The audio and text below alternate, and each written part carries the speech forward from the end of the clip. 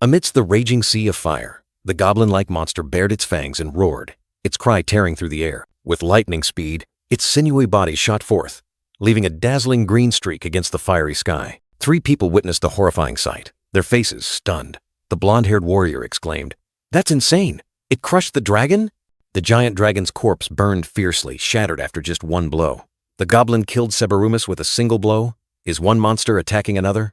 The old man in armor trembled as he pointed into the distance, his voice filled with fear. "Look over there! There's someone on the hill!" A smirk appeared, full of sinister intent. "It's him!"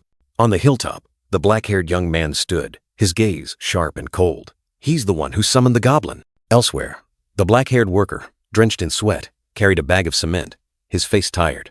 Where should I put this? His gloved hands carefully set the bag down. In the young man's mind, a voice echoed, "I am a goblin." The worker quickly drank some water, pondering, "Clearly, I am weak. And my place is in a low-level dungeon." The young man's gaze lowered, heavy with thought. Someone who can never escape a low-level dungeon. No matter how much experience it gains, a goblin is still just a goblin. Its nature cannot change. The black-haired worker listened to the conversation of those around him. "Have you heard about Mr. Cha?" 2 other workers were warming themselves by the fire. "I heard he's so busy playing Heaven's Door that he hasn't been to work, like he has a hidden class or something." The name Heaven's Door echoed in the young man's mind. It was a fully immersive virtual reality game that was very popular recently. The image of a mysterious purple snake appeared. The in-game experience was so realistic that people forgot about reality. Advanced technology made the machines expensive, but thanks to internet cafes keeping up with trends, those with empty pockets could still easily enjoy the virtual world. What did that enormous demand create? Real money began pouring into the virtual world, turning the game into a new economic market. In-game items now held value equivalent to real money, ushering in a new era of exchange. Heaven's Door had truly changed the game, reshaping all the rules. The black-haired young man looked into the distance. At first, "I used to love it. Used to love it." The black-haired young man tensed, putting all his strength into a pickaxe swing. "Take this, my ultimate move." The stone smash skill was activated, sending rocks and dirt flying. A notification appeared. "You received 3 ore." He cried out in despair. "Oh God, this is stupid. I've been grinding forever, and now I have to grind more? Even here, I'm drowning in debt." Tears streamed down his face. "Where's the scene where I become a hero, date beautiful women, and get married? What the hell is Heaven's Door? No matter how much of this trash ore I dig." Suddenly, a sparkling high-grade recovery crystal appeared in his hand. "Oh my God, if I exchange this, it's at least 300,000. One!" He burst into savage laughter, licking the crystal. "This is it! This is why I mine!" Ha! In the midst of his euphoria, he suddenly froze. "Wait, that's..." he realized with astonishment. A woman, and she's beautiful," the white-haired girl spoke. "You mine here every day, so your mining skill must be very high?" the young man replied. Something like that. What's up?" The white-haired girl explained the situation. They were deep in the dungeon, but blocked by a giant rock. Her teammates, though large, knew nothing about mining. The white-haired girl continued, hoping a skilled miner like him could help. The black-haired young man hesitated, admitting he had the skill, but his level was too low to safely enter the dungeon. Another member of the group, the old man with a goatee, assured him they would handle the monsters. He just needed to follow and mine. The black-haired young man suddenly recalled a dwarf's dialogue in the game, indignant at the stereotype that dwarves were only good at mining, useless in combat, and deserved to die. The black-haired young man pondered. If he joined the group, he could share experience and have a chance to get high-grade ore. This wasn't a bad deal. However, a worry crept into his mind. Would he truly be safe going deep into the dungeon? Even if he could revive after dying in the game. But in this game, there was something more terrifying than death itself. Suddenly, the white-haired girl's soft hand gently touched his arm, pulling him back to reality. The girl whispered, saying her ideal type was a miner with strong hands. She smiled. "It's okay if you don't want to." But he quickly replied, I want to." He immediately regretted it, wondering what the hell he had just said. His face turned pale with embarrassment and panic. A level 7 gray wolf appeared. He realized the monster's level was lower than expected, but that didn't lessen his anxiety. He cursed, realizing he was still lower level than the wolves. While the monsters surrounded him, he still had to keep mining. A giant gray wolf lunged, bearing sharp fangs. In that terrifying moment, he could only manage a cry for his mother. Just then, the white-haired girl's voice rang out powerfully, ordering him not to move. A blazing fire erupted, engulfing the wolves. The salamander fire skill was cast, dealing tremendous damage. Amidst the residual flames, the white-haired girl appeared, anxiously asking if he was okay, if he was hurt anywhere. The system screen appeared, displaying the name Catherine Lee, level 39 maid. The black-haired young man uttered his thanks, secretly astonished. She wiped out an entire pack of gray wolves in a single blow. Truly, unbelievably powerful. Catherine Lee looked worried and chided. You really scared me. Then she earnestly pleaded, Please, don't leave me. It's too dangerous. The black-haired young man's face flushed, his heart pounding. Does she want me by her side forever? Is this the rosy path of love I've always dreamed of? The brown-haired warrior calmly dodged the attacks of two wolves, both missing their target. He calmly said, No need to be so surprised. The brown-haired warrior gripped his staff tightly, preparing to counterattack. He added, After all, we're not the type to mess around in a dungeon like this. The brown-haired warrior swung his staff decisively, delivering critical blows that dealt tremendous damage to the wolves. The system screen appeared, displaying the skill name, Giant Whirlwind. The brown-haired warrior smiled confidently, explaining, A suspicious type of ore can only be broken with high-level mining skills. We came here to check what's inside it. The items Wolf Fang and Wolf Skin appeared. The brown-haired warrior continued. Before, we had to ignore these things because there was no other option. Investing points in grinding skills like mining was a waste. The brown-haired warrior concluded. So, now, we need help from people like you. The black-haired young man's face darkened, wondering, People like me? A questioning thought echoed in the black-haired young man's mind. What does he mean by people like me? The black-haired young man angrily thought to himself. Damn it! Does he think I'm an idiot? He can't even mine ore without me. The brown-haired warrior looked directly at the black-haired young man. The black-haired young man couldn't take it anymore, thinking to himself, I can't let this slide.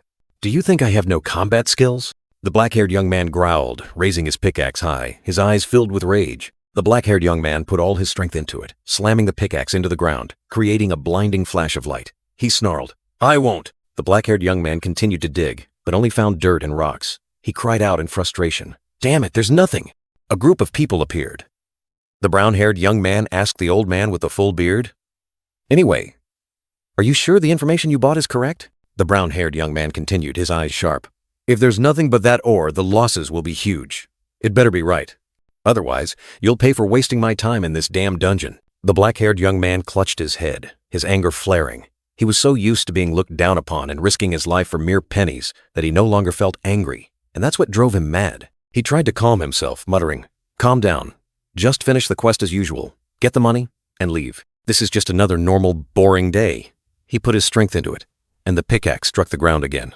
A blinding flash of light. The ground cracked open, revealing a deep chasm, as if a giant mirror had shattered. The black-haired young man and the group behind him were all stunned. He exclaimed in surprise, This is... Before him was an ancient gate, hidden deep within the earth. He couldn't believe his eyes. A hidden dungeon? The brown-haired young man's eyes widened, unable to hide his surprise. No way! We found a hidden dungeon? The old man with the full beard took a deep breath, his face showing clear greed and excitement. We can get special rewards, even change to a hidden class. We hit the jackpot. Catherine Lee smirked mysteriously, her red eyes glowing. She softly asked, We? The brown-haired young man, his eyes bloodshot, drew his sword from its sheath, ready to attack. The black-haired young man, with a radiant smile full of hope, clenched his fist. Now I can change my life like Cha! A cold system notification appeared. PK mode has been activated. The black-haired young man's face changed drastically, his mouth agape, a horrified scream tearing through the air. A brilliant, golden light enveloped him. The black-haired young man lay writhing, his breath ragged, his body severely injured. He gritted his teeth. Damn it! I can't breathe! A voice rang out boastfully. Damn, finding this hidden dungeon was hot. The armored old man and Catherine Lee stood there, in a low-level area no less, and all it took was a stupid mining skill to get into it. Catherine Lee smirked. Don't be so bitter, Tilda. We did all the fighting, and you just followed along, didn't you? The black-haired young man's eyes blazed with hatred. He gritted his teeth. So they were the ones who attacked me? Cowards. They knew about the hidden dungeon from the start. The brown-haired young man grabbed the protagonist's head, sneering. So you know now, you idiot Tilda. Do you think we came here to play around?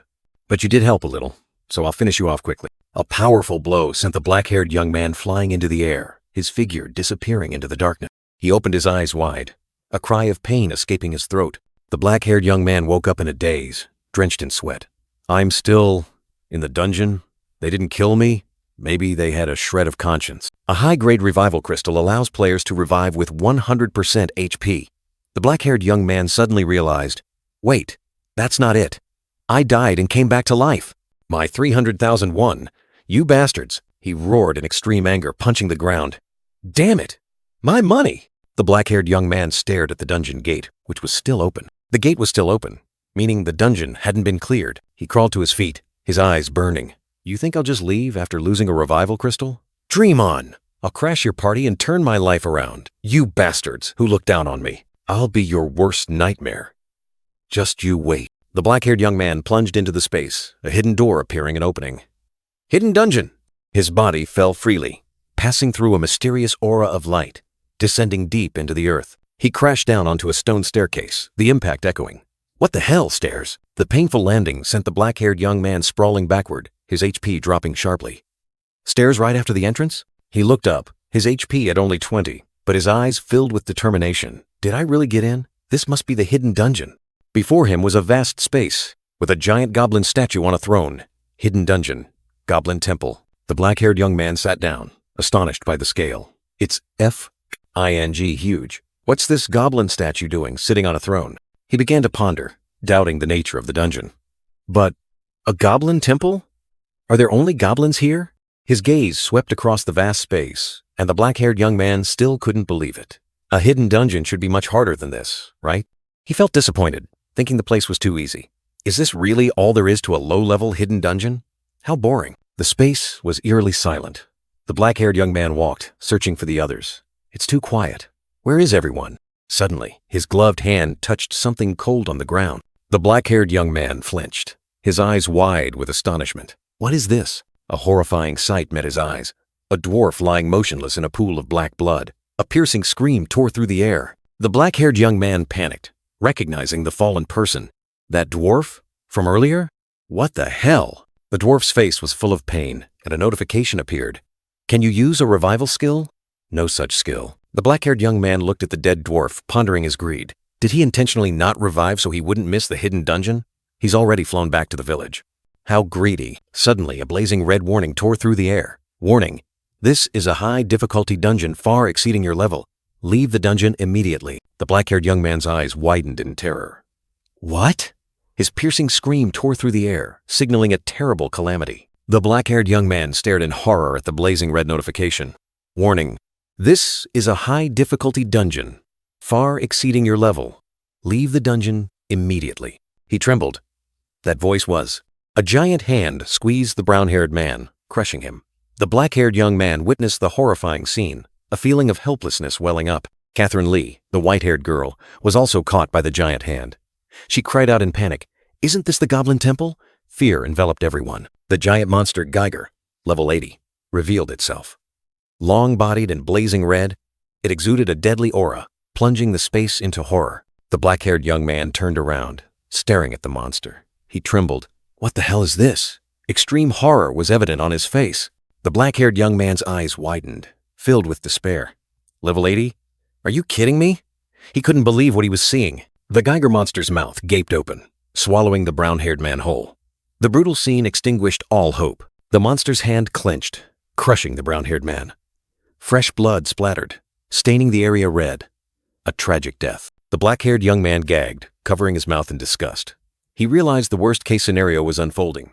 There have been many games pursuing realism before. He thought to himself, Heaven's Gate had integrated both tactile sensations and pain. Although there was a safety system for low-level monsters, still, Catherine Lee desperately cried for help, her voice trembling. But, save me. Please, save me. Extreme fear was evident on her face. If attacked by a monster dozens of levels stronger, that's a different story. He clearly understood the imminent danger. The black-haired young man yelled in despair. Dream on if you think I'll save you. What can I do against that thing? Helplessness and fear enveloped him. Pain and injuries don't disappear just because a character revives. They directly affect the brain, causing unpredictable consequences, constantly haunting the mind. In severe cases, it could lead to brain death or even actual death. A harsh truth.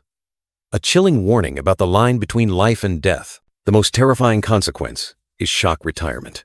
A cruel punishment worse than death, trapping the soul in eternal, inescapable fear. The black-haired young man fled in a panic, his eyes filled with horror. He muttered to himself, his voice trembling. I can't let that thing take me down. He turned his back and ran, trying to justify his actions. This isn't my fault. You abandoned me first. His words were full of bitterness. He was weak, useless. That was the harsh truth he had to face. I'm weak, so of course I can't help. So then, with a helpless sigh, he could only continue to flee from his cruel fate. His solitary figure, gradually disappearing into the distance. The black-haired young man's face contorted into a crazed smile, tears streaming down. I have to survive, even if I have to live alone, right? He cried out in despair. A cold system notification appeared, like a taunt. The Goblin Lord senses a kinship with your cowardice and weakness. The black-haired young man was stunned, tears still falling. He mumbled, "What the hell? Goblin Lord?" A new fear washed over him. Before him was a colossal, hideous creature, sitting regally on a throne. It was the Goblin Lord, the embodiment of the cowardice the system had just mentioned. The black-haired young man turned away, muttering in shock, as if he couldn't believe his ears. Weakness and cowardice? Anger flared within him, his teeth clenched. Do you think I wanted to become like this? His words were full of resentment. He raised his hand, shouting with indignation, his eyes filled with despair. Do you think I chose to be useless? Catherine Lee lay unconscious on the cold ground. The black-haired young man screamed, his voice full of regret. If I had even a little strength, I wouldn't have run away. A monstrous hand reached out, grabbed Catherine Lee's arm, and dragged her into the indefinite darkness, before the black-haired young man's helplessness. In a painful stream of memories, the black-haired young man was still diligently carrying heavy cement bags, drenched in sweat. He yearned for a decent job, where no one would look down on him. He once dreamed of fighting monsters, possessing peak skills like everyone else, not toiling away breaking rocks every day. That dream was now just an illusion. The burden of debt from unknown parents weighed him down. His entire life, the black-haired young man had never been able to do what he wanted, shackled by a cruel fate. Tears streaming down, he screamed in indignation. You dare call me weak? Why must I endure such humiliation? I haven't done anything wrong. He raised his head, his eyes full of resentment, looking directly at the throne. Who the hell are you to look down on me from that throne? You're just a goblin, looked down upon in real life, scorned in the game. And now even a goblin dared to pity him? Fury erupted violently within the black-haired young man. The Goblin Lord's grotesque face appeared, bearing sharp teeth. Fine. So what if I'm a goblin, damn it? 2 system notifications flashed, declaring him an honorary goblin, and that he would receive support from goblins at any time. An incredible irony. Another notification appeared, offering the option to change to a hidden class, Goblin Summoner.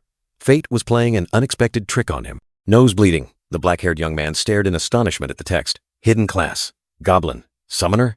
Is this really a hidden class? He couldn't believe his eyes. He burst into a crazed laugh, tears mixing with resentment. Are you kidding me?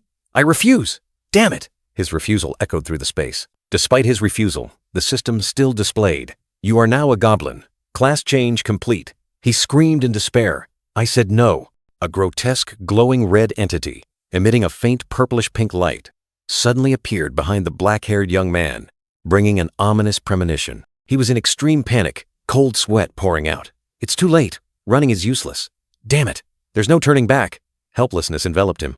A new skill notification box appeared. Goblin Summoner skill. Summon Goblin. Summons a goblin to fight for the master. He swung his hand, and a vortex of purple energy erupted.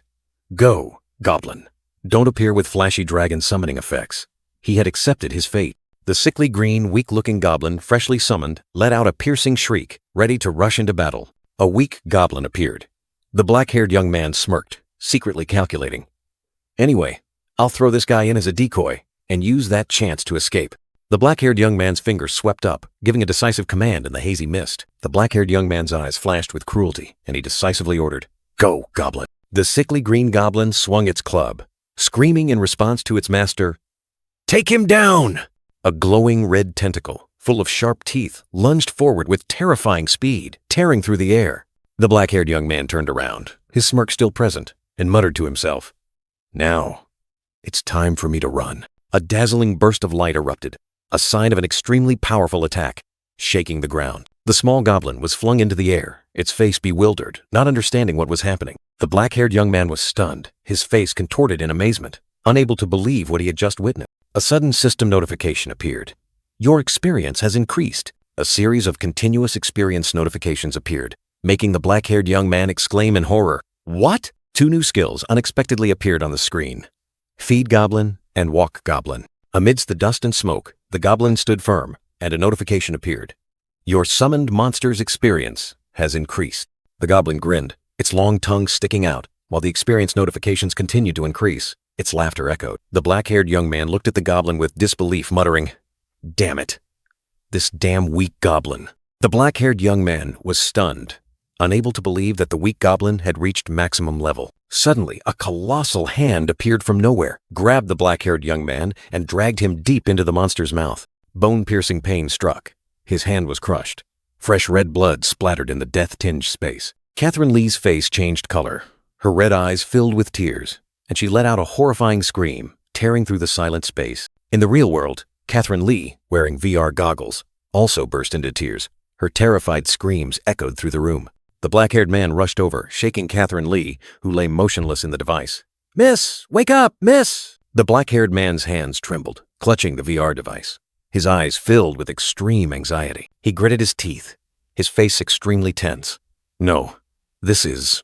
Catherine Lee lay motionless, her face as pale as paper, tears still streaming down. The black-haired man mumbled, "A shock she can't recover from. A retirement." In the game world, the goblin furiously swung its club. Huge damage numbers continuously appeared, signaling terrifying power. A system notification rang out, confirming, "You have leveled up."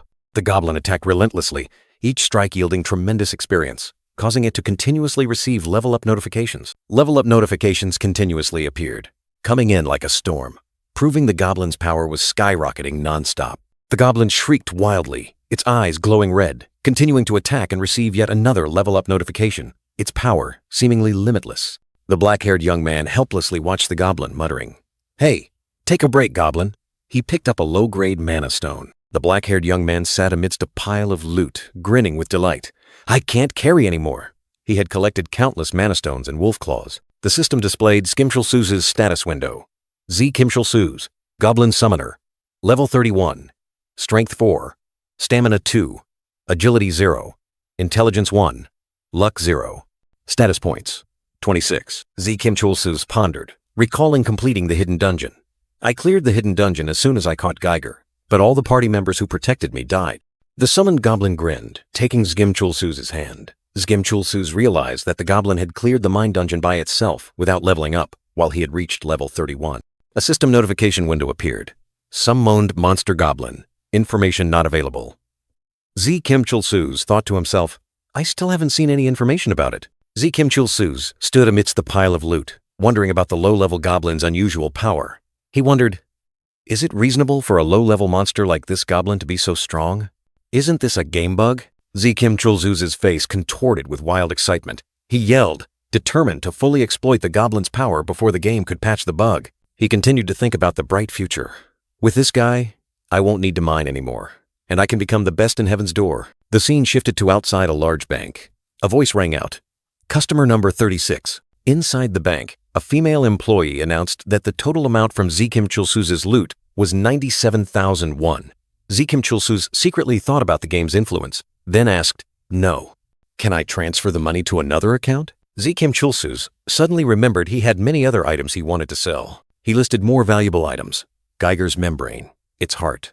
The female bank employee began calculating the total amount. The female bank employee's eyes widened in surprise. She exclaimed, "What?" Z Kimshulsuz looked on in surprise as the employee called her boss. He wondered, what's going on? Why is she looking for her boss when a customer is waiting right in front of her? A cup of tea was poured. A bald, bespectacled, middle-aged man, introducing himself as the manager of Nara Bank, smiled genially and asked, "Is the tea to your liking?"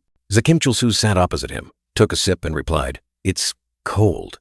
The manager, flustered, said, "Oh, I forgot to boil the water." Z Kimshulsuz asked the manager about the purpose of the meeting, stating he only wanted to exchange items for cash. The manager replied that he had a better place for Z Kimshulsuz to deposit his money and wanted to chat. Z Kimshulsuz asked in surprise, "A better place?" The bald bank manager smiled, suggesting Z Kimshulsuz invest instead of keeping his money in a current account. He said, "Sir, don't you think it's a waste to keep all that money in a current account? Our bank has an excellent investment option." Z Kimshulsuz was surprised, asking about investing. The black-haired young man wondered if this was the manager's business, as he only had about 1,000,000 won. He said, "Wait, investing? I know making money is important, but is this really something the manager should be doing?" The manager smiled mysteriously. dismissing the 1,000,001 figure. He revealed that Zgimchulsuz had brought much more valuable items. He said, 1,000,001? No, no.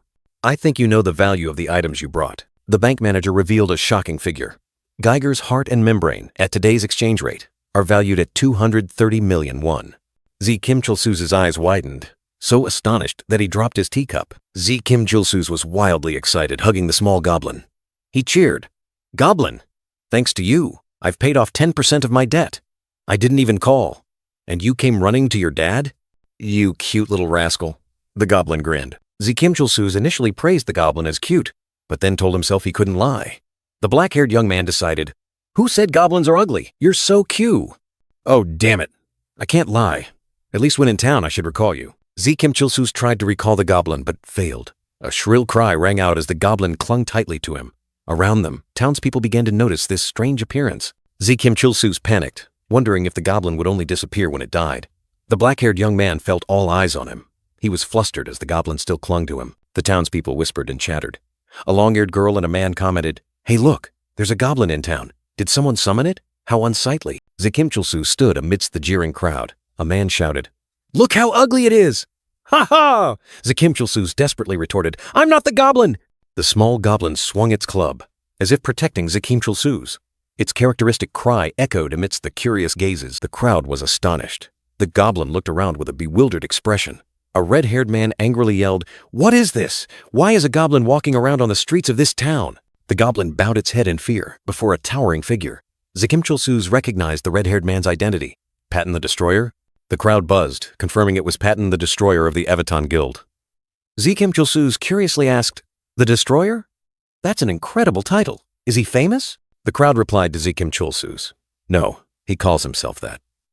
The truth about the Destroyer title surprised Zgimchulsuz and those around him. Zgimchulsuz's expression was one of shock and disbelief. He thought to himself, This is bad. Zgimchulsuz's eyes widened, his mouth agape, as he tried to process the information. There's no way someone who calls himself the Destroyer is a normal person. Patton the Destroyer swung his sharp weapon, charging straight at the small goblin. Zgimchulsuz exclaimed in alarm, Wait, that's not a monster. The summoned goblin, with a sinister expression, swung its club towards Patton, delivering a fatal blow. Patton the Destroyer collapsed, blood gushing from his mouth. The system announced, PK mode. Pain level does not exceed fainting to prevent high-level players from bullying others. Patton lay motionless in the street. The crowd was astonished. He's dead. Patton the Destroyer has been destroyed. A goblin killed a man. Zgimchulsuz was in extreme panic, sweat pouring down, feeling as if hell was opening before his eyes. He muttered to himself, his voice full of fear. Damn it. If everyone knows he's my summoned monster right now, I'll... A cold voice rang out from the shadows, questioning, To be toyed with by a goblin? What a disgrace, Patton the Destroyer. The blue-haired man in a hood appeared with other guild members. He said, That's a monster not even worth facing. Yunyuk of the Shadows continued, his eyes sharp and cold. But you must take responsibility for messing with our guild. Zgimchulsuz felt things were getting complicated. He thought, There's no way my goblin would lose, but if it kills all of them, that'll be a huge problem. Zgimchulsuz rushed forward in a panic, raising his hands in supplication. Wait! Wait! Let me handle this goblin. Yunyuk of the Shadows replied coldly, without an ounce of mercy. Who are you? Don't interfere in our business. Otherwise, we'll kill you too. Zgimchulsuz retorted, his voice full of worry. Interfere? No way! But all of you ganging up on one goblin will look really bad for you. The summoned goblin swung its arm, throwing a fatal stone. The system announced, Minsung the Speedmaster has died. Zgimchulsuz panicked, wondering, Did things really turn out like this? I thought life would be smooth sailing. A silver-haired old man exclaimed urgently. This way. Zgimchulsuz looked in surprise at the mysterious old man from the doorway. The old man urged, No time to explain. Hurry! The door closed, leaving Zgimchulsuz alone in the alley. Zgimchulsuz fell, horrified to realize that Sungriel had tricked him. Damn it. You said this way, Sungriel replied. This way leads to your funeral. Amidst the panic, a system notification appeared before Zgimchulsuz. What the hell now? I'm busy running for my life. The system announced, The Goblin Lord is astonished by your cunning. You gained 1 goblin point. Zgimchulsuz angrily. Cunning? Did he just call me cunning? Tears streamed down Zgimchulsuz's cheeks. First, you called me weak and vulgar. He gritted his teeth, resentment boiling over. Now you're calling me cunning too? With heavy steps, Z Kim Chul-Sus told himself, I didn't do anything wrong from the start. He stopped, his eyes filled with indignation. So what makes me weak, vulgar, and cunning? Z Kim Chul-Sus's eyes blazed with anger. They were the ones who added me to the party, then betrayed and attacked me by surprise. Z Kim Chul-Sus turned to the goblin, his voice full of determination. Listen closely, goblin. We will no longer be looked down upon for being weak. A resounding declaration, shaping the future. With a mad grin, Z Kim Chul-Sus declared, From now on, we will destroy the Enton Guild. The goblin also chuckled. On the rooftop, Yunyuk of Darkness swooped down, his twin daggers gleaming. Jihyun, the Deathbringer, looked up. Jihyun the Deathbringer questioned Yunyuk of Darkness. Do you really need to come with us to take down someone like him? I think I'm enough on my own.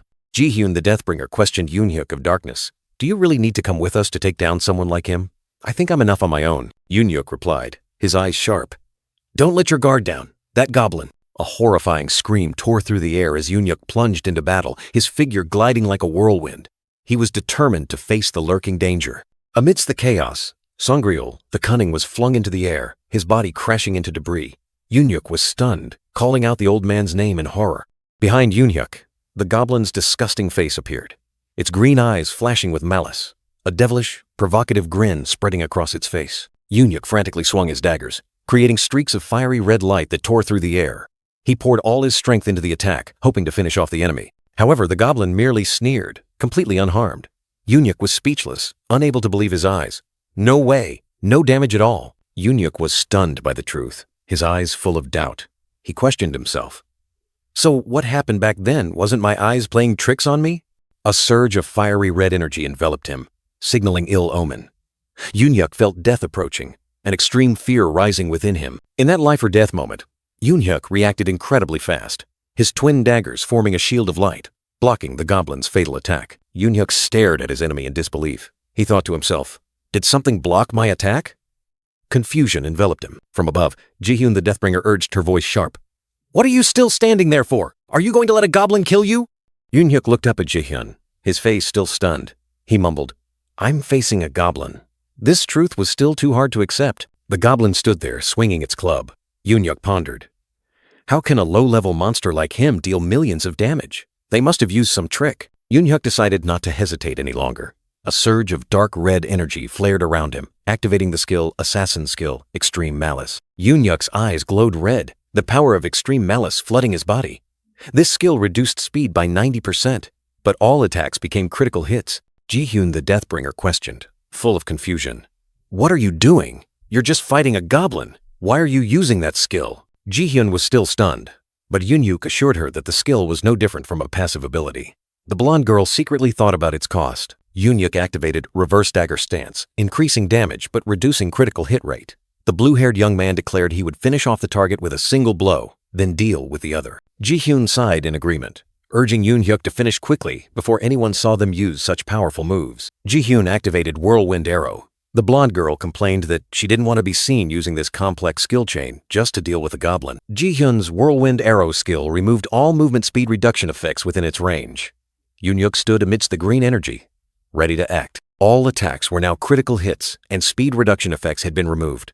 Yunyuk, with fiery eyes, declared the game was over for the goblin. Yunyuk dashed like the wind, the small goblin standing behind, seemingly unaware of the impending danger. Yunyuk suddenly stopped, his eyes wide. A sense of panic rose as the blue-haired young man realized something unbelievable. The green-skinned goblin bared its sharp teeth, tongue sticking out, letting out a devilish chuckle, as if mocking its enemy. The old man, Sangreal the Cunning, was blasted off the wall, his body flying through the air, leaving a large hole. Jihyun the Deathbringer stared in shock at the scene before her. The blonde girl exclaimed in astonishment. What just happened? Jihyun couldn't believe what she was witnessing. The blonde girl's blue eyes widened, filled with shock and astonishment. Jihyun the Deathbringer wondered if this goblin was a normal monster. A mysterious chuckle echoed. The black-haired young man Z Kim Chul-Sus appeared with the goblin, a smug smile on his face. He admitted that he himself had summoned it. The goblin also let out a grotesque laugh. Z Kim Chul-Sus stood in front of Jihyun, ordering his enemy to release the blonde girl. Jihyun saw him, unable to help but utter his name in surprise. Z Kim Chul-Sus looked directly at Yunyuk, his eyes cold. The black-haired young man declared that it was over for Yunyuk of Darkness. That grand declaration was merely Chul-Su's delusion. In his mind, a heroic image was now taking shape. He crowned himself a hero, daringly rescuing the beauty. A savage laugh echoed in Chulsu's head.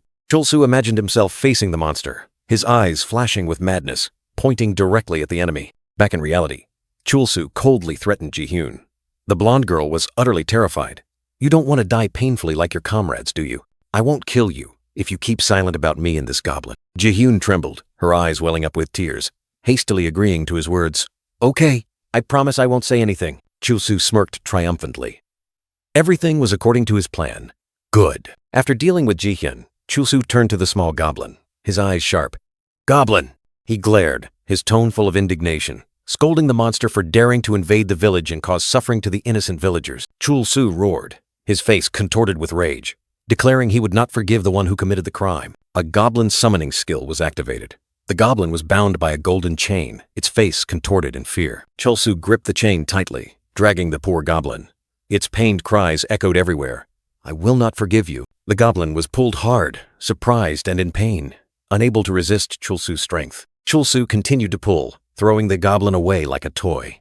Its desperate cries echoed again. He tightened his grip on the chain, his eyes resolute. Chulsu was determined to punish this monster. The surrounding people were astonished to see Chulsu using Chain of Light to bind the goblin. They didn't expect such a high-level skill to appear in a beginner town. The goblin is completely helpless as he drags it away. Chulsu held the chain tightly, his face firm. The goblin struggled violently, but he remained calm. This is just a skill to take goblins for a walk. He warned the crowd to step back because he could barely control it. Ji-hyun looked up, her blue eyes filled with astonishment. She assessed the monster's strength. "I understand why the Evitan Guild was helpless. Its estimated level is probably over 50. The crowd buzzed, horrified by the information about the goblin's level. The long-haired man and the middle-aged man exclaimed, "50? So it's not that the Evitan Guild is weak. It's that no one here stands a chance." Chulsu clenched his fist, a surge of blue energy flashing. He was determined. Even if he wasn't sure of victory, he would use his skills to drive the monster away. "I might not win, but with my skills, I can drive it away." He activated the skill Feed the Goblin, and a sausage appeared in his hand. This was the bait to get rid of the monster from the town. Chulsu forcefully threw the sausage towards the town gate, his mouth gritting out a declaration. "This is your end." Attracted by the smell of food, the goblin cried out in excitement, darting after the sausage, completely unaware of the trap awaiting it. Chulsu turned around, shouting loudly to command the soldiers, "Now, close the town gate immediately." His voice echoed throughout the square. The goblin was still eagerly running towards the town gate, its cries full of excitement. The heavy iron gate began to lower, blocking the exit. The town gate slammed shut with a loud crash, creating a cloud of dust. The goblin was trapped outside, its cries gradually fading away. The crowd, including the sword-wielding young man, looked towards the town gate, their faces still stunned. One of them whispered, "Is it over?" Chulsu wiped the sweat from his forehead, sighing in relief. He turned back to look at the crowd, his voice full of concern. "Everyone, are you all right?" The crowd erupted in excited cheers. They hailed Chulsu as a hero. "Hooray! He did it! He drove the goblin away!" Chulsu closed his eyes, sighing. He thought to himself that everything had been resolved smoothly, avoiding the risk of being labeled a lunatic who destroyed an entire guild. Ji-hyun turned her back to Chulsu, revealing the truth. The other guild members are all dead and have been transferred to the Resurrection Temple in Pascal's sanctuary. I am the only one who knows the relationship between you and the goblin. Chulsu was surprised, turning his head to look at Ji-hyun. He recognized her as the woman he had met before. The woman from before? Ji-hyun looked at Chulsu, smiling mysteriously, promising to keep her word. In her heart, she secretly assessed that Chulsu might be a useful pawn. The blonde girl continued to explain about Pascal's sanctuary, where players are protected from all dangers thanks to infinite HP. Chulsu suddenly turned back, his face distorted with madness, gripping Ji-hyun's shoulder. He threatened, "Otherwise, I'll kill you and camp at the Resurrection Temple, then kill you repeatedly." Ji-hyun was terrified, tears welling up in her eyes. She stepped back and exclaimed, "No." Ji-hyun's desperate scream tore through the sky, startling flocks of birds into chaotic flight, painting a tragic scene. Chulsu lay relaxed on the bed, closing his eyes, thinking about his actions. He mumbled, "That wasn't my intention." Chulsu was proud of himself for doing something good and being in a nice room. He said, "I feel very proud of myself." The black-haired young man opened his eyes, looking into the distance, his face pensive. Chulsu recalled Catherine Lee being attacked. He regretted not having the strength to save her at that time. Chulsu remembered Catherine Lee and thought to himself, "She's so hot." Chulsu suddenly sat up, remembering, "Oh, I almost forgot. The goblin points I got from that damn goblin lord. The screen displayed Chulsu's status. Zikim Chulsu's, Goblin Summoner, Goblin Points, 1. He wondered about the origin of these points. Chulsu opened the Goblin skill shop. He saw that most advanced skills were locked, leaving only one option. Chulsu looked at a skill and wondered, what does the Gather skill do? Chulsu used the Gather skill. A goblin appeared, screaming violently. The goblin appeared right in front of Chulsu, terrifying him, making him scream. Chulsu horrifyingly realized the summoning skill had failed miserably. The goblin shrieked, and he panicked, fearing discovery. What the hell is this? This is supposed to be a recall skill, he exclaimed. A knock on the door sounded, and the innkeeper inquired. Chulsu, startled, quickly composed himself, trying to hide the chaos. Are you all right, adventurer? I'm fine, Chulsu replied. The goblin was still screaming violently. Chulsu quickly soothed it, trying to signal it to be quiet. All right, just put it down, he said. Chulsu looked out the window, his gaze distant. He thought about the goblin, ridiculed and attacked without reason, just like him. Chulsu lay next to the goblin, speaking softly. You're just like me. The goblin whimpered in response. Chulsu looked up at the ceiling, sighing. This world is full of bastards, he thought. A new day began, the tavern bustling with customers. Welcoming shouts rang out. Patton the Destroyer looked at Chulsu with a scrutinizing gaze. He recognized Chulsu as the one who saved the Avaton Guild member yesterday. Chulsu hesitantly admitted. He felt tense among the crowd, missing the goblin by his side. Ah, that's right. Yunyuk of Darkness, despite once being an enemy, still expressed gratitude. Chulsu was annoyed by his sharp gaze. Don't thank me with that death glare. Yunyuk of Darkness spoke to reassure Jihyun the Deathbringer. He determined that Chulsu had no intention of fighting. No need to be so vigilant. Jihyun the Deathbringer. Jihyun the Deathbringer sneered, revealing a secret.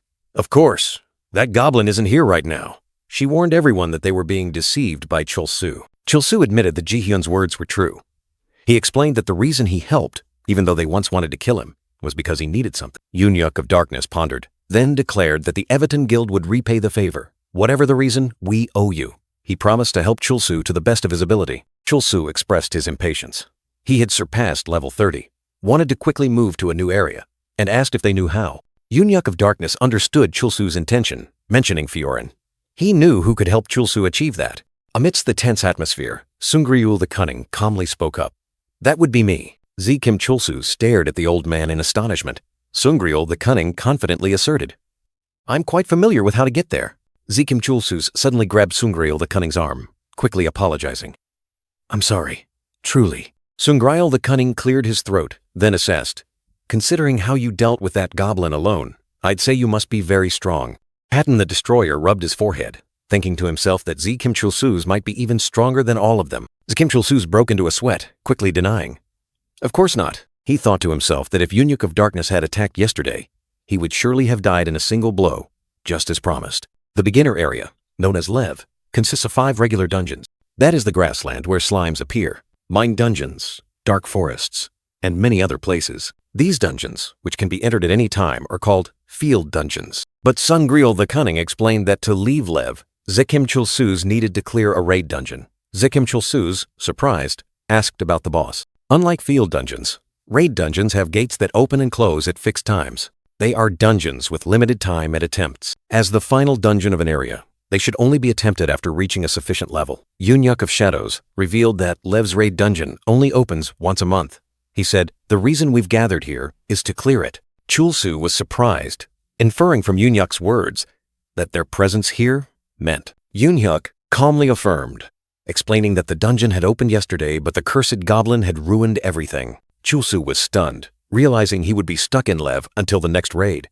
He yelled, I'm stuck here for a month! Chulsu angrily gritted his teeth, recalling the enormous sum of over $200,000 he had earned from level 80 monsters. He thought about how his goblin could clear stronger dungeons, but now he had to waste a whole month in this moneyless town. Chulsu angrily grabbed Yunyuk's collar, demanding another way. He said, Don't mess with me. A month? There has to be another way. Are you telling me to waste my precious time? Yunyuk coldly replied, admitting that everyone here was annoyed about wasting time. Yunyuk let go of Chulsu, declaring the debt had been paid. Yunyuk ordered them to return. Chulsu bowed his head, following the mysterious group as they left. Jihyun the Deathbringer looked at Chulsu with a complex gaze as he walked past. Jihyun turned and walked away. Chulsu's silhouette standing silently in the space. The mysterious group and Chulsu left the town as night gradually fell, enveloping everything. A tiny goblin stealthily peeked from behind a wooden barrel, chuckling slyly. The goblin bared its teeth in a grin, its eyes full of cunning and danger. It raised its head, its face showing extreme surprise at something. The starry night sky. Clouds drifting lazily over the deep green forest, a tranquil scene. A blazing red spatial gate suddenly tore through the night, swirling deep into the void amidst the dense forest.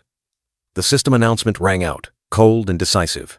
Boss raid opened. Old Sungriel stared in astonishment at the message appearing before his eyes. Patton and the brown-haired warrior standing beside him were also stunned. "This is," Sungriel exclaimed. Yunyuk of Shadow stood there, his face eerily calm, but his blue eyes held a high degree of vigilance. He muttered, "Boss raid." The system's message was clearly displayed. Boss raid opened, an undeniable affirmation, sowing extreme confusion. Chulsu's eyes widened, his face a mix of astonishment and indignation. He couldn't believe what was happening. "It's open already?" he growled. Patton the Destroyer was sweating profusely, his face contorted. "It really opened," he mumbled, his voice full of worry. The blazing red gate continued to swirl, drawing all eyes. Chulsu, Patton, Jihyun, and the brown-haired warrior stood before it, all stunned. In just one day, the boss raid opened. Sungriel turned to Yunyuk, his eyes full of doubt. "How many people are inside?" Yunyuk replied curtly. "Not a single one." Yunyuk continued to explain, his tone calm. "Those who completed the quest yesterday have already moved on to the next area." Yunyuk looked down, his gaze complex. "So this time, it's just us left," he said, as if asking himself. In the shadows, Chulsu smirked. "I knew it." A smile full of cunning and understanding. Chulsu stood tall, his eyes blazing as he looked at his opponent. "All of you deceived me!"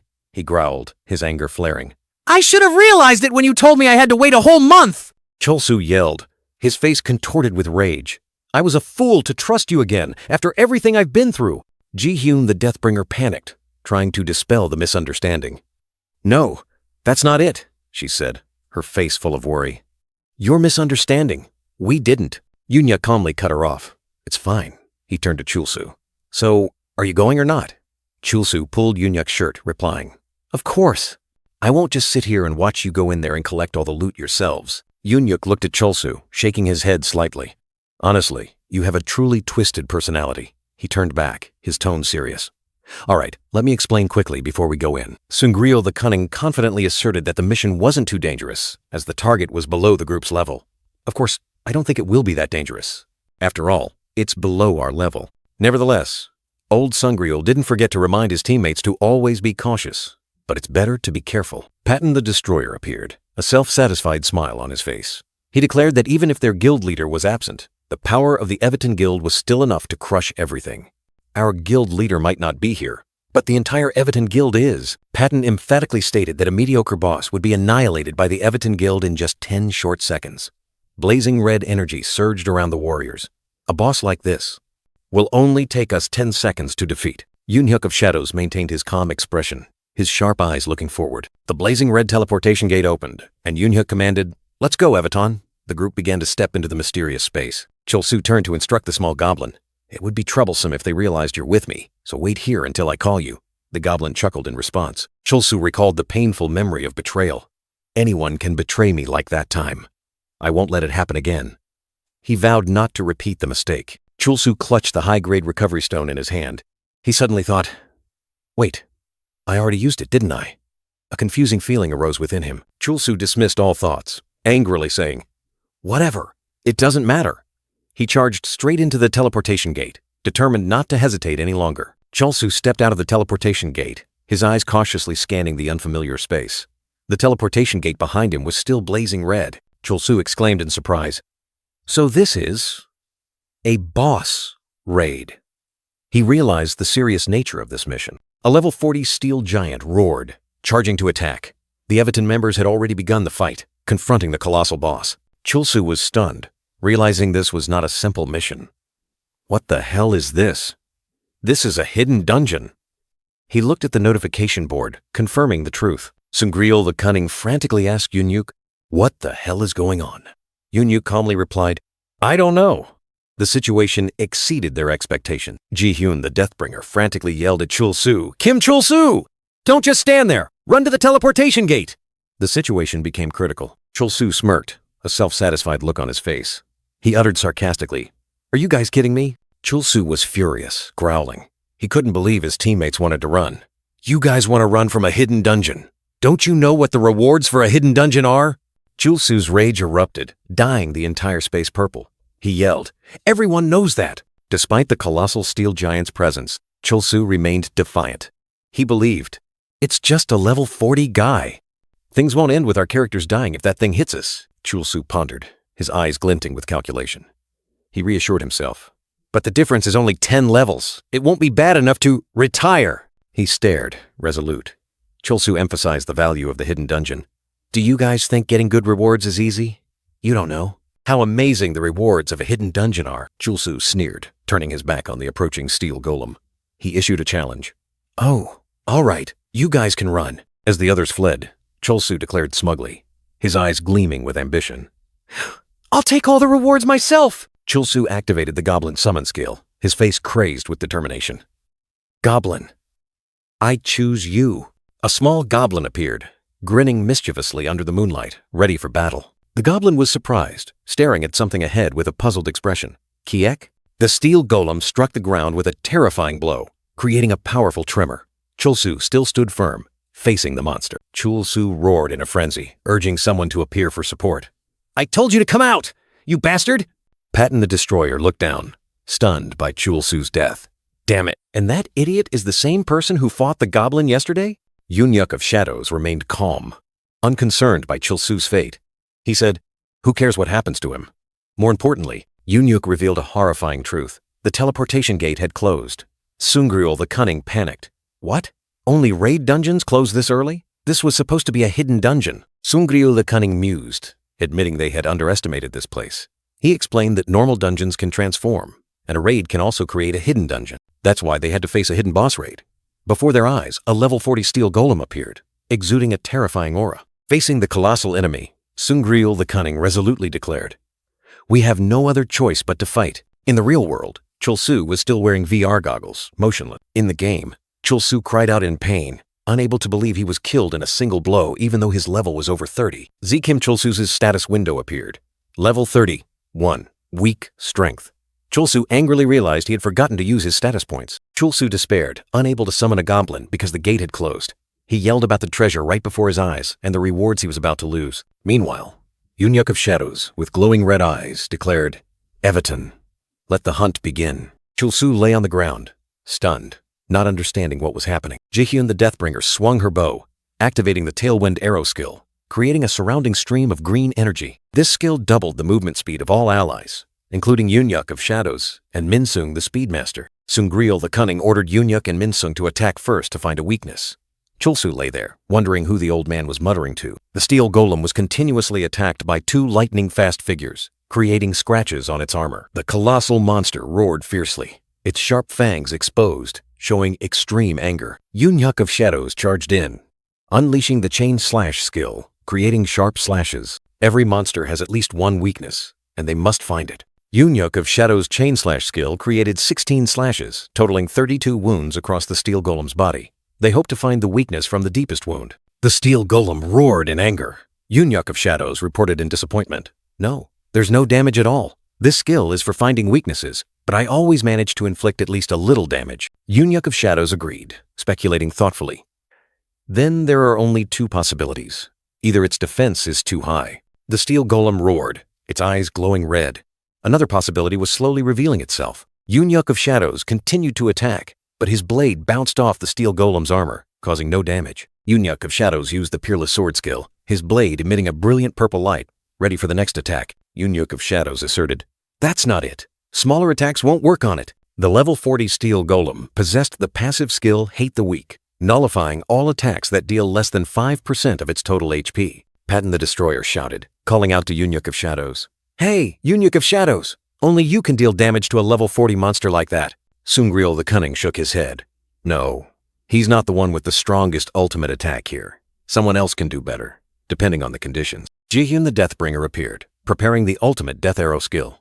This skill uses HP to increase power, dealing more damage the more HP is consumed. Patton the Destroyer exclaimed Jihyun the Deathbringer's name in surprise, then declared he would buy her time if needed. Patton the Destroyer erupted with brilliant golden energy, activating the Battle Roar skill and roaring defiantly. The Battle Roar skill was used to provoke the Steel Golem. The Steel Golem let out a terrifying roar, its red eyes staring directly at Patton the Destroyer, who stood opposite it. Lying flat on the ground, Chulsu thought to himself in shock.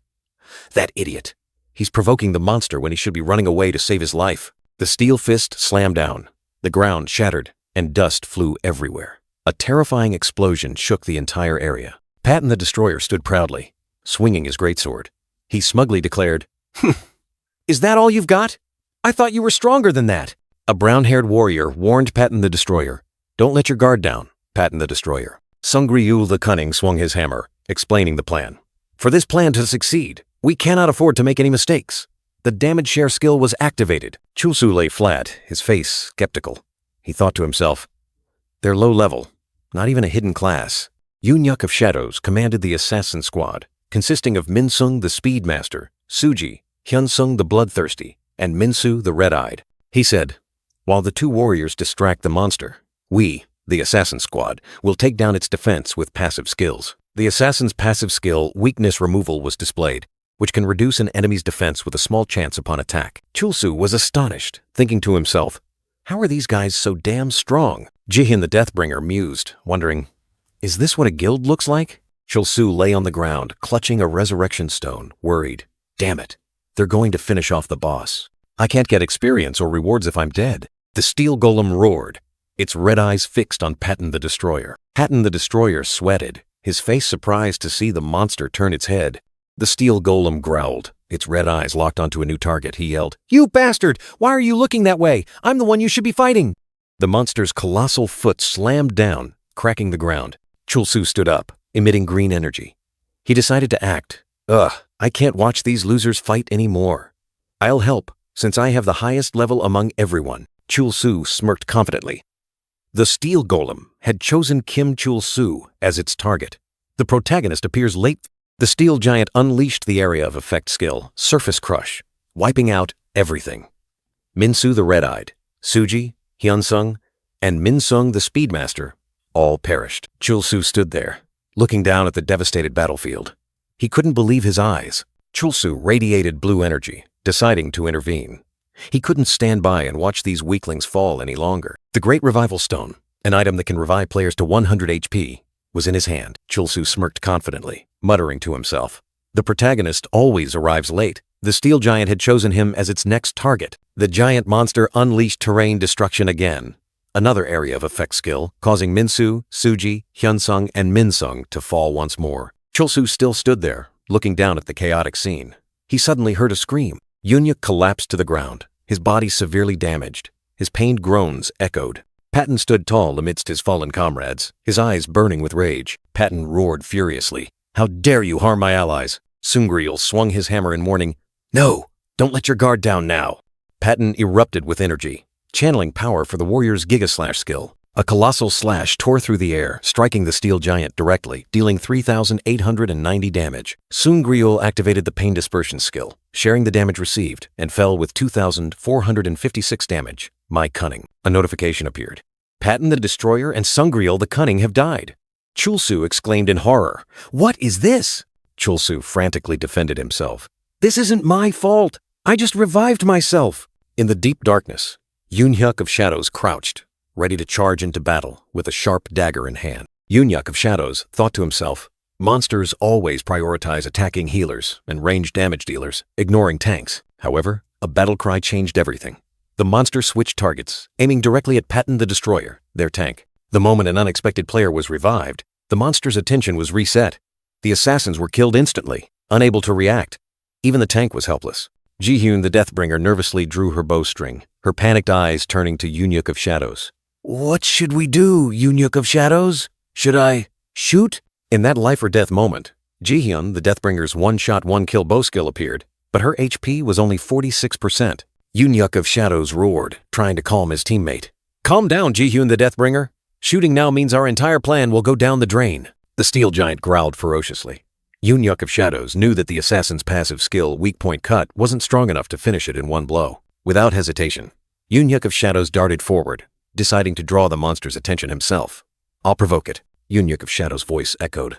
Don't cancel your skill at any cost. If it's not your one-shot attack, we have no chance of winning. Chulsu, enveloped by blue energy, groaned in pain. Chulsu nervously asked, "Hey, is there anything I can do?"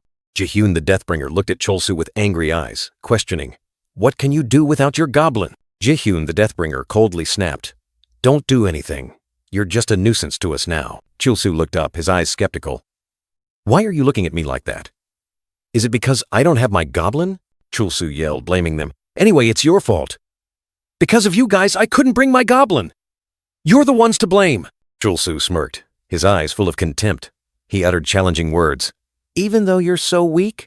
You treat me like this even though there's no way out without me?" Chulsu declared he would abandon everyone, leaving them to face their fate alone. He coldly said, "Fine, I'll let you all struggle until you're all dead." A resounding roar tore through the air. The steel giant had chosen Jihyun the Deathbringer as its target. Yunyuk of Shadows crouched, his eyes sharp. He realized the steel giant's target. Just as I thought. It prioritizes archers, our ranged damage dealers. Yunyuk of Shadows charged forward, a dagger glinting in his hand. He challenged the steel giant. "Where are you looking? I'm your opponent." Yunyuk of Shadows performed the dual blade frenzy skill, landing a critical blow on the steel giant, dealing 1,920 damage.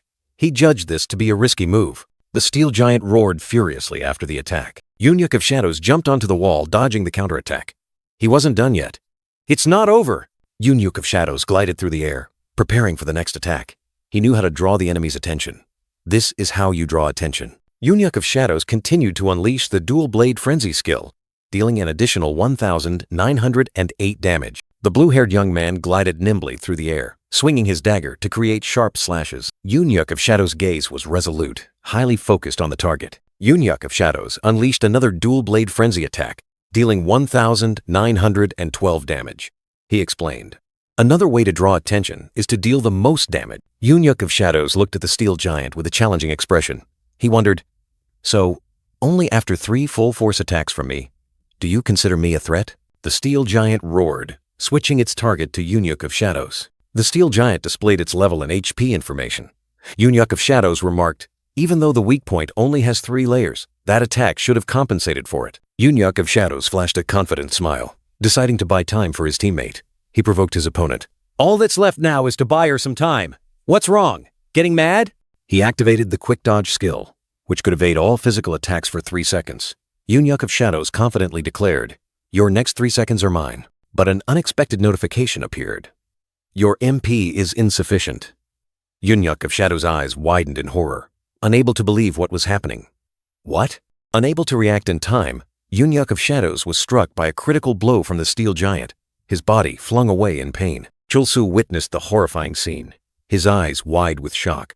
Yunyuk of Shadows' body lay motionless. The system coldly announced, "Yunyuk of Shadows has died," Chulsu exclaimed in stunned disbelief. "You!" Chulsu yelled furiously, blaming his teammate for their overconfidence that led to the tragedy. He regretted reviving. "Idiot! Why were you so confident? I should have stayed down!" "I shouldn't have revived." Jihyun the Deathbringer also flared up, retorting that Chulsu's self-revival was the cause of ruining everything. "What? Are you serious? Do you think I'm stupid for being stuck here to charge my bow? Your self-revival ruined everything." The two faced each other, exchanging words. Chulsu questioned if they could have won if he hadn't revived. Jihyun the Deathbringer retorted sharply, saying she'd rather die than let Chulsu benefit. Meanwhile, the steel giant let out a resounding roar, its red eyes burning as if to devour everything. The monster's roar startled Chulsu and Jihyun the Deathbringer, both screaming in terror. The steel giant changed direction, the system announcing its new target was Jihyun the Deathbringer, leaving the blonde girl frozen. Jihyun the Deathbringer growled, realizing this was no time to argue. She gripped her bow tightly, her eyes resolute. Ugh, this isn't the time for blame. Although she hadn't accumulated enough energy, Jihyun the Deathbringer knew this was her only chance to strike. Light enveloped her bow. "I haven't fully charged, but this is my only chance to shoot." Chulsu looked at Jihyun the Deathbringer, who was concentrating her power, with a doubtful gaze. He didn't understand what she was doing. "What the hell are you doing?" Chulsu suddenly flashed a sly smile, asking Jihyun the Deathbringer if she could move while charging energy. "Wait, I have a question. You can't move while charging, right?" With Chulsu gripping her neck, Jihyun the Deathbringer was utterly terrified. She couldn't believe his actions. "What? What the hell are you doing?" Extreme fear was evident on Jihyun the Deathbringer's face. She desperately pleaded, trying to escape his grasp. Don't come near me! Chulsu suddenly carried Jihyun the Deathbringer on his back, dashing away like the wind. Jihyun was still screaming in panic while he urged her, "You said it only takes 10 more seconds, right? Right?" The steel giant delivered a devastating punch, but Chulsu, carrying Jihyun the Deathbringer, managed to dodge in time. He flashed a sly, self-satisfied smile. Jihyun the Deathbringer stared at Chulsu in horror, unable to believe his speed. "No way! How are you almost as fast as Yunyuk of Darkness?" Chulsu laughed triumphantly, revealing that he had poured all his stat points into agility. He confidently stated, "I just poured all my stat points into agility." Not even an assassin would put all their points into agility. Chulsu continued to boast that even though he wasn't an assassin, his movement speed could rival theirs. Chulsu received a goblin point, angered that the system implied his actions were inhumane. He snarled, "Damn it, Goblin Lord! Are you trying to say I'm wrong?" Jihyun, the Deathbringer, had accumulated enough energy, and her body glowed. Chulsu immediately urged, "It's ready! Now shoot!" Jihyun, the Deathbringer, angrily yelled back at Chulsu, "Don't rush me. Do you think it's easy to aim at this speed?" Jihyun, the Deathbringer, aimed tensely, knowing the consequences if she missed her target. "If I miss, everything will be over," Chulsu replied anxiously. "Don't tell me that." Jihyun, the Deathbringer, gritted her teeth, the energy light around her flaring brilliantly. She swore to reclaim everything she had lost, 100-fold. Chulsu smirked, demanding Jihyun, the Deathbringer, compensate him 100-fold for his lost blood and the precious recovery stone. The steel giant roared in fury, its massive body spinning, creating a terrifying vortex of energy, preparing to attack. The steel giant let out a horrifying roar, stomping its foot on the ground, creating a powerful tremor. Chulsu, carrying Jihyun the Deathbringer on his back, zipped past the steel giant. Jihyun's one-shot, one-kill bow skill was ready. Jihyun the Deathbringer, with only 1% HP remaining, was ready for the critical blow. Chulsu carried her on his shoulder, his eyes blazing, urging her to end it all. But the steel giant was no pushover. It let out a horrifying roar, activating its World Destroyer skill, which enveloped the entire area. A violent explosion shook the ground, debris flying everywhere, creating a destructive shockwave. Chulsu was thrown back by the impact, feeling dizzy. He couldn't believe the steel giant had hidden such a terrifying skill. This skill attacked in all directions, leaving no corner untouched. Chulsu realized this was an unavoidable critical strike. He thought to himself, Jihyun the Deathbringer only had 1% HP left. As for himself, after reviving, he only had 100 HP. That means both of us will die instantly if we get hit. Chulsu realized the desperate situation. Jihyun the Deathbringer tried to aim, but there was too much debris flying around. She couldn't find her target. "I can't hit him like this!" Jihyun the Deathbringer cried out in despair. Suddenly, an idea flashed in her mind. Is my brain showing me something? A solution to this situation?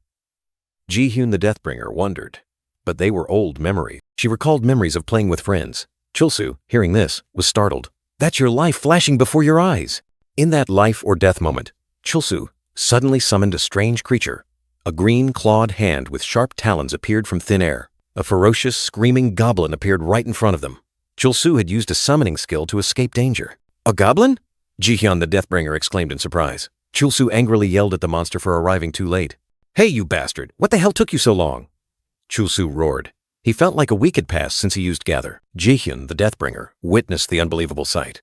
She wondered if the goblin had destroyed the dungeon space to appear. The green goblin was pushed forward, screaming, "Goblin shield!" Chulsu's voice rang out, using the monster as a barrier. The steel giant roared in fury, charging forward with destructive power, creating brilliant golden energy stream. Chulsu flashed a sly smile, his eyes full of self-satisfaction. "Your dying words are quite noisy, hidden boss." Jihyun the Deathbringer concentrated all her power, the arrow on her bow glowing brilliantly, ready for the decisive blow. Chulsu stood behind the green goblin, his face filled with extreme excitement. "Now, it's time for the climax." Jihyun the Deathbringer unleashed her final attack, the arrow tearing through space. One shot, one kill. Max charged bow. The steel giant raised its head, its red eyes looking straight up, receiving the critical blow. The colossal monster collapsed, the ground shaking violently.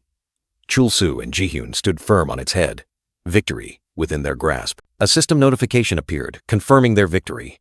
"You have cleared the hidden dungeon, Hall of the Steel Giant." Jihyun the Deathbringer sighed in relief, her eyes filled with surprise and joy. "We won. We really cleared the hidden dungeon." A level-up notification appeared. Jihyun the Deathbringer had leveled up from level 27 to 31, a significant advancement. Chulsu also received a level-up notification from level 31 to 34. He jumped for joy. Chulsu was extremely excited. raising both hands and shouting for rewards. Rewards! Give me my rewards now! Another system notification appeared. All fallen characters will be revived upon raid completion. Eunuch of Darkness appeared, asking anxiously, "Is everyone safe?" Patton the Destroyer sat down, panting. I taste blood in my mouth. Luckily it's just that. If its level were higher, we would have been in real danger. Sangreal the Cunning stood there, but another person exclaimed in horror, "Wait, Sangreal isn't breathing." Another voice calmly replied, "Hit him hard, he'll be fine." In the quiet atmosphere after the battle, Eunuch calmly spoke. "Now then, can someone explain what happened?" Chul-Su, with an utterly terrified expression, knelt and clutched his head, trembling and shouting, "Don't come near! Hey, hey!" Ji-hyun looked at Chul-Su in surprise, her face clearly showing worry. She stammered, "Why is he like that?" About that." At that moment, a system notification appeared, confirming Chul-Su had leveled up from level 31 to level 34. Chul-Su, with greedy eyes and extreme excitement, shouted, "Rewards! Give me my rewards now!" But another notification appeared, coldly denying. "You have not met the conditions for the hidden class." Ji-hyun, looking at the notification, exclaimed in surprise, "I still haven't met the conditions for the hidden class?" The blonde girl looked at the system notification, her face full of confusion. "Clearing the hidden dungeon isn't enough?" Chul-Su pondered, then suddenly understood. I get it. Just like how we received the Goblin Lord's favor to level up, we need to fulfill certain conditions in the hidden dungeon. He continued to elaborate, as a green goblin was thrown aside. As long as the conditions are met, we can level up without defeating the boss. Moreover, defeating the boss after acquiring the hidden class sounds more natural. Chul-Su remained lost in thought. Then his eyes blazed with ambition. "I'm curious what that class is, but there's no point thinking about it now. Right now, I have to get the dropped reward." Suddenly, a green goblin appeared behind Chul-Su, startling him. He yelled, "This! It has to be now!" Ji-hyun quickly intervened, her voice full of worry. "Wait! The two of us might have dealt the finishing blow, but everyone fought together. We have to divide the rewards after consulting everyone." Chul-Su let out an angry roar, his hand waving in the air, showing extreme dissatisfaction. Chul-Su remained on his knees, obsessed with the reward. Ji-hyun and Eunuch watched. Eunuch explained, "He's always like this. Who is he? Gollum? It's my precious." Eunuch continued to explain to Chul-Su, who was still kneeling. "Reeve's boss is now considered defeated. It's true that we've received your help twice. Now that we've achieved our goal, we don't want to be greedy about that unexpected reward." A decisive footstep crushed the rubble, creating a dry, crisp sound. Patton appeared, holding an unconscious Sangreal. Ji-hyun exclaimed in surprise, "I told you, we shouldn't have started this, Eunuch of Darkness." Chul-Su angrily retorted, "You bastard!" Chul-Su roared in a fit of rage. "Damn it, I knew it! You betrayed me not once, but twice?" Eunuch calmly replied to Chul-Su, with his black-cloaked comrade standing behind him. "Taking you down now isn't an issue. If we wanted to use force, we would have done it long ago. I'm fine with you taking all those rewards." Among the pile of items, a large bow appeared. Ji-hyun asked worriedly, "But that bow, isn't that a unique item?" Chul-Su snatched the bow, replying frantically, "So what? What's important about it?" Ji-hyun protested, "You're not an archer. What are you going to do with it? Use it to start a fire?" Chul-Su gritted his teeth, his face annoyed. "Damn it! I know!" He knew well that unique items couldn't be sold and only archers could use them. "But I still want it!" Chul-Su yelled, his greed unending. Eunuch coldly ordered, "Don't be greedy anymore. Give it to Ji-hyun the Deathbringer." Eunuch chuckled softly, his eyes full of hidden meaning. "All right, I'll give you this weapon, but I want something in return." Chul-Su asked again in surprise. Eunuch explained, "This is an untradeable item, which makes it priceless." Chul-Su smirked, his eyes glinting with greed. "Who will be at a disadvantage if I keep this item, huh? You'll have to buy it from me." He burst out laughing. Sangreal, though unconscious, seemed to sense it. No way. Was the reason he endured until we revived him just to sell that item? Chul-Su laughed maniacally, the silhouette of a green goblin appearing behind him. Eunuch thought to himself, "How disgusting. He reminds me of that goblin from back then." A green goblin stuck out its tongue, screaming from behind the rubble, hiding as if it had joined Chul-Su's side. Ji-hyun hugged the bough, feeling its weight. It's really heavy. Ji-hyun, the Deathbringer, stood tall, holding the steel giant's greatbow, a unique item exclusively for archers. Chul-Su faced Eunuch and another hooded man in the gloomy space. Chul-Su said, "Thanks for the trade, Evaton." Eunuch replied, "I've been thinking this for a while, but you really have a talent for being hated." Eunuch looked directly at Chul-Su, his sharp eyes asking, "Where will you go after leaving here?" Chul-Su replied defiantly, "Isn't it obvious?" Chul-Su smirked, his eyes full of disdain. He said, "To a place without people like you." Eunuch calmly remarked, You're truly twisted. Jihyun appeared with other members of Evitan, the blonde girl's eyes remaining calm.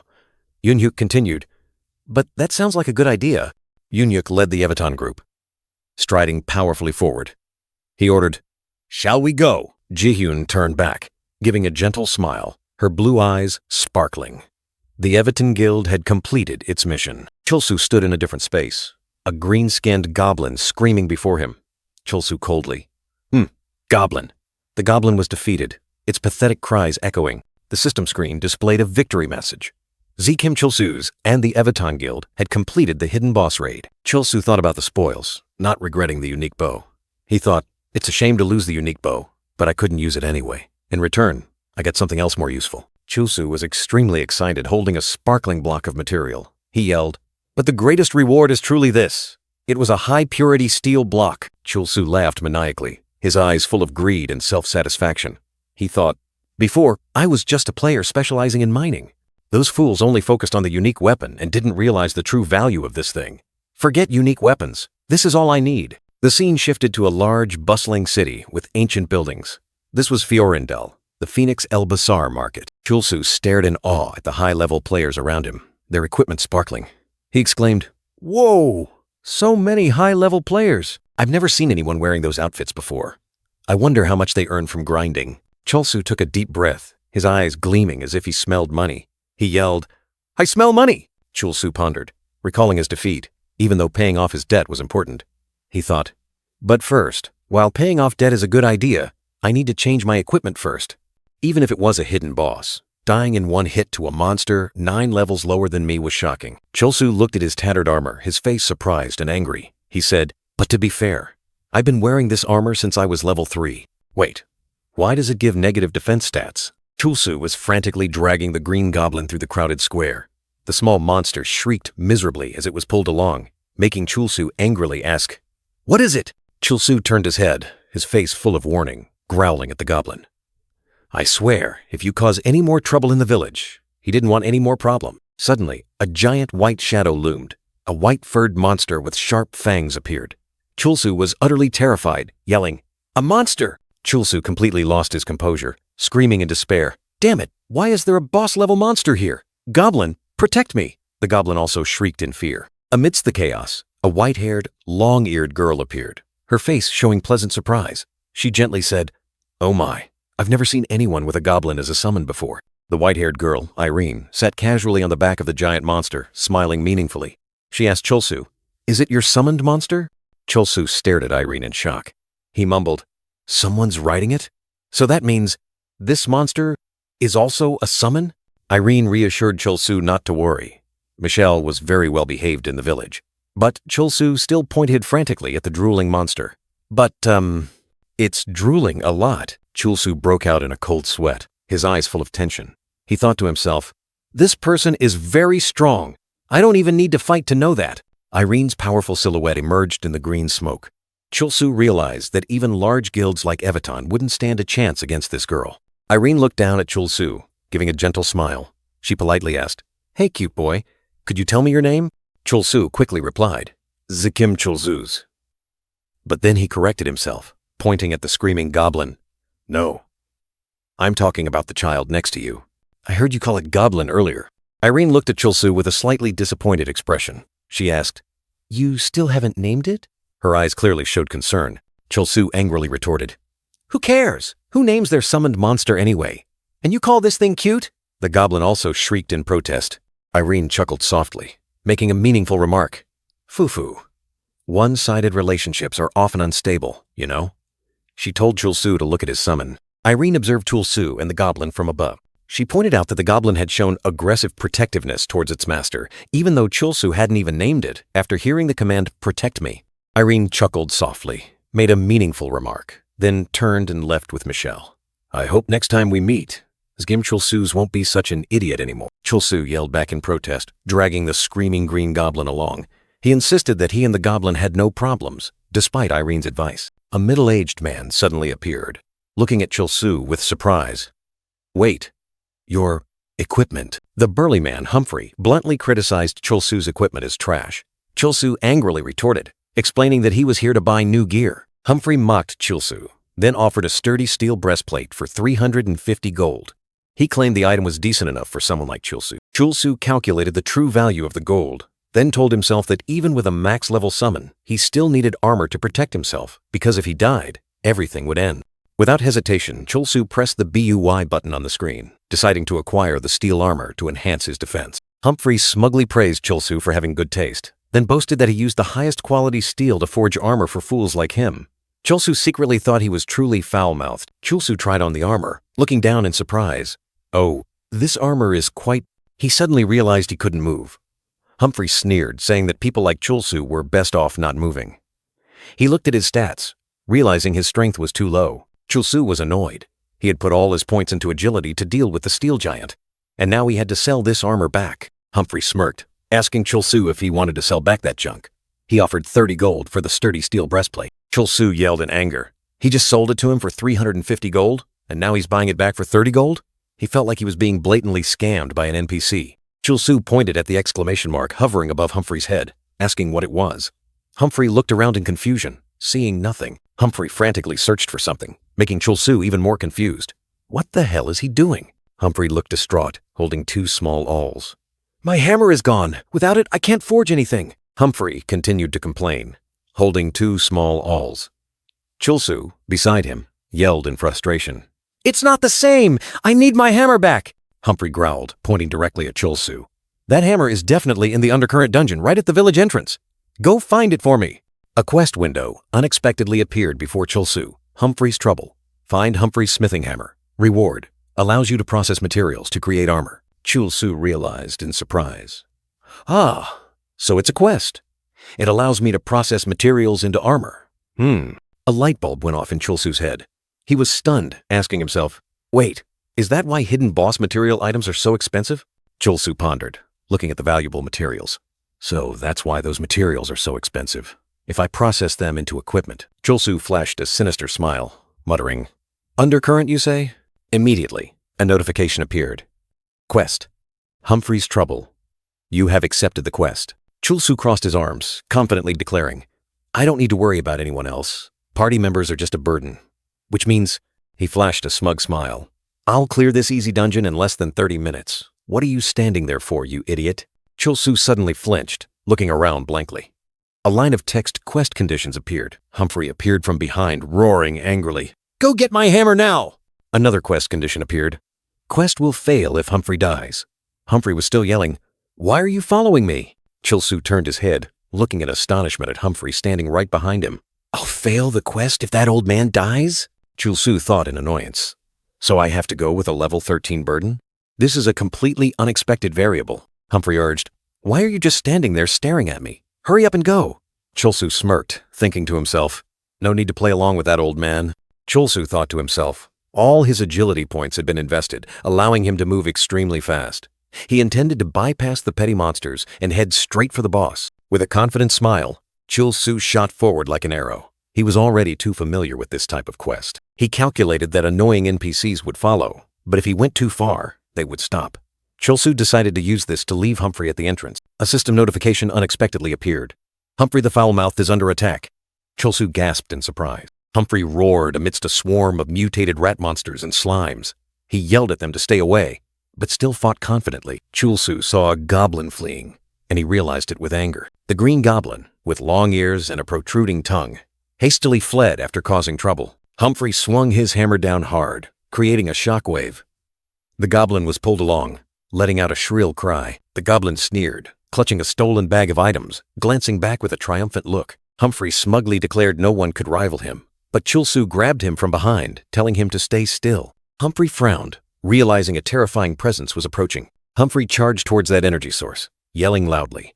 Chulsu watched him, briefly wondering if he should finish the old man off. Chulsu was annoyed that Humphrey kept recklessly charging forward, thinking himself immortal. He considered having the goblin guard the old man while he went to kill the boss. But Chulsu quickly dismissed that thought. If the NPC died, the quest would fail. He decided, "Goblin, change of plans. From now on, we'll clear every monster on the way." The goblin cried out in fear. Humphrey swung his hammer, smashing giant eggs. He roared in anger, accusing whoever had taken Phoenix Elbasar's spot and stolen his hammer. Humphrey attacked frantically, declaring he would destroy everything. The Green Goblin was dragged along, reacting in panic. Humphrey unleashed a secret art, swinging his hammer to create a dazzling green light that tore through space. The Green Goblin was dragged along, panicking amidst the attack. "Take this, my secret art," he roared. Humphrey continued to pour all his strength, green light streams constantly erupting, sweeping away all obstacles. "It's been a long time since I've gone all out," he said confidently. Chulsu watched, a knowing smile playing on his lips. "Excellent. It'll take longer than I thought, but this is definitely the safer way. That damn old man won't die either." Humphrey turned around, his eyes blazing as he questioned Chulsu. "You bastards! How dare you look down on me?" Chulsu calmly replied, "No one is looking down on you. Before I became a blacksmith," he roared, his voice echoing like thunder, "I used to be a proud warrior." The war cry skill erupted, an invisible wave of energy spreading. No way. In the hazy smoke, a golden crown atop a stark white skull gradually became clear, carrying a deadly majesty. Fiery red eyes suddenly blazed in the empty sockets of the skull, a terrifying roar tearing through the silence. Humphrey was astonished when his roar awakened the level 35 Skeleton King and countless sleeping skeletons, which rose from the shadows. Humphrey smirked. "Now it's more interesting." Chulsu frowned, questioning. "So, because of the skill you just used, monsters that wouldn't have fought us are now agitated?" Chulsu growled angrily, his eyes sharp as he looked at Humphrey. "You deliberately made this quest harder, didn't you? I'm really annoyed right now. I hope this is the last time you trick me." The goblin's green hand picked up a stone, its sharp claws gripping it tightly. With great force, the goblin threw the stone at its opponent, its eyes full of ferocity. The green goblin shrieked piercingly, charging forward in a frenzy, continuously throwing stones at Humphrey. Humphrey swung his hammer, green light streams again tearing through the air, sweeping past the skeletons. "If you dare to obstruct me with that damn trick again," he warned. He continued his relentless attack, his eyes filled with madness. "I swear I'll kill everyone in sight without caring about the quest." 3 hours later, Chulsu tiredly looked at Humphrey. "This damn blacksmith. He still hasn't stopped provoking me. Having him around is like challenging a hidden dungeon." Humphrey remained confident. "I am still the great Humphrey. Z Kim Chulsu's, the Goblin Summoner, is leveling up rapidly." He suddenly tilted his head, listening to a strange sound echoing. "Huh? What's that sound?" Humphrey's roar tore through the air. He panicked, trying to warn them. "Get out of the way! It's a trap!" In the dark corridor, a brilliant yellow light suddenly appeared, signaling imminent danger. From deep within the shadows, 3 sharp golden arrows tore through the wind at terrifying speed. Z Kim Chulsu's hugged the Green Goblin tightly, both screaming loudly as the arrows rushed towards them. Having just escaped danger, Z Kim Chulsu's was still stunned. He looked at the Green Goblin in confusion. "That startled me. Why did the trap activate so suddenly? What did I even do?" It turned out Zakim Chulzuz's foot had accidentally stepped on a skull lying on the floor, which was what activated the deadly trap. Humphrey took an arrow straight to the chest, fresh blood staining his shirt red. He growled, his eyes full of contempt. "Damn it, you cowards!" Zakim Chulzu smirked, looking at Humphrey, who was poisoned. He scoffed. "What a bunch of trash, only caring about their own lives." The poisonous blood spread quickly, and Humphrey's HP bar plummeted uncontrollably. From 180, it gradually dropped to just 20. A notification appeared. "Humphrey is dead." Zakim Chulzuz was furious. He roared, "I'll kill this bastard!" Even though Humphrey was down, Zakim Chulzuz's anger did not subside. He lunged forward, growling, "Even if he's dead, I'll kill that bastard again!" From above, a black-haired man wearing glasses looked down at the town. He softly uttered Humphrey's name, his eyes full of contemplation. The black-haired man's sharp gaze pierced through the screen. He whispered, "I finally found you, Zakim Chulzuz." Z Kim Chulzuz was dragging Humphrey along when he suddenly realized something. "Humphrey? Huh? Hey, your equipment!" Humphrey looked at Skim Chulzuz, scoffing. "Why are you so bad, you piece of trash?" "Ah, Tilda, is that all you wanted to say? Thanks for finding my hammer." Zakim Chulzuz was stunned, unable to believe his ears. He grabbed the Green Goblin, exclaiming, "What? Is that all?" A quest complete notification unexpectedly appeared, allowing equipment crafting. Zakim Chulzuz was astonished. "What? The hammer appeared?" Humphrey roared, revealing that the hammer had dropped when he killed the first rat. Zakim Chulzuz was furious, asking why he was only told now. Humphrey retorted with contempt. "The only thing worth telling you is that you're just trash." Humphrey looked at Zakim Chulzuz defiantly, as if to say, "Got it?" Humphrey began to forge, the forge fire blazing fiercely. He declared, "Equipment quality is directly proportional to the blacksmith's sweat." The block of pure steel transformed under Humphrey's hands, shining brightly. He said, High-grade pure steel. Watch closely. With each hammer blow, Humphrey affirmed, when the best materials meet the hands of a master blacksmith, they will be reborn. Humphrey proudly showed off his creation. Excellent. A perfect piece of equipment has been born. Truly pearls before swine. Z Kim Chul-Soo's retorted irritably. You said quality depends on sweat, but you didn't shed a single drop, so it's low quality. Z Kim Chul-Soo's was stunned, recognizing the item. This is a rare item, only dropped by a hidden boss, even rarer than a hidden dungeon. Z Kim Chul-Soo's donned the light blue steel armor, shining amidst admiring gazes. He cheered, my first rare armor set. Humphrey said he wouldn't charge this time, telling Z Kim Chul-Soo's not to thank him too much, because it was disgusting. Z Kim Chul-Soo's replied, I wasn't going to thank you anyway. A PK mode activated. Notification unexpectedly appeared. A black-haired man wearing glasses suddenly lunged forward, delivering a powerful punch to Z Kim Chul-Soo's. Z Kim Chul-Soo's panicked, realizing he was attacked by a PKer. The black-haired man wearing glasses smiled, surprised that he dodged the sneak attack, and said, You're strong enough to almost kill my lady? Z Kim Chul-Soo's awkwardly admitted to having invested many points in agility, but then angrily asked, What the hell are you doing? Who is your lady? Are you pretending not to know? The black-haired man wearing glasses coldly replied, The last person she teamed up with was you, Kim Chul-Soo's. And yet you dare to say, You don't know my lady. Or rather, you're pretending not to know Catherine? He swung his sword, attacking Kim Chul-Soo's. Z Kim Chul-Soo's was stunned. The name Catherine struck him like lightning, leaving him speechless. Memories flooded back. It was the blonde mage from the old mine. An unforgettable image. It turned out that she was the girl who had fought alongside him and Humphrey in the mine. Z Kim Chul-Soo's angrily retorted, insisting he was the victim. Are you kidding me? I'm the victim! She betrayed and stabbed me in the back! The black-haired man wearing glasses turned his back, his tone full of sarcasm. You say, you're the victim. With a cold expression, he revealed a horrifying truth. While you're living well, she's in a vegetative state, in a deep coma, and yet you dare to call yourself a victim? The shocking news left Z Kim Chul-Soo's speechless.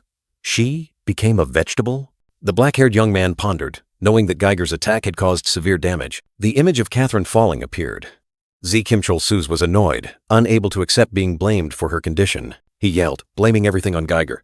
It's Geiger's fault. I didn't do anything wrong. The black-haired man wearing glasses swung his sword, coldly declaring, Whether you are guilty or not is not for you to decide, because of what happened to her. He lunged to attack.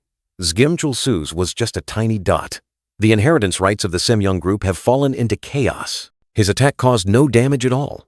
The man wearing glasses was surprised, muttering to himself, How foolish. No damage at all? He sheathed his sword, suggesting Kim Chul-Soo's talk from the beginning. All right. How about we talk from the beginning? You said the daughter of the Semyoung group chairman. Z Kim Chul-Soo's was still stunned. Meanwhile, a choked goblin was screaming. Not feeling well? The Semyoung group, a giant tech empire, controlled everything from phones to semiconductors. Continuing the story of Semyoung, a global-scale company.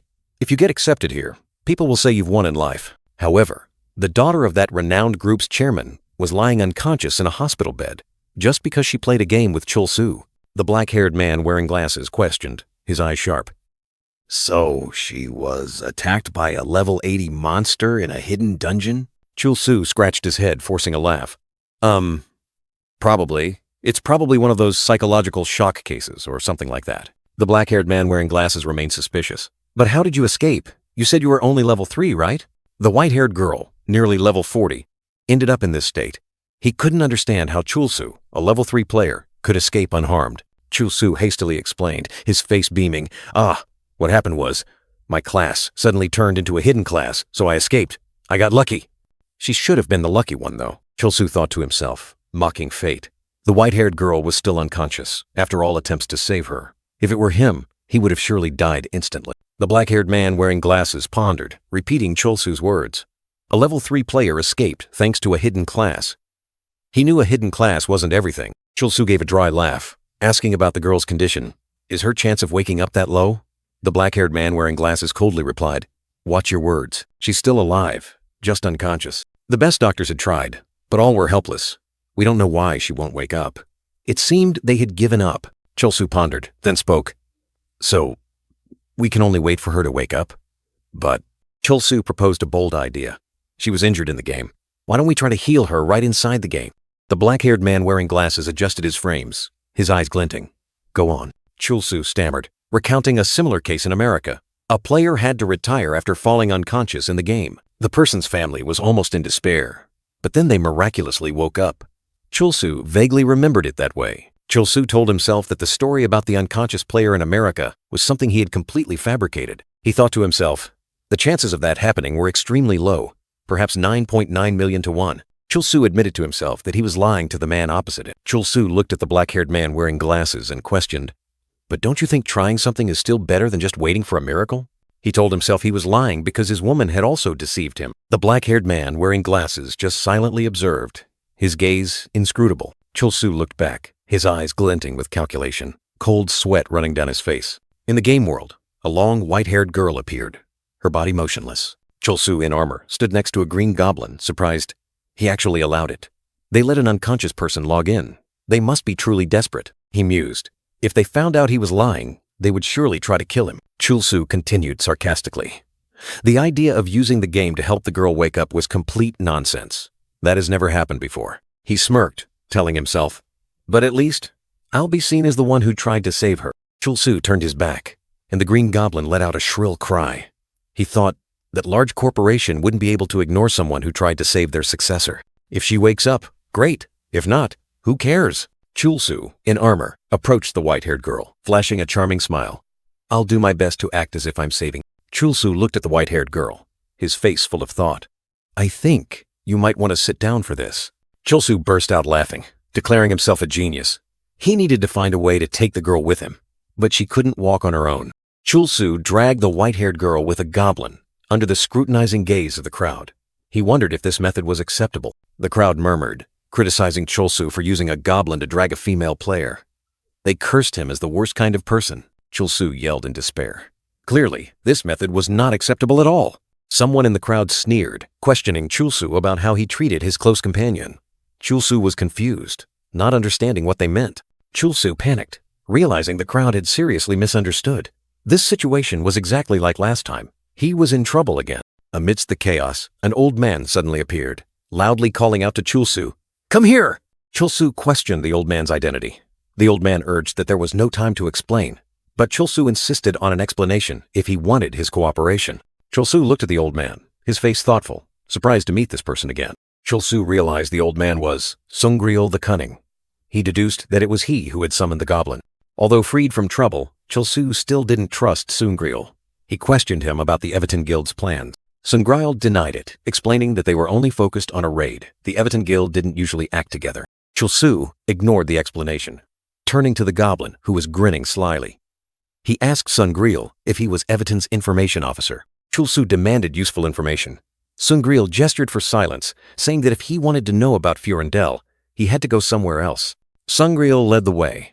Chul-soo followed, heading deeper into the dark alley. Chul-soo looked at Seung-ryul, his PK mode unexpectedly activated. The old man admitted he didn't know much about Furendel. Seung-ryul explained that the boss here didn't appear monthly, like in Lev. Players needed to meet some special conditions to summon it. Seung-ryul questioned Chul-soo about his obsession with dungeons, noticing that the black-haired young man always got angry when raids were delayed. Chul-soo was flustered, quickly explaining that it was for money, needing stronger dungeons to earn more. In his heart, he secretly hid the fact that he was exploiting a game bug. Seung-ryul calmly explained that even if he wanted to find stronger dungeons, there were steps to take. He reminded Chul-soo that he had only just arrived in Furendel. The old man continued, pointing out that in Phoenix El Basar, there was an area to receive the game's main quests. That place was also a gathering point for countless high-level players. Hearing main quests, Chul-soo suddenly snapped to attention, his face contorted with extreme excitement, and a spark ignited in his mind. The black-haired young man realized that if he completed the main quests, he would quickly reach higher-level areas. Annoyance surged, because he hadn't thought of this sooner. Chul-soo smirked, a wide grin on his face. "Excellent!" he exclaimed, then urged the goblin. "Let's go, goblin!" Chul-soo strode along the cobblestone path, leading the goblin with a rope. The black-haired young man was following Seung-ryul. The goblin turned its head, baring its teeth in a sly grin towards Seung-ryul, as if sharing a small secret. Chul-soo lowered his head, his face annoyed. He questioned the goblin. "Where's the girl, you bastard?" A flashback appeared. Two men discussed the white-haired girl. They remarked that she was beautiful and expensively equipped, wondering why she was with Chul-soo and the goblin. They continued to speculate, seeing that the white-haired girl didn't resist at all. One of them concluded that it was her fault. They smirked, deciding to call the guards to protect the girl, their dark intentions clearly evident. Chulsu was furious, his face contorted with panic and extreme rage. Chulsu realized the white-haired girl was unconscious, and even a slight injury could kill her. He blamed himself. A virtual screen appeared, showing a man wearing glasses. He asked if the girl was okay. Chulsu stammered, about to explain. But the man demanded money first, then questioned Chulsu about why he was panting. Chulsu angrily yelled, cutting off the man wearing glasses. "Damn it, I'm busy, later." Before he could finish, he was disconnected. The virtual screen displayed, "Call ended." The man wearing glasses, Han Ki-moon, frowned in anger. "This bastard," Master Ki-moon Jae calmly said. "Let him be. What's wrong with that?" Han Ki-moon bowed. "I apologize for the disturbance, Chairman." Master Ki-moon Jae, level 76, a seasoned knight, confidently said, he knows Catherine is the successor. What could a mere commoner do to her? The screen clearly displayed the identity. Chairman of Semyoung Group, Han Ki-moon. His power and status were beyond doubt. Han Ki-moon questioned, "Why did you entrust her to someone like him? If she could be healed in the game, wouldn't we be better off doing it ourselves?" Master Ki-moon Jae dismissed. "Heal what? I know that's impossible." Han Ki-moon mused. "It's possible something will happen to Catherine. But what will change? As Semyoung's child, she grew up always doing what she was told." Master Ki-moon Jae pondered. The gates of heaven is the only thing she chose for herself. For her, this place must be a paradise, a place of freedom. Seeing this place is better than looking at the hospital ceiling. Perhaps this is the best choice for her. In the game world, Chulsu panted, running headlong to escape the green goblin hot on his heels. He was exhausted. Chulsu yelled in frustration. "What kind of damn game designs a stamina feature like this? How am I supposed to find her? This town is too big." Chulsu suddenly stopped, a light flashing in his mind. He whispered, "Wait, just a moment." He recalled the scene where he and Catherine argued. Chulsu had angrily said, "I didn't do anything wrong, but I earned goblin points before that." A skill screen appeared. Chulsu exclaimed, "Oh, I've unlocked some skills." He focused on the goblin skill shop and began to examine it. Chulsu was surprised. "What is this? Goblin blood share? Use your own blood to heal a goblin at the same rate?" He grumbled. "Why would an invincible guy like him need this?" Next, the skill, Goblin Throw, appeared. Throw a goblin to your chosen location. Chulsu thought, throw a goblin? This could be useful. The green goblin looked up, letting out a strange cry. Chulsu snatched the green goblin, his eyes as if wanting to devour it. The Goblin Throw skill was activated, and Chulsu broke into an excited smile. The black-haired young man gathered his strength, spun around powerfully, preparing for a terrifying throw. The green goblin was thrown into the air, letting out a piercing shriek. In midair, the goblin continued to emit strange cries. Chulsu burst out laughing, pointing forward. "Catherine! Chantilda!"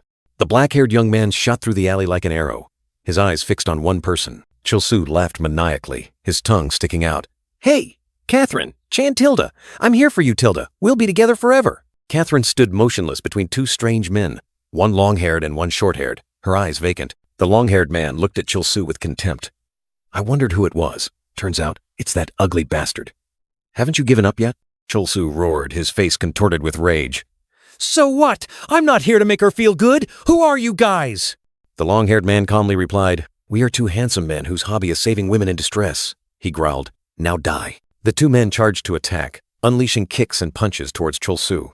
Chulsu flashed a sinister smile, his eyes glinting with cunning. The two attackers fell, lying motionless on the ground. The green goblin stood in the middle, holding a mace, smirking. Chulsu burst out laughing, his laughter echoing. "Serves you right, you idiots. How does it feel to lose to an ugly guy like me?" Chulsu's maniacal laughter echoed through the alley, attracting the attention of a guard. He was startled, wondering what that sound was. Chulsu and the green goblin were still laughing, while Catherine stood motionless. But then, Chulsu suddenly realized the dangerous situation and let out a curse. The guard was startled, his eyes wide, trying to pinpoint the source of that strange sound. Chulsu, the green goblin, and Catherine were still there. Chulsu's laughter gradually fading as he realized he was in big trouble. The guard rushed forward, raising his spear, questioning Chulsu about murder and kidnapping. He roared angrily, "How dare you commit such a heinous crime?" Chulsu tried to justify that it was a misunderstanding, but quickly realized his words were baseless. He couldn't waste time being imprisoned. Noticing only one enemy, Chulsu decided he had to take down the guard before anyone else arrived. The green goblin beside him also let out a strange cry. Suddenly, a bald old man appeared, pulling Chulsu back. He said he had been looking for Chulsu everywhere, making the black-haired young man surprised and question this swindler. The bald old man explained that killing the guard would escalate things. He advised Chulsu to cooperate to avoid being pursued and promised to take care of the rest. The bald old man approached the guard, exchanging pleasantries. The guard was wary, asking who he was and what he was plotting when he saw the old man hiding something behind his back. A system notification appeared. Giving favored items to an NPC will increase relationship level. The bald old man secretly handed a bag of gold to the guard, suggesting silence. The guard asked in astonishment, "You're giving me this much gold?" The guard angrily grabbed the bald old man, scolding him for daring to bribe an upright person like himself. 2 system notifications appeared. Your relationship level has decreased. And you have committed a crime. Chulsu watched in surprise as the bald old man was arrested in his place. He wondered if the old man was a good person. Chulsu tried to enter a palace, but was blocked by a guard. He asked in frustration, "Why can't I enter?" The guard firmly replied, "No means no." Chulsu argued back, saying the main quest was here. A long-haired blonde man appeared, saying the gate wouldn't open for a while. Chulsu asked, "Who are you?" The blonde man simply replied, "Me?" The blonde man smiled mysteriously, leaving behind a brilliant exclamation mark as a challenge. He introduced himself as Shin, flashing a meaningful smile. Chulsu angrily realized this was a quest, silently cursing this madman. An exclamation mark. Is this idiot giving me a quest? Shin looked at Chulsu, remarking that he was noisy at the gate, surely new to this city. Seeing you making a ruckus at the gate, you must be new to the city, right? Shin continued, complimenting Chulsu's eyes for having the spirit of an adventurer. I like your eyes. They have the gaze of an adventurer. Shin turned his back, suggesting Chulsu help him explore a lost ruin. All right, why don't you give me a hand? A lost ruin. Shin set a condition. If Chulsu proved his worth, he would be allowed into the castle. Chulsu was furious, about to curse, when the quest screen appeared. Prove your worth. I'll let you into the castle. Hey, you bastard. The main quest, Prove Your Skill, appeared. Retrieve the core from the golem in the lost ruin to prove your ability to Shin. Reward 250 gold. Chulsu sighed, annoyed that Shin hadn't specified what kind of dungeon this was, silently cursing the hateful NPC. You should have said so sooner if it was this kind of dungeon. You damn NPC. He entered the ruin, looking at the scene of boiling lava and deadly saw blades, wondering if this was a lost ruin or lost lives. Lost ruin, huh? Are you sure its name isn't Lost Lives? Chulsu was confident in his maximum speed, but this time he had to protect Catherine from all dangers. With my fastest speed, I should have been able to pass easily. But this time, I need to move with her, while also ensuring she doesn't get hurt. Although he didn't like the white-haired girl, Chulsu still didn't want her to get hurt. He told the green goblin to hold the chain tightly. He would go first and call it with the gather skill. I don't like you, but I also don't want you to get hurt. Goblin, I'll go first and call you with gather, so hold that chain tight. Chulsu took a deep breath, preparing to plunge into the challenge. He shot forward like an arrow, dodging the giant spinning saw blades, the wind whistling past his ears. After overcoming the obstacle, Chulsu turned back, loudly calling the green goblin, Now, goblin! The goblin gather skill was activated, and the green goblin, with a piercing cry, shot forward. The green goblin landed beside Chulsu, ready for battle with a strange cry. Chulsu smiled smugly, realizing that this goblin gather skill was truly useful. The green goblin, with its long tongue sticking out, grinned widely, clutching a rope. That rope was tied around Catherine's waist, pulled taut in the air. Catherine dangled over a blazing fire pit, her eyes lifeless. The white-haired girl began to fall, plunging straight into the sea of flames. Chulsu was horrified. No way! Chulsu yelled, urging the green goblin to do something. The monster only let out a strange cry. The green goblin suddenly swung the rope hard, throwing a small object flying away. Chulsu was confused, not understanding what was happening. Chulsu was dazed, clutching his head with both hands, his eyes wide as if bells were ringing in his ears. Catherine suddenly appeared, lying neatly on the ground, safe. Chulsu was surprised, letting out a sigh of relief. Chulsu shouted loudly, shaking Catherine awake. Hey, Catherine, wake up! You can't die in a place like this! Catherine remained motionless, her eyes tightly shut. Chulsu pleaded with her to calm down. Please, compose yourself, Catherine. Suddenly, the scene changed. A long, white-haired man, with a stern expression, appeared. He questioned Catherine about the worthless friends she was associating with. With that skimpy dress and makeup that makes you look like a whore, have you decided to live like those filthy lowlifes? A younger Catherine, terrified, apologized profusely. He threatened to teach her a lesson, worried about what outsiders would think of him. The young Catherine sobbed, her eyes red, begging her mother for help. "I'm sorry. I'm really sorry. Mom! Mom! Save me!" The young Catherine cried out for her mother, pleading desperately. "Mom! Dad is trying to kill me! Please, stop him!" The girl continued to beg, but the gray-haired mother just stood silently, her back turned, without a word. "Please do something, Mom. Mom?" The long, white-haired man's eyes were bloodshot, his words as cold as ice. "You are my only flaw." He looked at Catherine, calling her name decisively. Catherine. Back in reality, Chulsu frantically asked the Green Goblin what to do when Catherine was unconscious.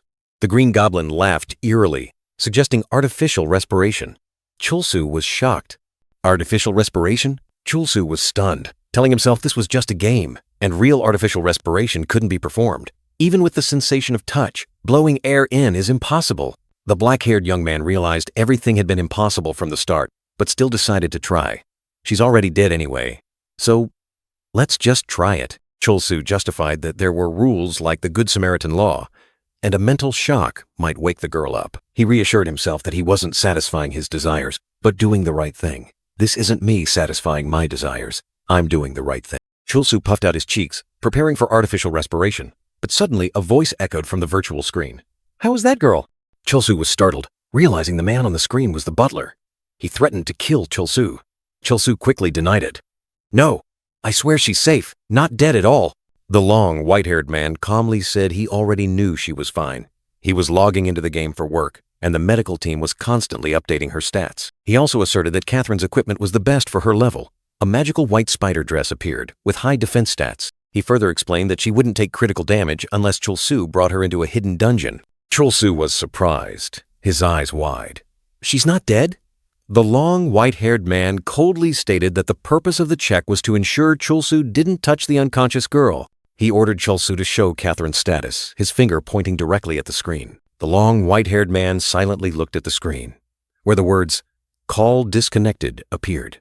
A heavy silence fell. In the game, Chulsu turned around, questioning his teammate. "You heard that, didn't you?" Chulsu and the Green Goblin grinned maniacally, their eyes glowing red. Chulsu excitedly declared, "We're running at full speed to the boss room." The goblin responded with a strange laugh. A giant, spiky sphere rolled towards them, crushing everything in its path. Chulsu and his teammate had to dodge this danger.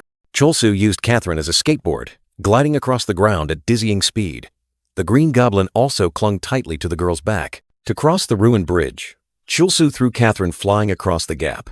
The white-haired girl became a projectile for them to continue their journey. Catherine fell to the ground, lying motionless, while Chulsu and the goblin had safely crossed. Before them was a giant golem, its body made of stone, standing tall in the boss room. The golem swung its massive stone arm, creating a powerful gust of wind as it prepared to strike Chulsu.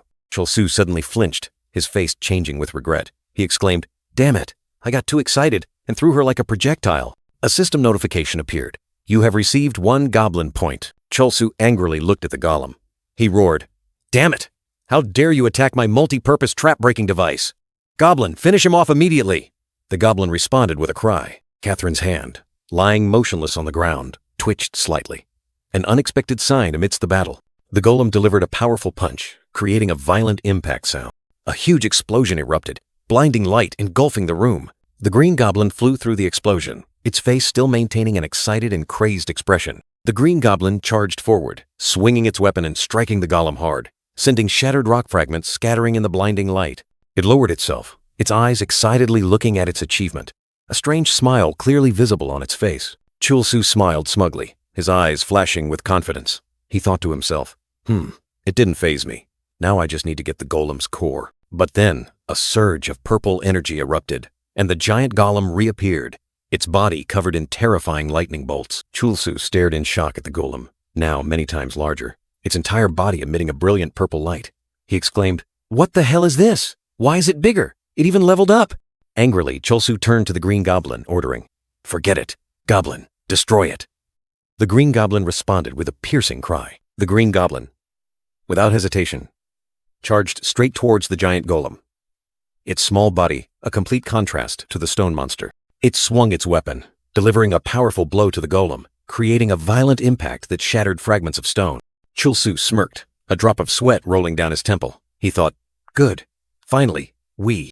But before he could finish, the golem's massive hand began to regenerate, brilliant purple lightning bolts erupting around it. Chulsu watched in horror as the golem's colossal fist descended. He yelled, "Hey, you cheating toy! Stop right now!" A skill frame appeared. Goblin Summon skill. A symbol. The green goblin hastily explained, "Keek, hey, don't destroy it this time. Just block its attack. Every time you destroy it, it gets stronger." Chulsu was stunned. The green goblin hurriedly reminded him, "Keek, I told you to block it! Don't get hit!" Amidst the raging sea of flames, Chulsu tried his best to jump, dodging the golem's terrifying attack. The golem's colossal fist struck the ground, creating a violent explosion that engulfed everything in a sea of flames. The destructive power of the punch continued to spread, engulfing the entire area in blazing fire. "Damn it!" Chulsu roared, watching the golem rise again amidst a sea of fire. "Does its core have to be destroyed for it to stop reviving?" he thought to himself, looking at the terrifying explosion. So, the core is the golem's weakness. Another scene appeared. Sungriel looked down at the fallen long-haired fighter. The golem silhouette became clear. Mysterious bright spots flashing, revealing its vital point. But I have no way to find its weakness like the Evaton Guild did. Chulsu was at a loss, not knowing what to do. Or should I just destroy its parts, one by one? Chulsu charged into attack, fiercely confronting the monster. What if this golem reaches level several hundred? What if it's even stronger than a goblin? Chulsu realized in horror that Catherine had appeared behind him. Catherine, with her long white hair and fiery red eyes, appeared amidst the ruins. The white-haired girl looked up at the giant golem, her eyes filled with worry. Catherine's fiery red eyes widened, her expression a mix of surprise and fear. The golem's gigantic foot came crashing down, aimed directly at Catherine, standing there. "Huh?" Catherine gasped, her eyes wide with horror as she watched death approach. A piercing scream tore through the air as Catherine faced danger. The golem's terrifying punch landed, creating a violent explosion. Fire and debris scattered, destructive power spreading everywhere. "See, Catherine?" Chulsu was stunned. The goblin on his shoulder whispered, "She'll be fine. Damage of that level can't be fatal to her." The giant golem monster swung its stone arm, its fiery red energy core blazing amidst the sea of fire and debris. Chulsu was utterly horrified, his mouth agape as he witnessed the scene. What the hell is this? Amidst the ruins, Catherine stood upright, her staff in hand. Chulsu exclaimed in shock, "What the hell?" Chulsu broke out in a cold sweat, realizing the horrifying truth. "She woke up?" Catherine questioned, "Why am I here? Who are you?" Catherine yelled angrily, the mage's escape skill suddenly appearing. "What the hell is this?" Catherine roared, demanding an explanation from Chulsu. "A beautiful mage like me must have an emergency escape skill. I almost died, you idiot." Chulsu turned pale, worried that the girl had woken up and remembered everything he did. He wondered if she remembered anything. He reassured himself. She was awake and safe after all. Chulsu thought she should thank him instead of scolding him. Chulsu flashed a sly smile, dreaming of a big reward. Catherine snapped, "Hey, do you want to die? I told you to explain everything." Chulsu chuckled, beginning to explain. He said that the chairman had allowed him to take care of her after she fainted in the dungeon. The white-haired girl, furious, her long hair flying in the wind, cut him off. A devastating punch sent Chulsu flying into the air, spinning amidst a surge of energy. He crashed hard, creating a cloud of dust and scattering debris. Chulsu sat on the ground, exclaiming in surprise, "Hey! Why didn't you warn me you were going to punch me?" The giant golem gradually collapsed, stone dust and smoke rising from its cracked body. Chulsu watched the golem disintegrate in shock, then realized he had been abandoned. What the hell? Did he run away to save himself? That bastard! Catherine, with tear-filled red eyes, clutched her staff tightly, extreme fear evident on her face.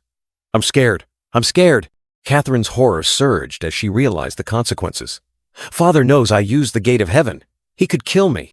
The white-haired girl repeated the trembling words, fear consuming her mind. "I'm scared. I'm very scared." Catherine's dread didn't stop. "I'm scared. I'm scared. I'm scared." In the real world, the white-haired girl lying on the hospital bed suddenly woke up, a terrifying scream tearing through the air. Drenched in sweat, the medical staff were stunned. A man in a black suit asked, "She's awake?" A doctor replied, "She has regained consciousness, but something seems to be wrong in the game." The man in the black suit gritted his teeth, his eyes filled with anger. Kim Chulsu, that bastard. An image of Chulsu's sly smile appeared. The man in the black suit angrily said, "What has he done to her?" A doctor suggested pulling the plug for Catherine to log out. "Can she log out now?" "If we cut the power." The man in the black suit firmly rejected. "No, she just regained consciousness. We can't miss this opportunity." The doctor explained that sudden disconnection was very dangerous because the sensation of pain was synchronized with reality. Furthermore, Logging out was disabled during dungeon raids. The man in the black suit pondered. If Kim Chol-soo is in the middle of a dungeon raid, then he made a cold decision, his eyes sharp as knives. I will go in myself and confirm. In the game, a system notification appeared. Ruin Golem uses the skill Stone Missile. The Ruin Golem launched 2 gigantic fireballs, rushing forward with destructive power. Catherine frantically fled through the ruined dungeon, her piercing screams echoing. A green goblin was blown away by the explosion, blood splattering. Chol-soo stood amidst the ruins, his silver armor gleaming, his eyes filled with indignation. He roared, "What the hell are you doing? How can you escape it at your speed?" Catherine collapsed to the ground, her staff slipping from her hand, her red eyes filled with tears. Chol-soo asked worriedly, "Hey, are you okay?" Tears streamed down her face. Catherine mumbled in fear, her voice breaking, "I'm so scared. I'm so scared. I'm so scared." Chol-soo looked at the white-haired girl, wondering, what's happening to her? This isn't good. Before things get more complicated, suddenly, a green goblin appeared, baring its jagged teeth, its eyes cunning. Chol-soo warned, "Goblin!" In that moment, Chol-soo made a bold decision. He thought, maybe I should just knock her out. Catherine was still trembling in fear, while Chol-soo thought to himself, at this rate, she's just a burden. Chol-soo was stunned, his eyes showing clear confusion. He exclaimed, "What?" Catherine looked up at Chol-soo, tears streaming down her face, pleading, "Save me. You have to save me." The white-haired girl continued to beg. "I don't know what your connection is to my father's company, but I'll pay you more. More than my father. Please help me." Chol-soo was flustered, sweat beading on his forehead. He reassured her. "What are you talking about? Of course I'll help you. We'll get out of here safely, don't worry." Catherine screamed in despair, her face contorted with fear. "That's not what I meant!" The white-haired girl tore at her hair, screaming, "I don't care how. Just drag me out of here. Kill everyone around me, at any cost." She begged to be freed from the Semyong Corporation, from the horrible employees, from even her parents and family. "Help me escape from here." Chol-soo stared at the girl in horror, cold sweat pouring down. He could only manage to utter, Catherine cried out, her eyes bloodshot, her voice trembling. "I don't want to be beaten anymore." At the same time, the threatening voice of the man in the black suit rang out. "Kim Chol-soo, you bastard! I've had enough. If you don't bring Catherine out now, I'll come for you," and Chol-soo ordered the goblin to stop and go block the ruined golem. The goblin let out a piercing shriek, obeying the command. Chol-soo frowned, annoyed by the suspicion. He asked if the other party thought he would eat the girl, and how they could cooperate under such suspicion. Chol-soo held Catherine tightly, forcing her to give a creepy smile, then asked if the other party felt more at ease. He emphasized that business requires trust. Chol-soo asserted that he hadn't kidnapped the girl, but was helping her recover.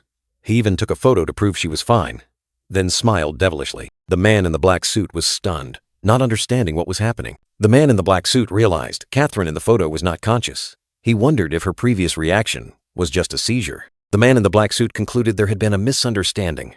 He demanded Chol-soo leave the dungeon immediately because Catherine was not well.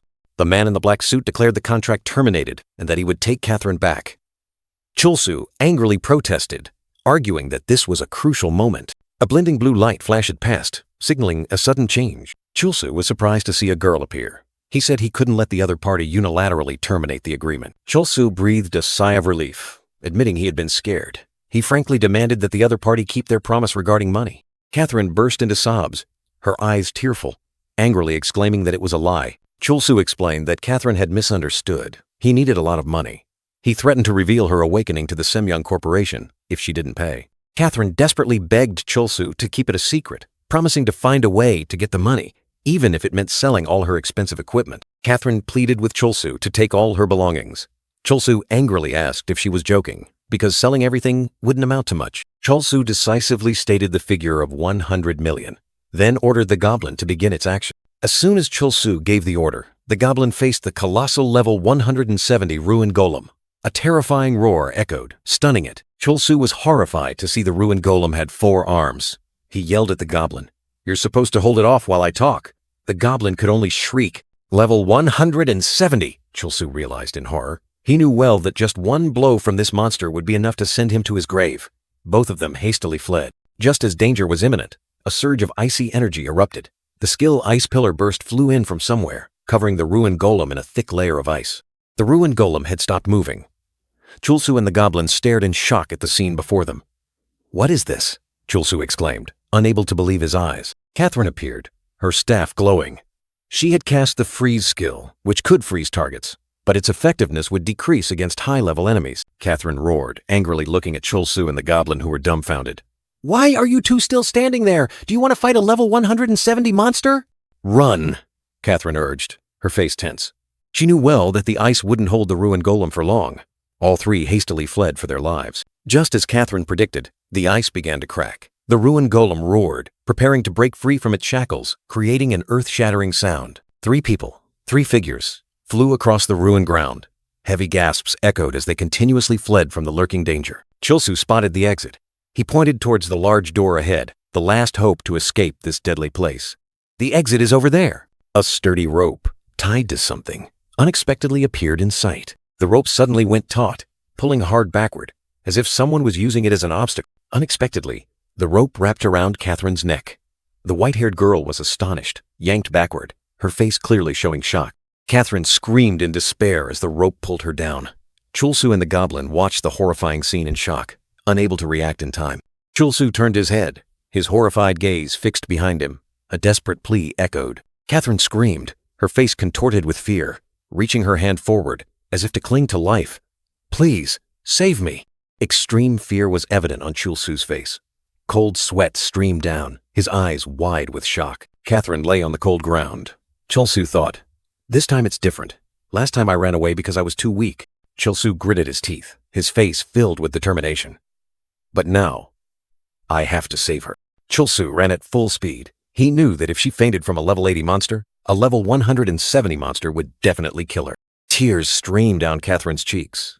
She thought to herself, no matter how much she screamed, he wouldn't come back. Catherine bowed her head, her eyes empty. In the end, he was just like everyone else. Catherine lay motionless on the cracked ground. A painful thought emerged. No one has ever saved me. A blinding light erupted, sending dirt and rocks flying. The entire space shook violently. Brilliant golden streaks intertwined, forming an encompassing energy net. Amidst the dazzling light, a long-haired golden warrior, clad in a golden cloak, swung his sword with powerful might. The golden-cloaked warrior landed. His sword tip plunged deep into the ground, golden light still enveloping his body. Chulsu was stunned, his eyes wide in disbelief. "That person is?" The golden-cloaked warrior spoke. "You've tried very hard. Now it's my turn to take care of the rest." Chulsu was shocked. Why is he here? Chulsu was shocked to realize his mistake. Damn it, why didn't I realize it sooner? He understood. When players fail, the god NPC would appear as if it were a given. This quest.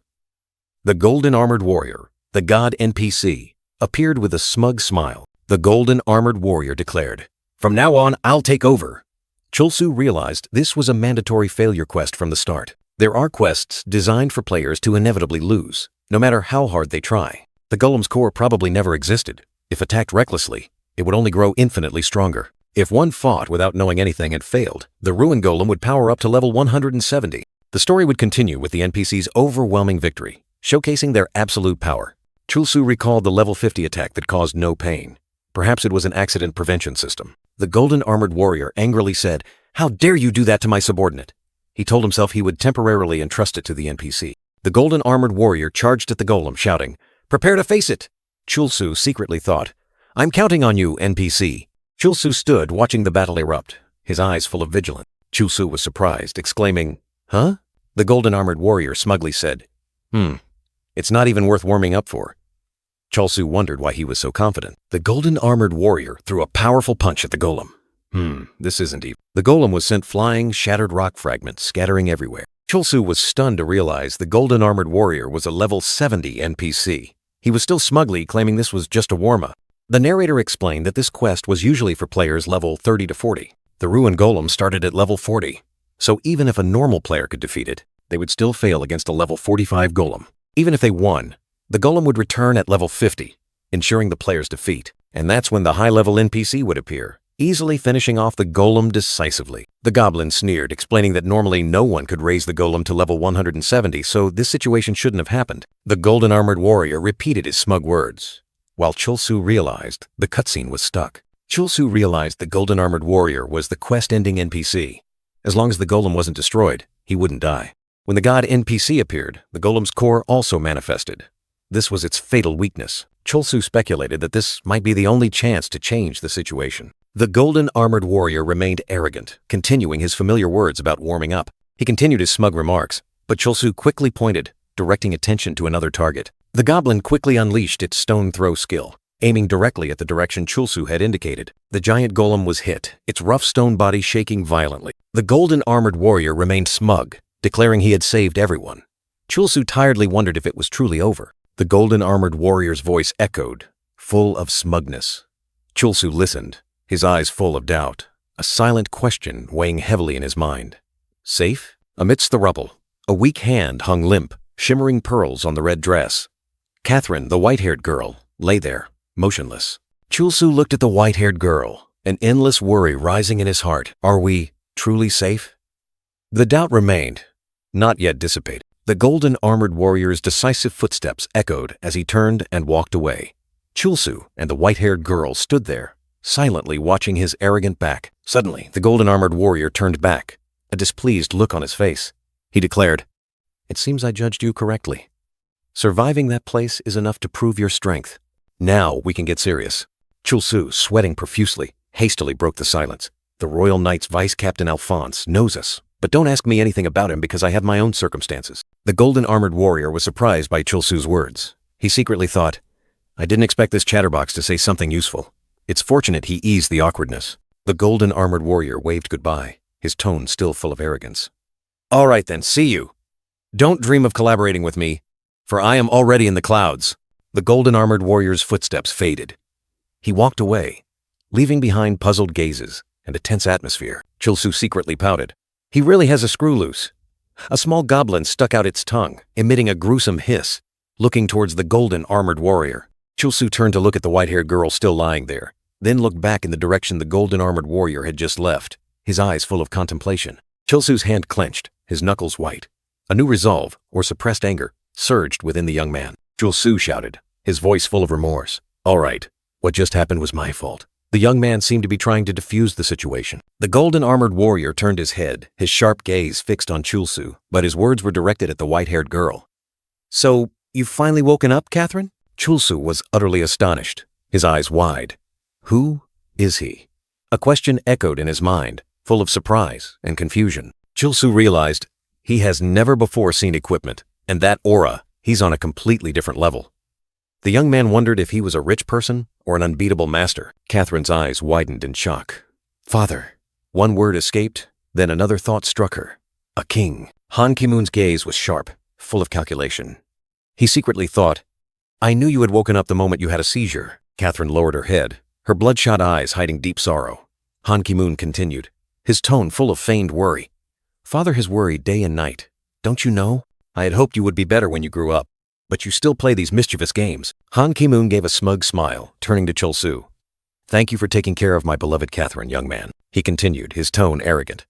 "It seems our belief that she would wake up has finally come true. I will ensure the staff rewards you appropriately. We will be in touch soon." Han Ki-moon extended his hand towards Catherine, urging, "Shall we go, Catherine?" Chulsu heard a voice echo in his head, cold and cruel. "You are trash, completely beyond salvation." The voice continued to echo. "At least give me a proper scolding. Don't make that dying face." Chulsu watched Catherine's retreating back. The voice in his head didn't stop. "Why didn't you speak up, ask for help, and beg to be saved?" Chulsu blamed himself. "All right, it was my fault for running away. I know I'm unreliable. But perhaps, just perhaps this time, I can truly save you." Chulsu snapped awake, shouting loudly. "Wait!" Chulsu faced Han Ki-moon, his voice full of determination. "Even someone like me knows who you are. Chairman Han Ki-moon of Semyong Group is renowned for being kind, benevolent, polite, and admirable." Chulsu turned to Catherine, his eyes full of questions. "Isn't that right, Catherine?" Catherine looked at Chulsu, her bloodshot eyes showing confusion. "Is that man really someone I know?" Chulsu questioned Catherine, his voice full of anger. "Then why does your face look like you're about to die when such a great person comes to pick you up?" Chulsu rushed towards Catherine, determined to stop her. "I can't let you leave like this. Hurry, Catherine!" Chulsu tried to reach out, but everything seemed to vanish in an instant. A deadly silence enveloped them, drowning all hope. Chulsu was stunned, questioning his conscience. Save her? How? In what capacity? The questions deeply pierced the young man's heart, full of helplessness. Chulsu's mind was filled with self-reproach. He easily broke his promises, cowardly beyond compare. Chulsu stood there, watching Han Ki-moon take Catherine away. He told himself, I didn't even hope to be saved. What was I thinking, wanting to be someone's hero? A voice echoed in Chulsu's mind, like a curse. You'll always belong to the goblins, Kim Chulsu. Amidst the crowd, a man asked loudly, Do you know the Night King? He's one of the 3 who cleared the Duke's Grand Vault. The crowd erupted, recognizing Han Ki-moon. Isn't that the Night King, Han Ki-moon? Master Ki-moon! Level 76 Knight! Cheers echoed throughout the square. Han Ki-moon and Catherine strode amidst the cheers. Semyoung Group Chairman. Han Ki-moon! The crowd was ecstatic. The cheers were incessant. Chairman, please take a picture with me. Who's the charming girl next to you? Han Ki-moon sneered, glancing at the silent Catherine. Ho ho. Just someone I happened to meet and teamed up with. Han Ki-moon turned to Catherine, his eyes sharp. Remember this well, Catherine. Engrave it into your mind. He continued, his voice full of contempt. The way people look at me, and the way they look at you. If they knew I had a daughter like you, imagine the outrage and backlash they would cause. Catherine listened silently. Chulsu struggled to push through the frenzied crowd. Han Ki-moon, Night King, Han Ki-moon, Semyoung Group Chairman. He was constantly pushed and shoved. The crowd growled, pushing Chulsu. Get out of the way! Are you blocking the path? If I miss my chance to meet Han Ki-moon because of you, you'll pay. Chulsu stood motionless. Han Ki-moon's words echoing. That's right. You are the precious daughter of Semyoung Group. Chulsu suddenly stopped, a spark flashing in his eyes. Wait. No matter how bad her life is, it can't be worse than mine. Yes, that's right. Why should I feel guilty? Chulsu, enveloped in darkness, his eyes glowing. He told himself, forget it. I've received my payment. It's all over. Suddenly, a familiar face emerged from the deep pit. Chulsu exclaimed in surprise, What the hell is this? Chulsu stared at Sungryul in shock, unable to believe it. You're locked up in a place like this? Locking people in a sewer-like place is wrong? Sungryul calmly replied, It's not like a sewer. It times is times a sewer. Old man Sungryul recounted the past. Back then, I was caught by the guards, but I escaped while being dragged away. Since then, I've been hiding here. Sungryul also claimed, Actually, it's not so bad. You can see sights you'd never see outside. Chulsu angrily retorted, That's a crime, you criminal bastard. Sungryul's eyes turned cold when mentioning Catherine. But the woman with Chairman Han Ki-moon, he said she was just a party member, but she looked much more injured than him. Chulsu was confused, trying to dismiss the suspicion. What? Who's injured? She could have been injured fighting monsters. Don't be so nosy. Sungryul revealed a secret. Pain in the Heaven's Gate is only transmitted via brain signals. The body only feels pain. No bruises or swelling. The old man also said, I told you, there are sights here you can't see outside. Chulsu looked at Catherine, realizing with a shock. Although there were no physical injuries in the game, the girl's body still clearly bore the marks of abuse. Chulsu was stunned, his eyes wide with horror.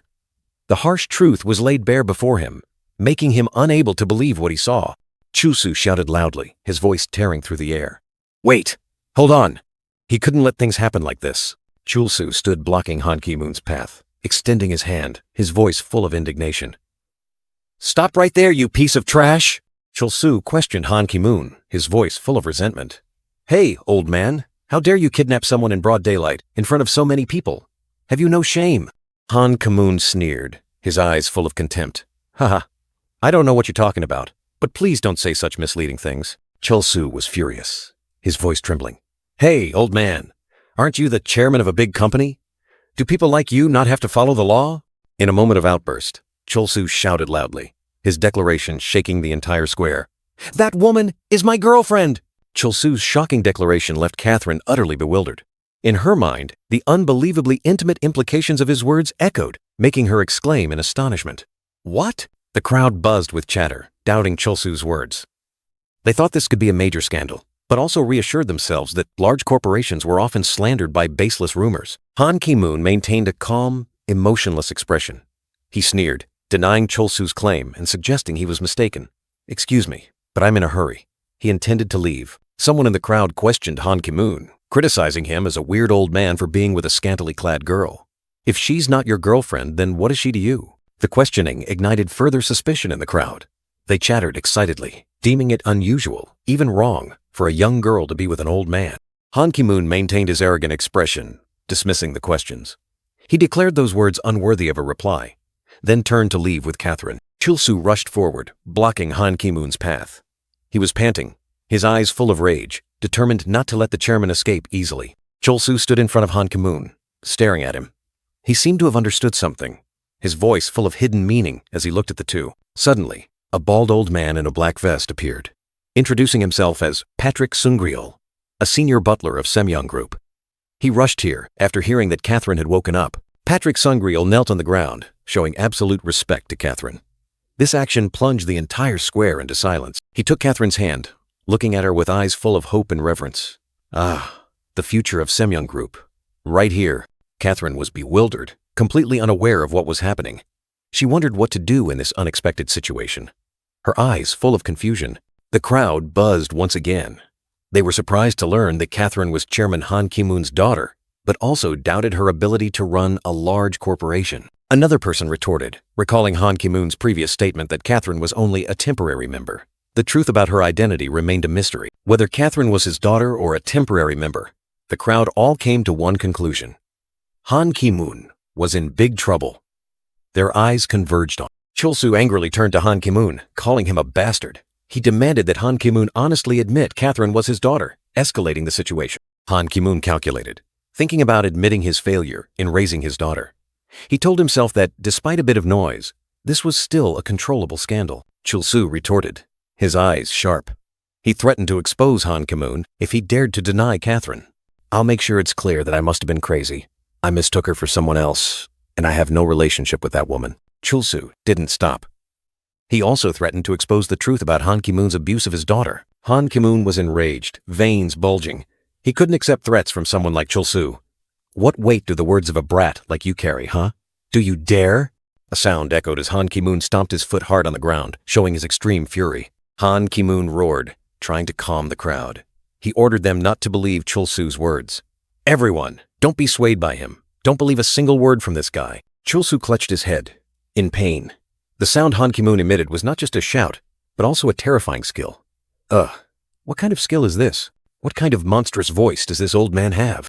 Even Sungryul, the self-proclaimed butler of Semyong Group, couldn't escape the effect, clutching his head in agony. Catherine, the white-haired girl, also collapsed, in intense pain under the pressure of that sound. In a panic, Catherine exclaimed, thinking that everyone was conspiring to extort her. Han Ki-moon stood firm, his eyes blazing.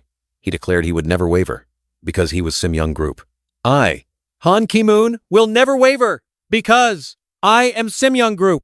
He summoned a sword of light, declaring he would execute all three of them right here, right now. PK mode was activated, and Han Ki-moon was enveloped in a dazzling light. He wanted to prove that none of them had anything to do with him. He swung his sword and charged into attack, determined to sever all ties. Once again, the cold declaration echoed. Right here, right now. I will execute all three of you. PK mode was activated, and a dazzling light enveloped him. He would prove that none of them had anything to do with him. Han Ki-moon swung his sword of light, slashing directly at Chulsu, blood splattering. He roared powerfully. Come at me! Chulsu glided like a ghost, evading the fatal attack.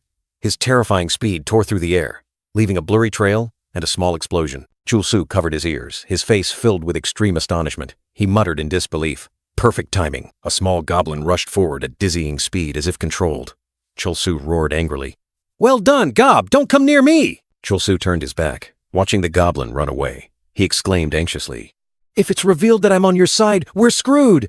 Without hesitation, Chulsu grabbed the goblin and flung it far away. The skill goblin toss was activated. He roared, Damn it! Get away from me!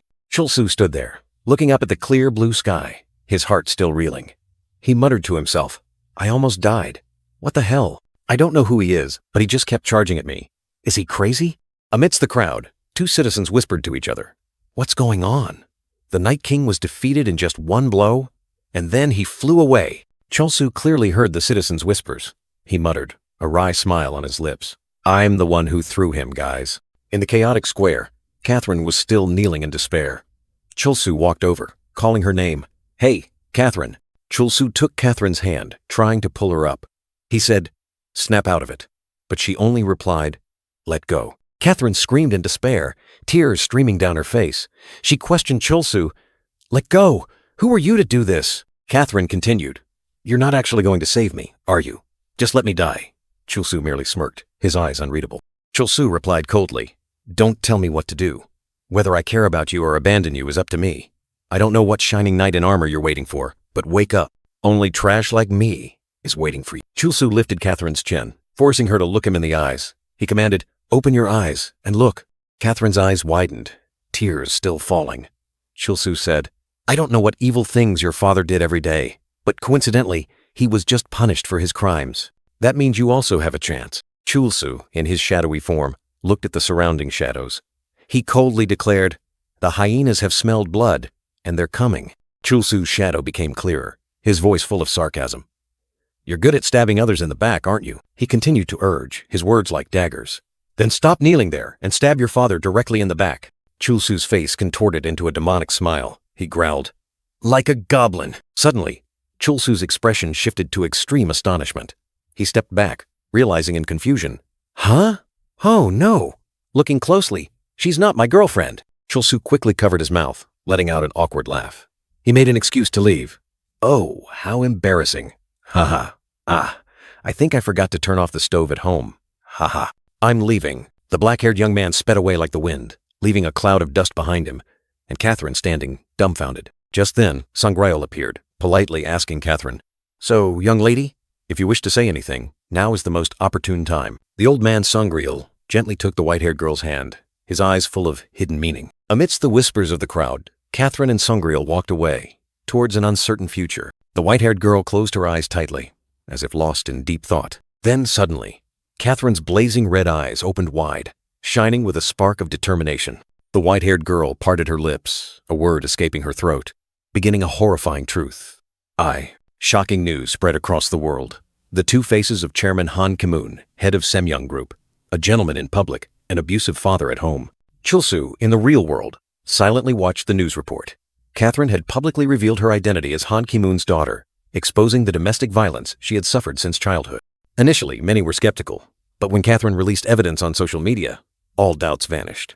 Semyoung Group's image crumbled, stock prices plummeted, and Chairman Han Ki-moon appeared in a wheelchair, escorted by bodyguards amidst a swarm of reporters.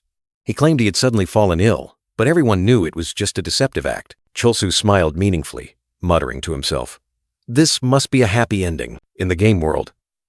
Chulsu slammed the table, shouting anxiously at Sangreal, "I'm so worried I can't sleep. What if he hires an assassin to kill me while I'm sleeping?" Sangreal calmly sipped his tea, reminding Chulsu to keep quiet. Chulsu retorted irritably, "Cut that out. Talk normally." Sangreal continued to explain, his tone serious. "The video of you fighting Han Ki-moon has spread all over the internet, with public opinion raging about Semyoung Group. If anything happens to you, who will be the first to be suspected?" Sangreal asked. Chulsu retorted, "No, they'll suspect Han Ki-moon." Chulsu clutched his head, crying, full of regret. "Damn it, I shouldn't have messed with such a big corporation. I didn't even get paid." "I shouldn't have done it," Sangreal confidently asserted. "Believe me, you've done something far more valuable than making quick money." Chulsu replied, "I'd rather believe a booger than you." Chulsu changed the subject, asking Sangreal, "By the way, did you find the butler outfit I asked for? Where did you get it?" Sangreal calmly sipped his tea, then nonchalantly replied, "I stole it." Chulsu pulled Sangreal away, muttering to himself, "He's truly beyond help." Suddenly, Chulsu, in the real world, opened his eyes wide in astonishment, staring at the screen. "Huh?" The screen displayed an image of a man in a black suit. Chulsu stammered, "Semyoung Group's butler?" The man replied, "Don't call others that." The man in the black suit continued, his expression serious, "I just want to thank you for helping her wake up, and—" He clenched his fist, his voice full of regret. "Actually, I had no idea she was enduring such terrible things, even though I had served her for many years." Chulsu pouted, dissatisfied. "Oh, so I don't get any material reward, even though I did such a great job? The chairman is really stingy.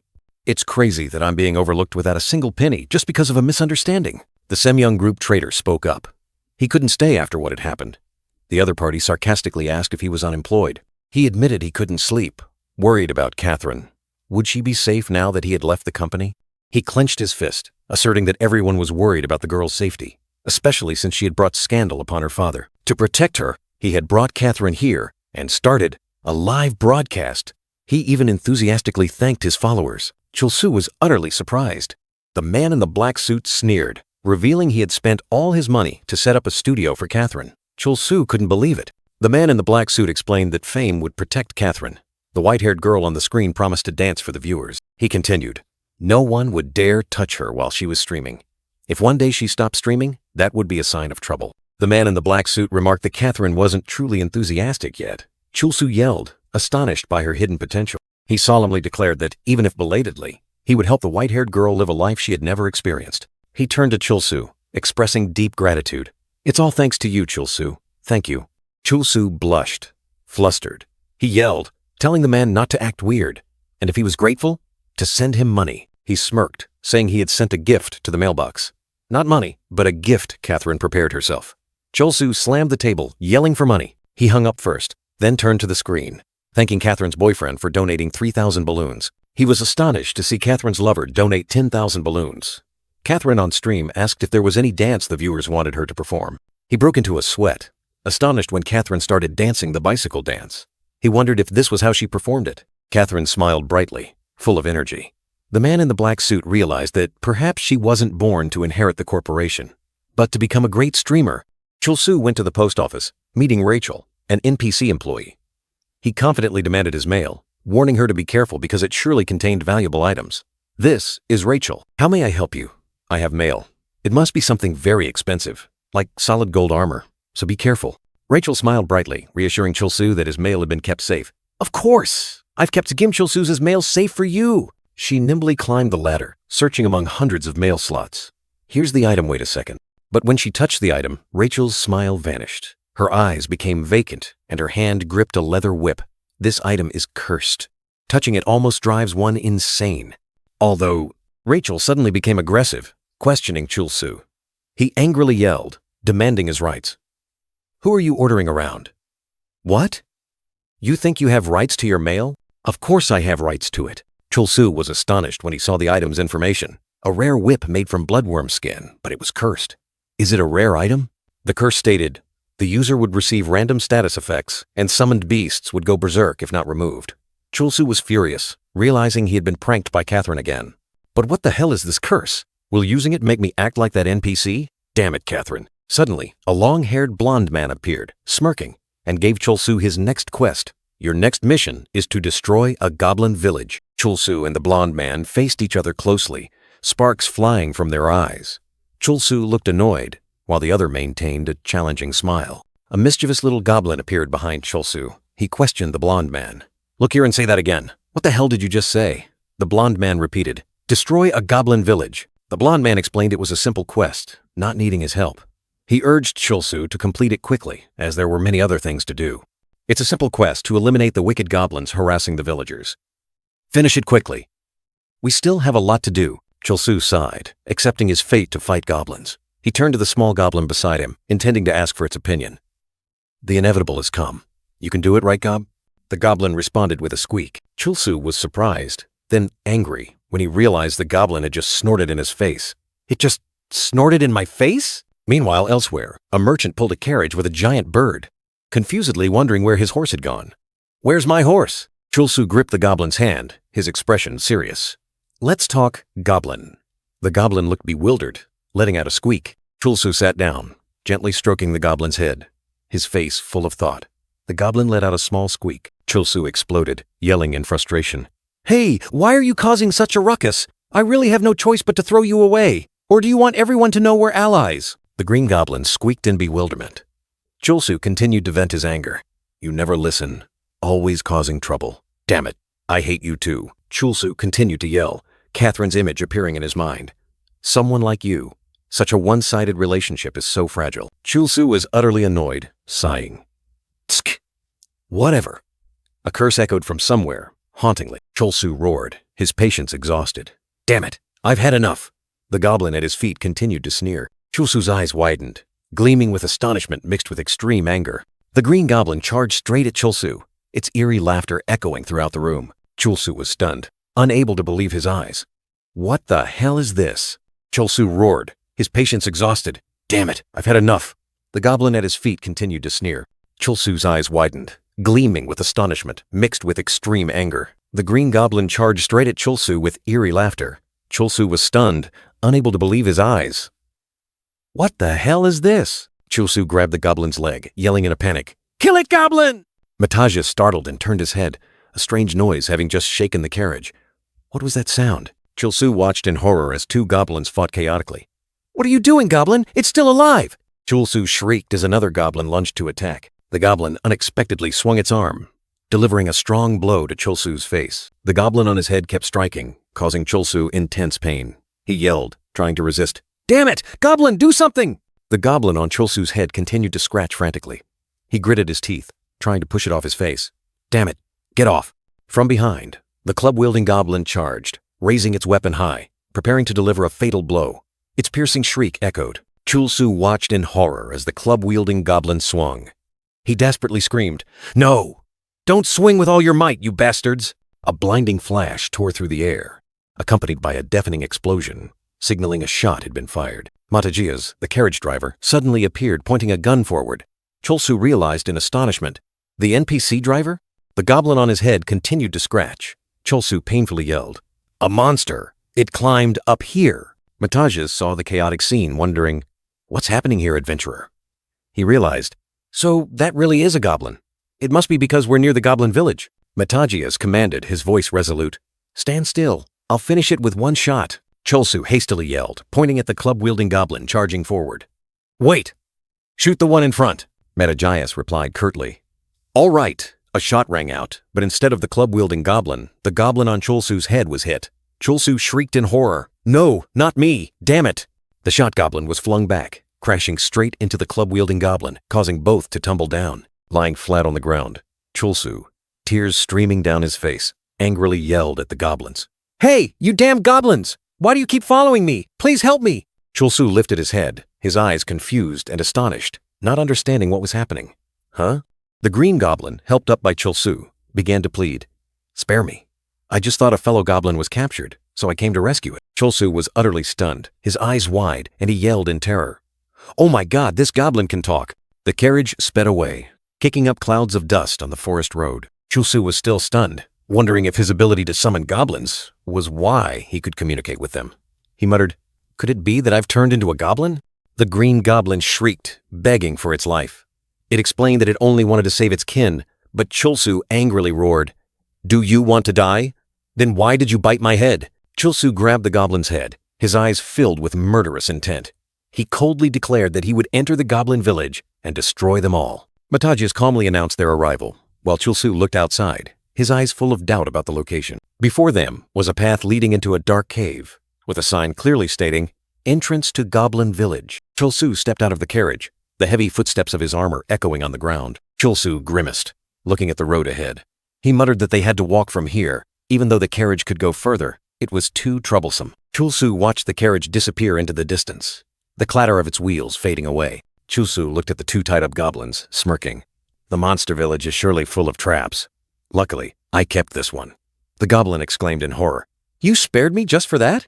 The goblin wailed in despair, begging Chulsu to kill it instead of its kin. It justified its actions by saying it only acted on instinct, just as humans would save those in distress.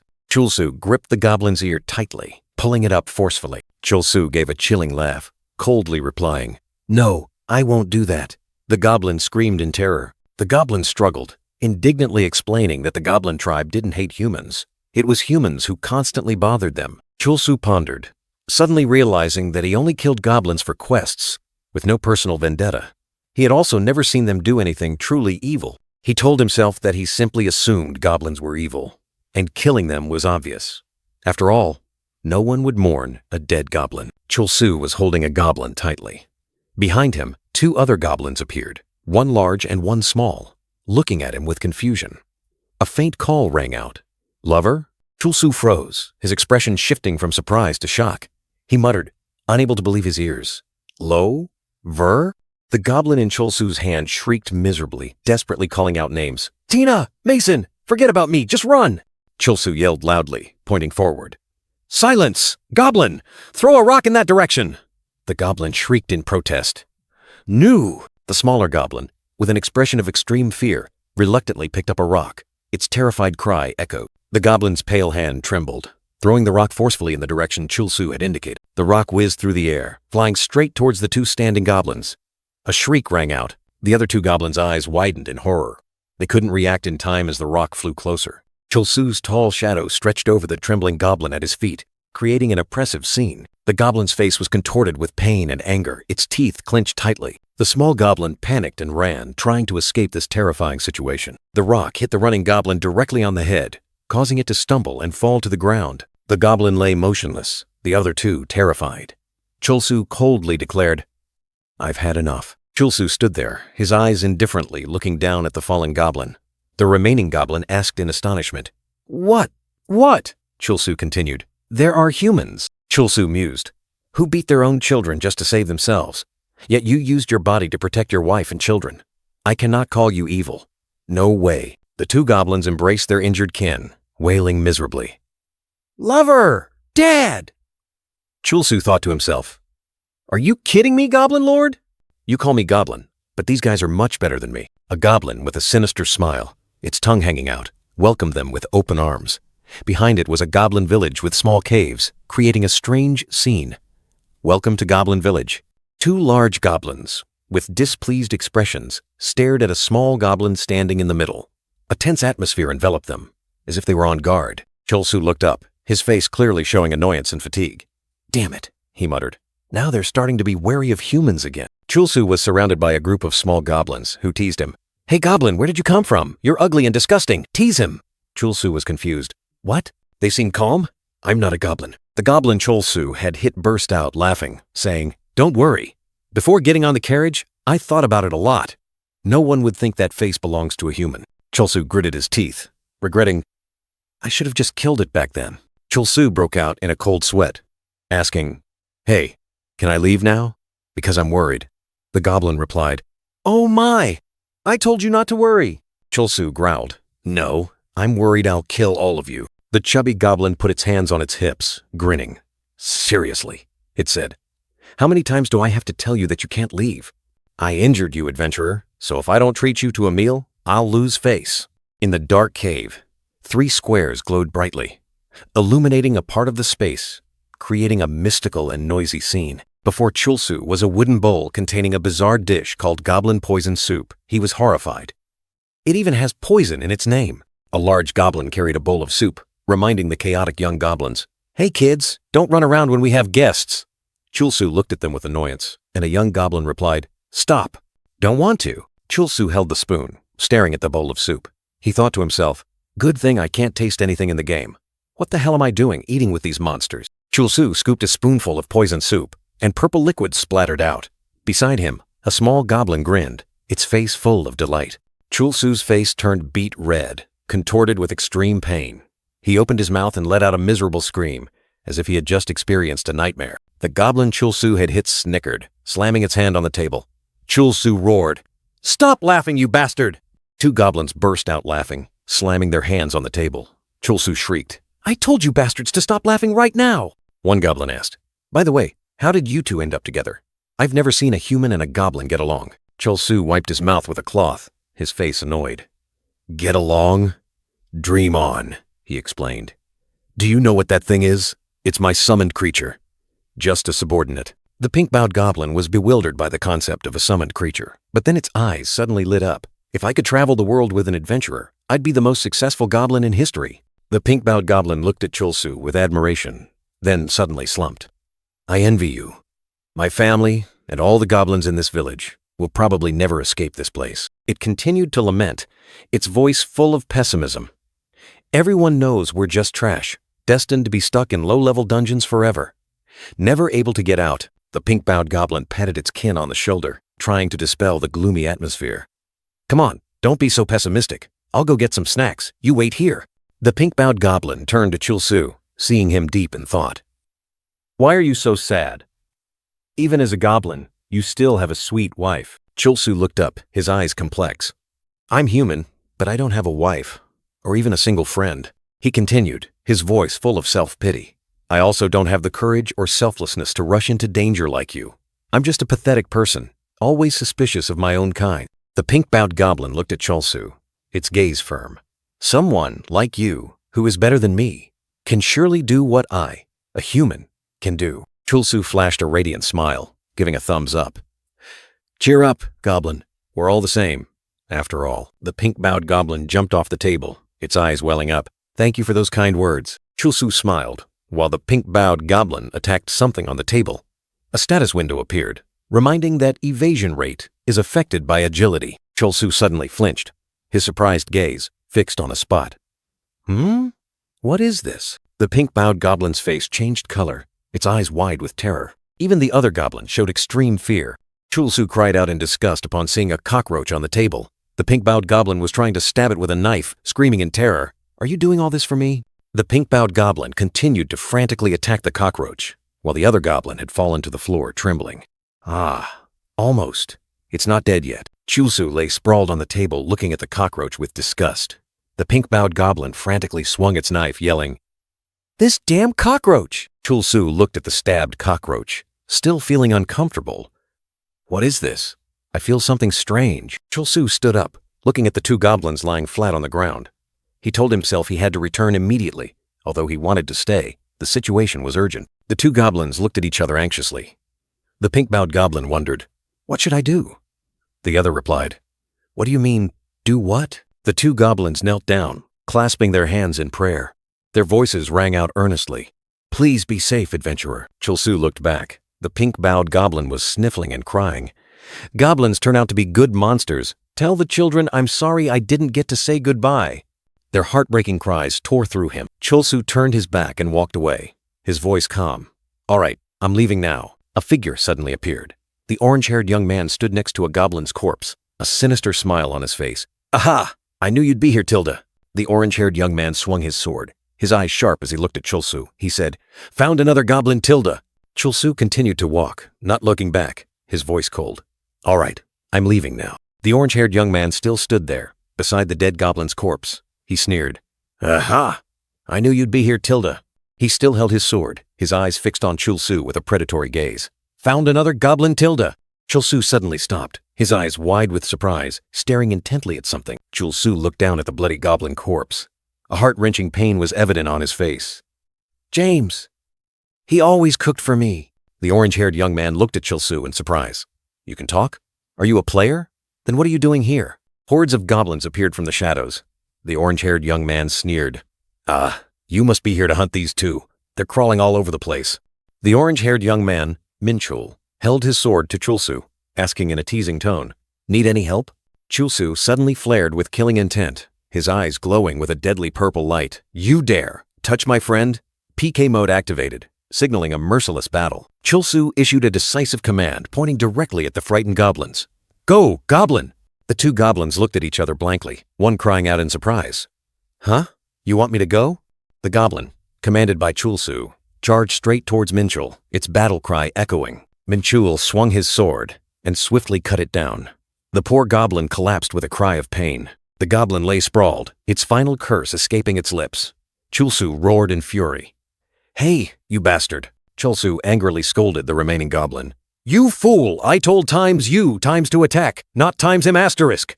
The goblin sneered, and Chulsu realized. "You did that on purpose, didn't you?" Minchul looked at Chulsu in surprise, asking, "Hey, what the hell are you doing?" Minchul questioned Chulsu, not understanding why he called goblins friends, and challenged him to PK without reason. "Do you know who I am? Do we have some grudge?" Chulsu clenched his fist, replying through gritted teeth. "You're the one who harmed my friend without reason first. So, of course, I'll hold a grudge," Chulsu roared, delivering a devastating punch that caused astonishing damage. Minchul was stunned, his eyes rolled back from the unexpected punch. "Damn it. What the?" A burst of energy erupted from the punch, shaking the ground. Minchul, a level 35 warrior, held a goblin, saying to Hai, "Minchul is going all out, isn't he? He was just complaining, thinking he was the only one who didn't want to do this." Hai, a level 36 warrior, rested her chin in boredom.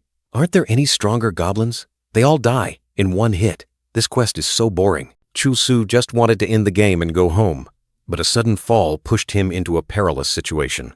Hai looked up in astonishment, unable to believe her eyes. Minchul coldly gave a command, pointing at Chulsu, who lay motionless. He recounted that Chulsu had recklessly attacked him to protect the goblins. The red-haired warrior was stunned to hear Chulsu considered goblins his friends. Hai clarified, asserting that Chulsu had started the trouble himself. Minchul smirked, recounting that Chulsu had fallen off the cliff himself while fleeing. He assigned the task of dealing with Chulsu to his teammates, while he would continue eliminating the goblins inside. Chulsu lay sprawled, rage flaring within him. He gritted his teeth, seething with indignation at the cruelty of Minchul and his companions. The red-haired warrior suggested eliminating Chulsu to avoid trouble and complete the quest. Hai agreed, wanting to quickly finish everything. Minchul entered the lair, sword ready in hand. He detested this tedious goblin hunting quest and wanted to finish it quickly. A sharp, cold sword strike cut through the air. Minchul unhesitatingly struck down the first goblin, its pathetic cry echoing. Amidst the slaughter, another goblin sneered, pointing at its dying kin, a look of schadenfreude on its face. The last goblin fell at Minchul's feet, its gruesome laughter dying out in a pool of blood. Minchul turned to the laughing goblin, his eyes full of contempt. He couldn't believe someone would gloat at the sight of its own kind dying. Minchul looked down at the lifeless goblin corpses, his words as cold as ice. He concluded that goblins were just filthy, selfish creatures who only cared for themselves. Minchul turned his back, declaring that it was precisely because of that nature that goblin extermination quests existed. The laughing goblin suddenly froze, its expression changing. Minchul coldly gave a command, sealing its fate. A devastating punch shook the entire cave, kicking up clouds of dust. The red-haired warrior and Hai watched the scene in horror. Hai screamed, demanding Minchul stop this wicked joke immediately. Minchul burst out laughing, covering his face, a mocking tone in his voice. He asked if they thought this was an easy quest. Hai angrily questioned Minchul, challenging him to face that goblin himself. The red-haired warrior was also furious, growling at Minchul to deal with the monster himself. A green-skinned goblin suddenly lunged, clawing at Minchul's head, startling him. Hai delivered a powerful spinning kick, simultaneously challenging Minchul to face the strongest goblin boss in town. Hai's devastating kick was blocked by the goblin's sharp teeth. The monster even sneered defiantly. The red-haired warrior let out a fierce roar, charging straight into battle with surging momentum. The red-haired warrior unleashed the skill Explode Smash, creating a terrifying explosion that shook the ground. Hai took a step back, her feet leaving marks on the dusty ground. Hai exclaimed in surprise, unable to believe that the goblin had blocked her kick with its own teeth. The red-haired warrior turned back to tease Hai, asking if she was scared, especially after complaining earlier that the goblin wasn't strong enough. The goblin smirked smugly. Hai angrily retorted, asserting that she wasn't scared, just surprised by its strength. She declared that she would never lose. Minchul burst out laughing again, his face triumphant as if everything was going according to his plan. Chulsu looked at the unconscious Minchul and smirked. He said that they thought they would win, then asked Minchul if he intentionally lost to get beaten. Chulsu continued to tease Minchul, predicting he would become a laughingstock. In the game, Hai angrily shouted, protesting the notion that goblins are always the losers. Chulsu despised humans, believing them to be traitors, unlike goblins. He accused Minchul of wantonly slaughtering goblins, even hanging their heads to show off. Minchul vehemently retorted, I never did that. The red-haired warrior advised his teammates not to waste words on Minchul, but to focus on eliminating the goblin. The goblin stood there, annoyed at not being listened to. It thought to itself, if Minchul hadn't caused trouble, he wouldn't have had to die. Minchul roared in fury, ordering the goblin to attack the enemy. The goblin bared its fangs, flashing a malicious smirk, as if mocking Minchul. The goblin writhed on the ground, and Minchul roared, questioning why it wouldn't obey him. Minchul suddenly realized the goblin wasn't listening.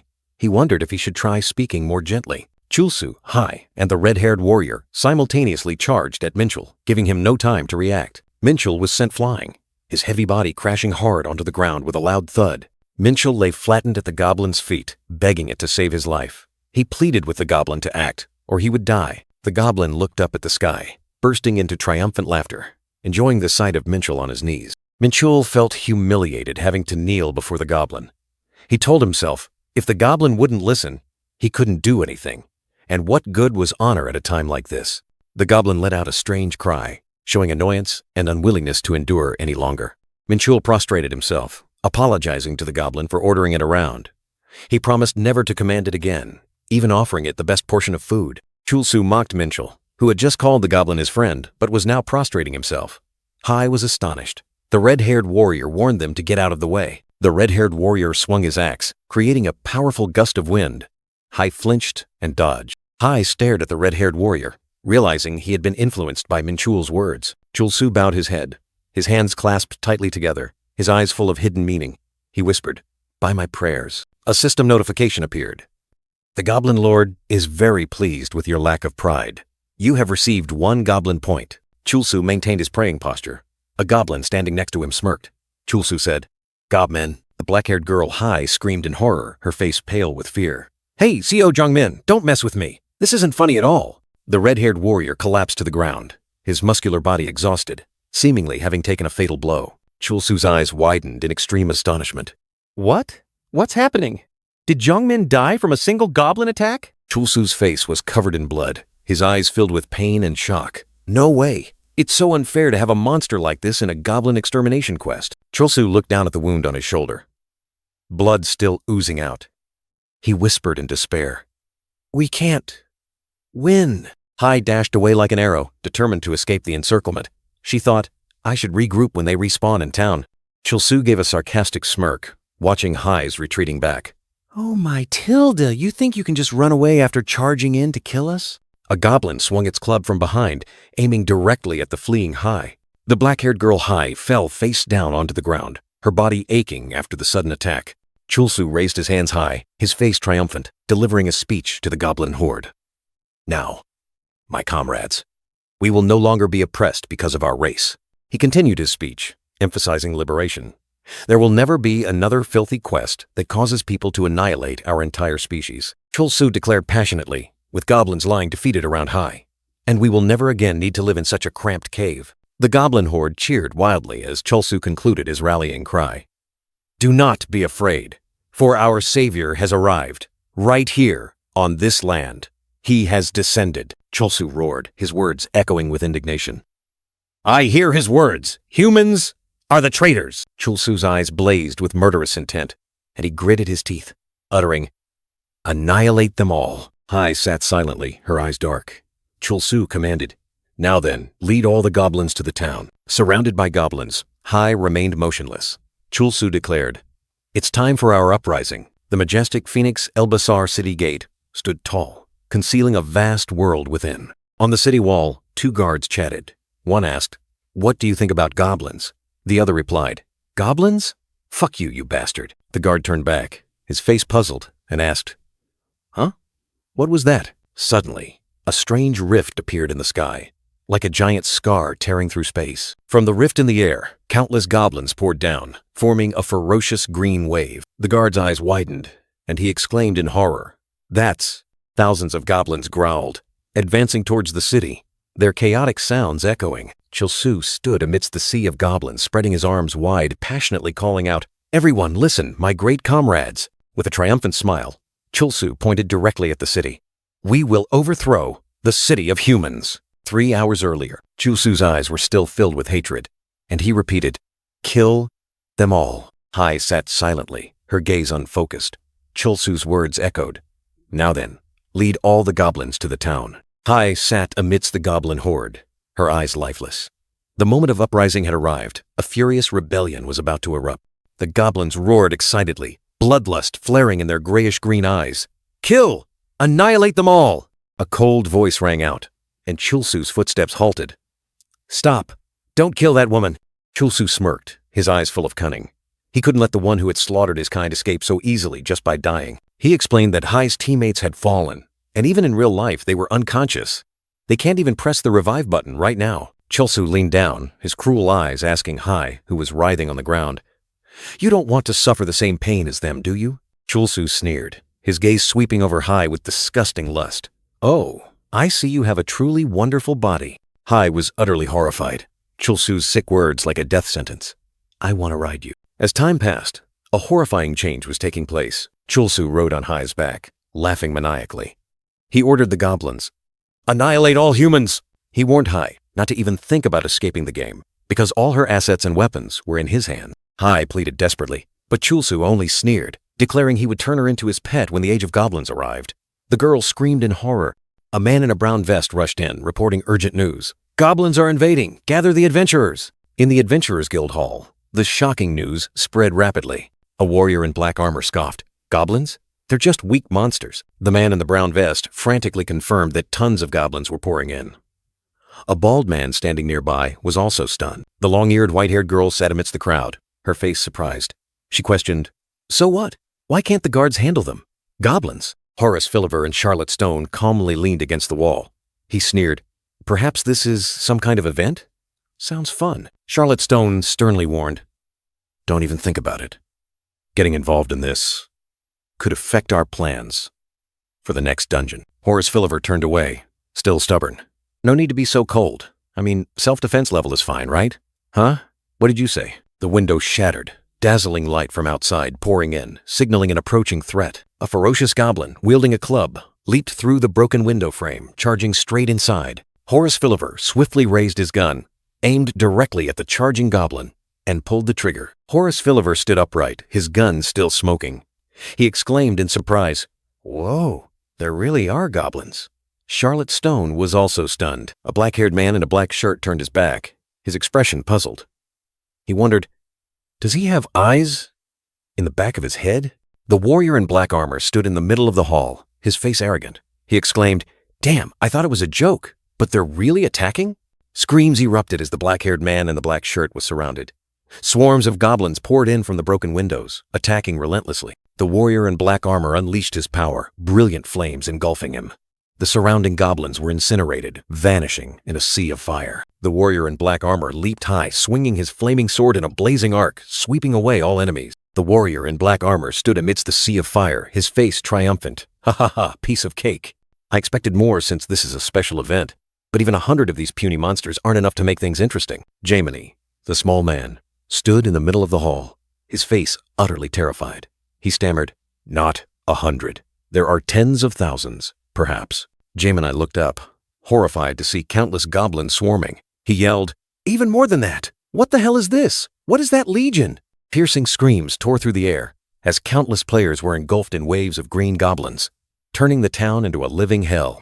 Amidst the chaos, Horace Philliver and Charlotte Stone stood firm, their eyes sharp as they looked towards the town engulfed in flames. "This town seems to be in danger," Charlotte Stone coolly observed. Horace Philliver, guildmaster of the Armstrong Guild, turned his head, a sneer evident on his lips. He looked at Charlotte Stone, his tone full of challenge.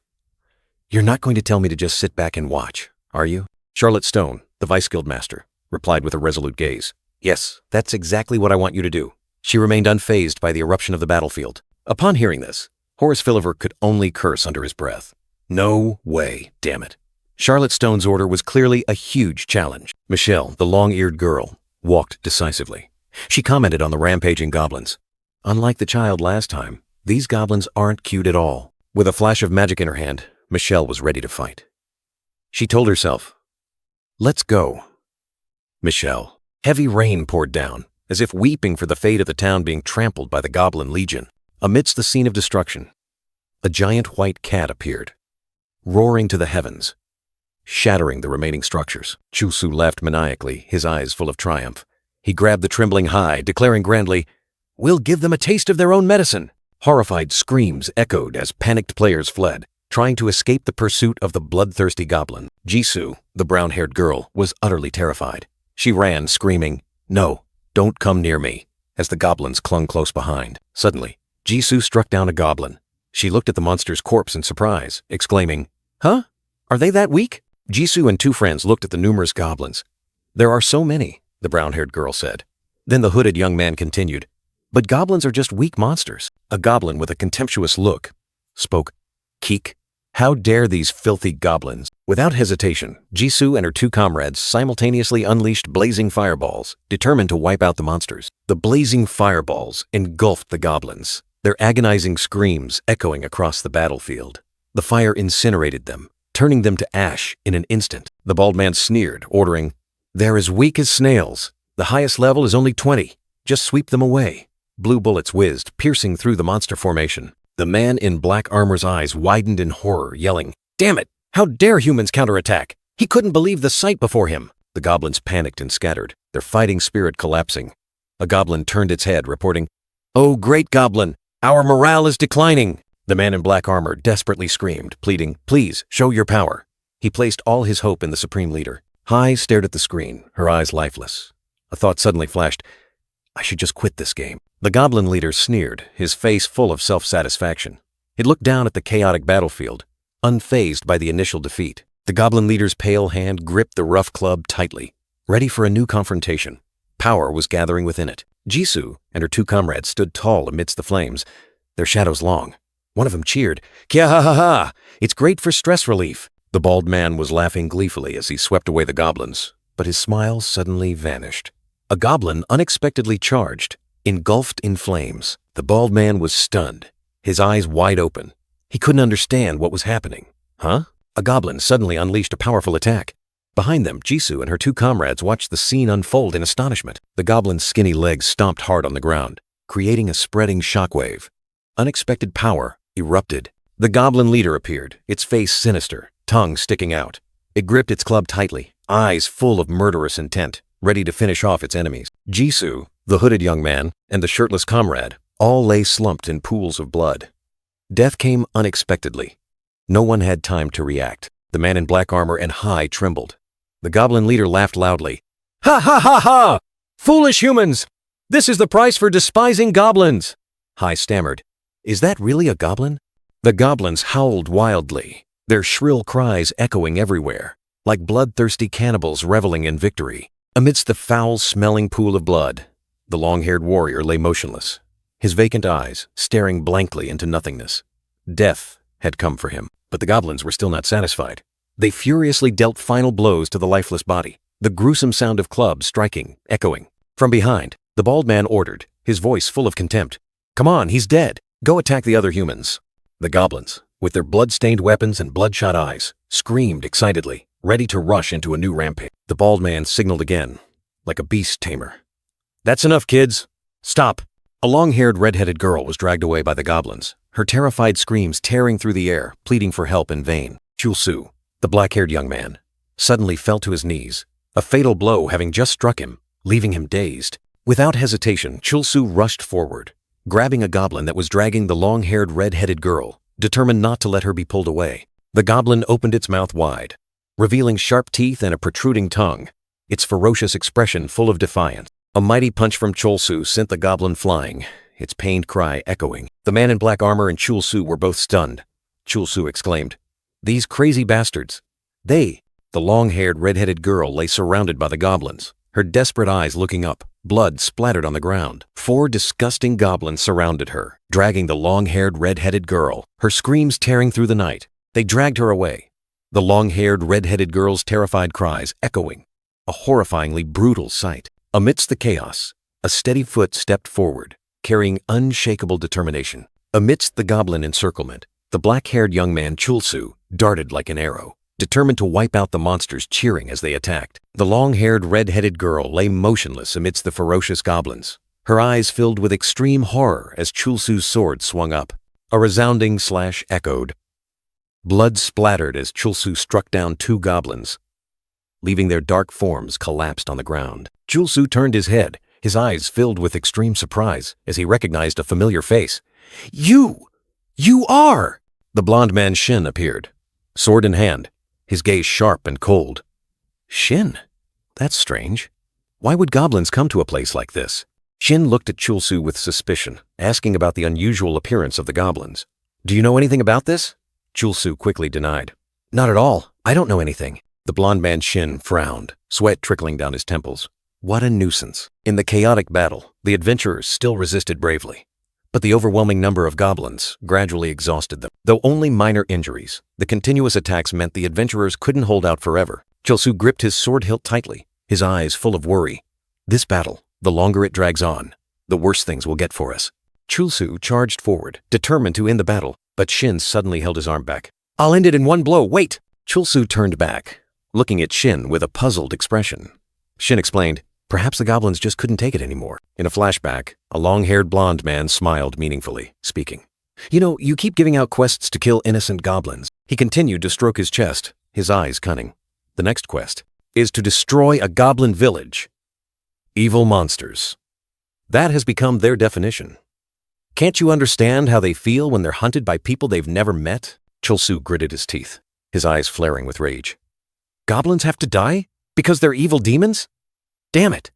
That's because you've never talked to them before." Shin dismissed Chul-Soo's opinion, claiming that talking to goblins was useless. He asserted that they were nothing but greedy. Chul-Soo roared in anger, questioning Shin. He defended the goblins, saying that they had families, raised children, and lived more humanely than humans themselves. Shin merely replied coldly, claiming it was all just pretense, a staged act. Shin asserted that goblins were monsters born from the abyss, with no families or children. All their actions were merely to deceive adventurers. Shin turned his back, his tone changing. He said he didn't wish for goblins to go extinct, acknowledging their right to exist. However, Shin warned that if the goblin population increased excessively, they would cause serious harm to the world. To maintain balance, Shin emphasized that controlling the goblin population was essential. Chulsu was furious, refusing to accept Shin's explanation. He asked if Shin had ever thought about the goblins that had been killed, and if he had eaten their meals, would he speak differently? Shin cut Chulsu off, coldly stating that the meal would be poisoned. Chulsu's eyes widened in horror. Chulsu stammered, admitting Shin was right, but tried to justify that it was the only strange thing. The image of a poisoned bowl of soup appeared. Chulsu was horrified to see a cockroach. He was confused, realizing something was wrong. Chulsu angrily stomped on the cockroach, suddenly realizing there wasn't just one strange thing. Chulsu was confused, then suddenly realized everything was suspicious. He suddenly understood this was a game. Chulsu deduced that monsters in the game only appeared. They didn't reproduce. They had no reason to form families. It was all just pretense. Chulsu angrily looked at the image of two goblins embracing. Realizing he had been deceived, Shin said if Chulsu understood, he should do something. Chulsu rushed off. Shin quickly stopped him. Amidst the chaotic battle, the short black-haired girl clutched her head, realizing in panic that she had been dragged into something big. She wondered if she should take this opportunity to escape. Suddenly, Chulsu rushed over, grabbing the short black-haired girl tightly, making her panic. The black-haired young man declared that the plan had changed. The goblin in Chulsu's hand sneered. The skill panel Goblin Summoner skill. Rally clearly displayed. It let out a grotesque, triumphant cry. Chulsu's mouth hung open. He roared loudly, his shout echoing across the battlefield. Chulsu lifted the goblin high, placing it on his shoulder, while still holding the terrified short black-haired girl tightly. The goblin on Chulsu's shoulder cheered triumphantly, while Chulsu screamed like a madman.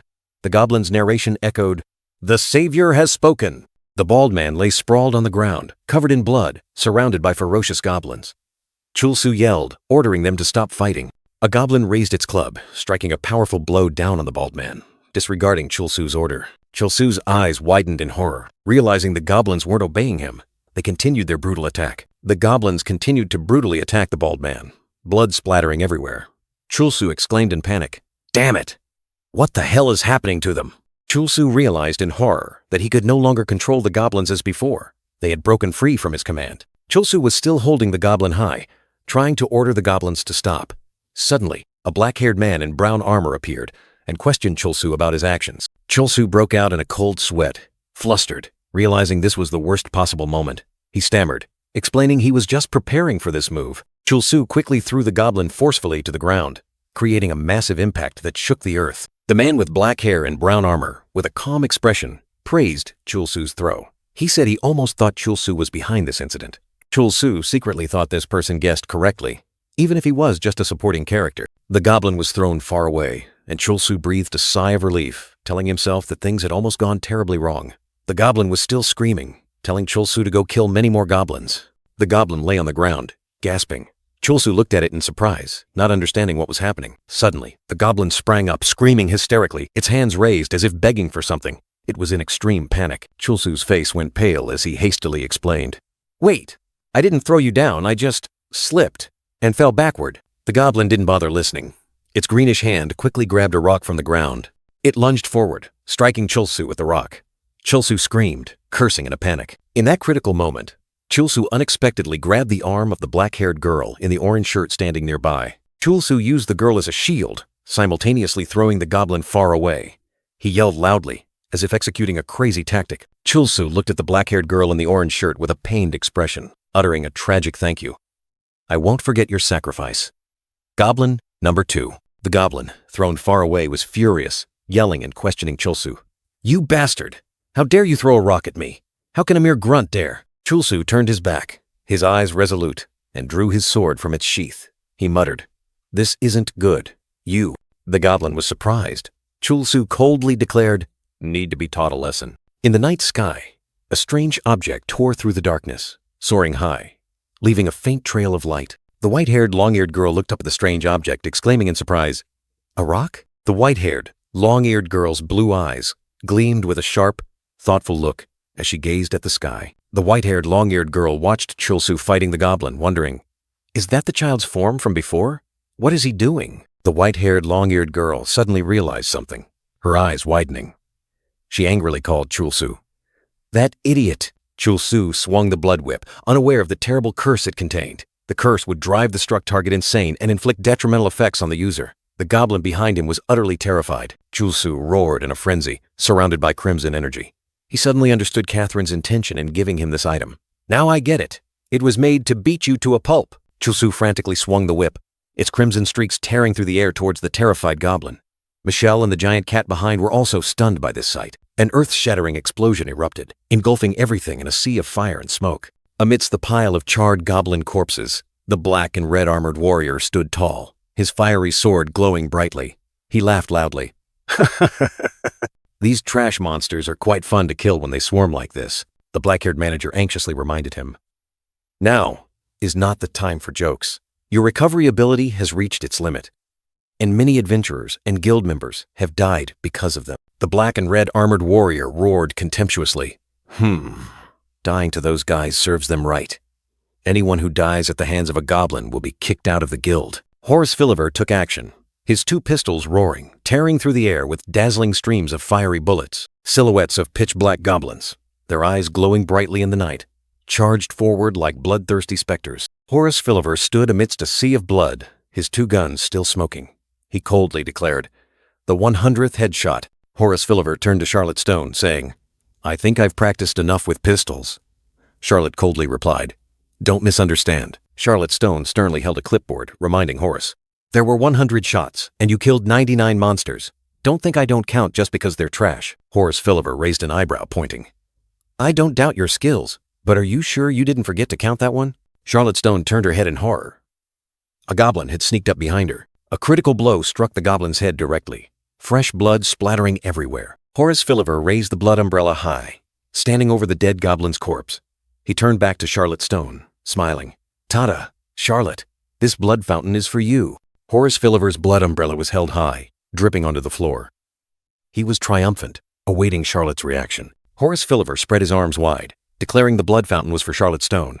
The girl confusedly wondered, did he shoot a bullet into the sky? Amidst the thick smoke and dust, countless ferocious goblins charged to attack. Growls and the clang of weapons echoed across the battlefield. Chulsu, the black-haired young man, turned his back, grumbling about how his teammates were fighting. "Hey, don't kill them one by one like that." The sword in Chulsu's hand burst into brilliant flames. He declared, "Let me show you how to farm monsters properly." Chulsu stomped his foot, his entire body erupting in fierce flames. The fire enveloped him, transforming him into a blazing war god on the battlefield. The terrified goblin horde recoiled, their frantic cries echoing as the flames surrounded them. The scorching heat sent them into a panic. Chulsu decisively stomped his foot on the ground, creating a small tremor. The flames around him blazed even more fiercely. The black-haired manager with glasses suddenly noticed something unusual. He squinted, muttering, "Wait, there's something strange among the goblins." Amidst the panicked goblin horde, a larger, red-skinned goblin appeared. Their cries shifted from terror to caution. The goblin leader revealed itself, its face ferocious, its crimson eyes glowing with anger and bloodlust. The black-haired manager frantically yelled a warning. "Leader, something's wrong!" A massive surge of energy erupted from the ground, shooting straight into the sky, tearing through the air. Chulsu shot into the air, his entire body ablaze. A skill notification, Fire Knight skill, appeared, signaling a destructive attack. The skill name, Meteor Cannon, became clear, foretelling a rain of fire about to pour down on the enemies. Chulsu brought down his blazing fist, roaring, "Burn it all to ashes." The furious flames engulfed everything. Furious flames erupted from the ground, piercing through the night, dyeing the entire sky red. A terrifying explosion spread, engulfing everything in a sea of fire and debris. The destructive power was unparalleled. At the heart of the firestorm, Chulsu stood tall like a god of war. He let out a sneering laugh, arrogant in his power. He roared, his eyes blazing. "Goblins, dragons, or whatever you are, I will burn you all to ashes." Chulsu stomped his foot onto the molten ground, wild energy blazing around him, ready for the finishing blow. A cruel smile spread across Chulsu's lips, but his eyes suddenly narrowed, as if he had just noticed something unusual. "Huh?" From within the sea of fire, a monstrous bird-like creature, blazing fiercely, rose up. "Grrr! Look at this guy." A white-haired, long-eared girl in white armor raised her hand in horror. She seemed to be trying to stop something. A black-haired warrior in silver armor wielded a blood-red whip. His eyes were sharp and resolute. The black-haired warrior swung his whip, attacking a goblin, while the blue and white-haired girl hovered behind. An uneven battle. The goblin shrieked in horror as the red whip coiled tightly around it, constricting its frail body. The red whip exploded, forming a fiery blood vortex that engulfed the entire area. Terrifying power was being unleashed. The blue and white-haired girl paled, exclaiming in despair, I'm too late. How could you do this? The black-haired warrior screamed in pain, urging, "There's no more time. Recall your subordinate immediately." He convulsed, frothed at the mouth, and completely lost consciousness. The blue and white-haired girl was stunned. He's unconscious? The blood vortex continued to roar, and at its base, a tiny creature trembled. The blood vortex continued to roar, and at its base, a tiny creature trembled. The goblin, now glowing crimson, bared its teeth in a gruesome sneer, its eyes filled with madness. The blue and white-haired girl was shocked to realize the terrifying power of the crazed state. It drastically boosted the monster's stats, making them incredibly dangerous. The blue and white-haired girl tried to reassure herself, believing she could handle a monster of this level, but her eyes still held a hint of unease. Terrifying speed! The blue and white-haired girl was startled, realizing the goblin had charged faster than she expected. It was not a weak monster. The goblin's sharp fangs gaped wide, ready to devour everything. The blue and white-haired girl was stunned. It was not a weak minion at all. The blue and white-haired girl quickly retreated, creating distance. Her opponent's speed forced her to be highly vigilant. The blue and white-haired girl dodged, her eyes filled with worry. She knew well that this wasn't all the crazed state could unleash. The blue and white-haired girl's eyes revealed pure horror. The true danger of the crazed state wasn't just its increased power. The crazed goblin lunged to attack the black-haired warrior in silver armor. Its own master. Not even its master was spared. A savage sneer echoed. A giant white cat appeared, its mouth wide with sharp fangs, ready to swallow Chulsu. Chulsu was flung into the air by the giant cat, his small body soaring far amidst the cold wind. A summoning skill was activated. A giant blue bird spread its wings, soaring majestically through the sky, bringing new hope. The crazed goblin let out a long roar, its two hands raised high in ultimate fury. The blue and white-haired girl shouted with determination. "Nothing stands in the way anymore!" She ordered Michelle to attack gently, just to help him regain consciousness. Michelle roared loudly, charging to attack with astonishing speed, her sharp claws tearing through the air. Michelle delivered a powerful blow, sending the crazed goblin flying. The blue and white-haired girl watched the scene, muttering Michelle's name. The crimson goblin, with its grotesque body, once again charged with terrifying speed, ready for its next attack. But Michelle was one step faster, delivering a fatal blow to the screaming goblin, sending it flying before it could react. The goblin was sent flying far, soaring past the blue and white-haired girl and the unconscious black-haired warrior in silver armor, creating a chaotic scene. With resolute eyes, the blue and white-haired girl began to chant, blue energy erupting around her robotic hands, summoning an ancient power. The ground trembled as a colossal stone golem emerged, its massive body like a mountain, wielding the power of the earth element. The crazed goblin still refused to yield, its bloodshot eyes snarling ferociously, determined not to give up the fight. It swung its crimson fist, accumulating destructive energy, preparing to unleash its most powerful attack. The monster shot forward like an arrow, tearing through the air and leaving dazzling streaks of light in its wake. Gigas steadfastly received the attack, but cracks began to spread across its colossal stone body. The goblin's power was truly terrifying, the cracks deepening, threatening to shatter the golem's sturdy stone armor. Suddenly, Bluebird swooped down, snatching the snarling goblin and soaring high into the sky, pulling the enemy off the ground. Chulsu muttered, realizing the danger. "I wasn't mistaken about that damage notification. If he doesn't recall the goblin, many people will get hurt." The blue and white-haired girl flew with Bluebird, carrying the unconscious Chulsu. She looked down and decisively ordered, "Get out of here, Romeo." The goblin was dragged away by Bluebird. It looked up with eyes full of resentment, screaming in vain. The goblin's angry snarl echoed as it was dragged through the air, helpless against Bluebird's power. Finally, Bluebird swooped down, slamming the goblin hard into the ground, creating a deep crater, ending its frenzy. The crimson goblin, snarling furiously, its explosive power shattered the surrounding rocks, sending them floating in the air. It had been cornered. The goblin's sinewy hands gripped sharp rocks tightly, ready for a desperate attack. From above, the goblin was like a blazing red ember amidst a vortex of shattered rocks, fighting back frantically. Amidst the gloomy sky, Bluebird still flew resiliently, carrying the unconscious Chulsu and the warrior Romeo on its back. The blue and white-haired girl was also flying alongside. The blue and white-haired girl urgently ordered Bluebird, "Please, Romeo, fly at maximum speed." Bluebird shot away like an arrow, tearing through the air, trying to escape the dangerous encirclement. Bluebird's terrifying speed created swirling air currents, dodging every rock raining down. The goblin let out a piercing roar, its crimson eyes burning as if to incinerate everything, continuously throwing rocks. It swung a giant bag of rocks, creating a deadly vortex aimed directly at the aerial target. The bag of rocks was thrown with terrifying force, creating an ear-splitting sonic boom that shook the entire space. Bluebird skillfully dodged, carrying a large rock, flying far from the monster's attack range. Suddenly, a dazzling beam of light tore across the sky, striking Bluebird. Chulsu and the warrior Romeo fell freely. The blue and white-haired girl screamed in horror.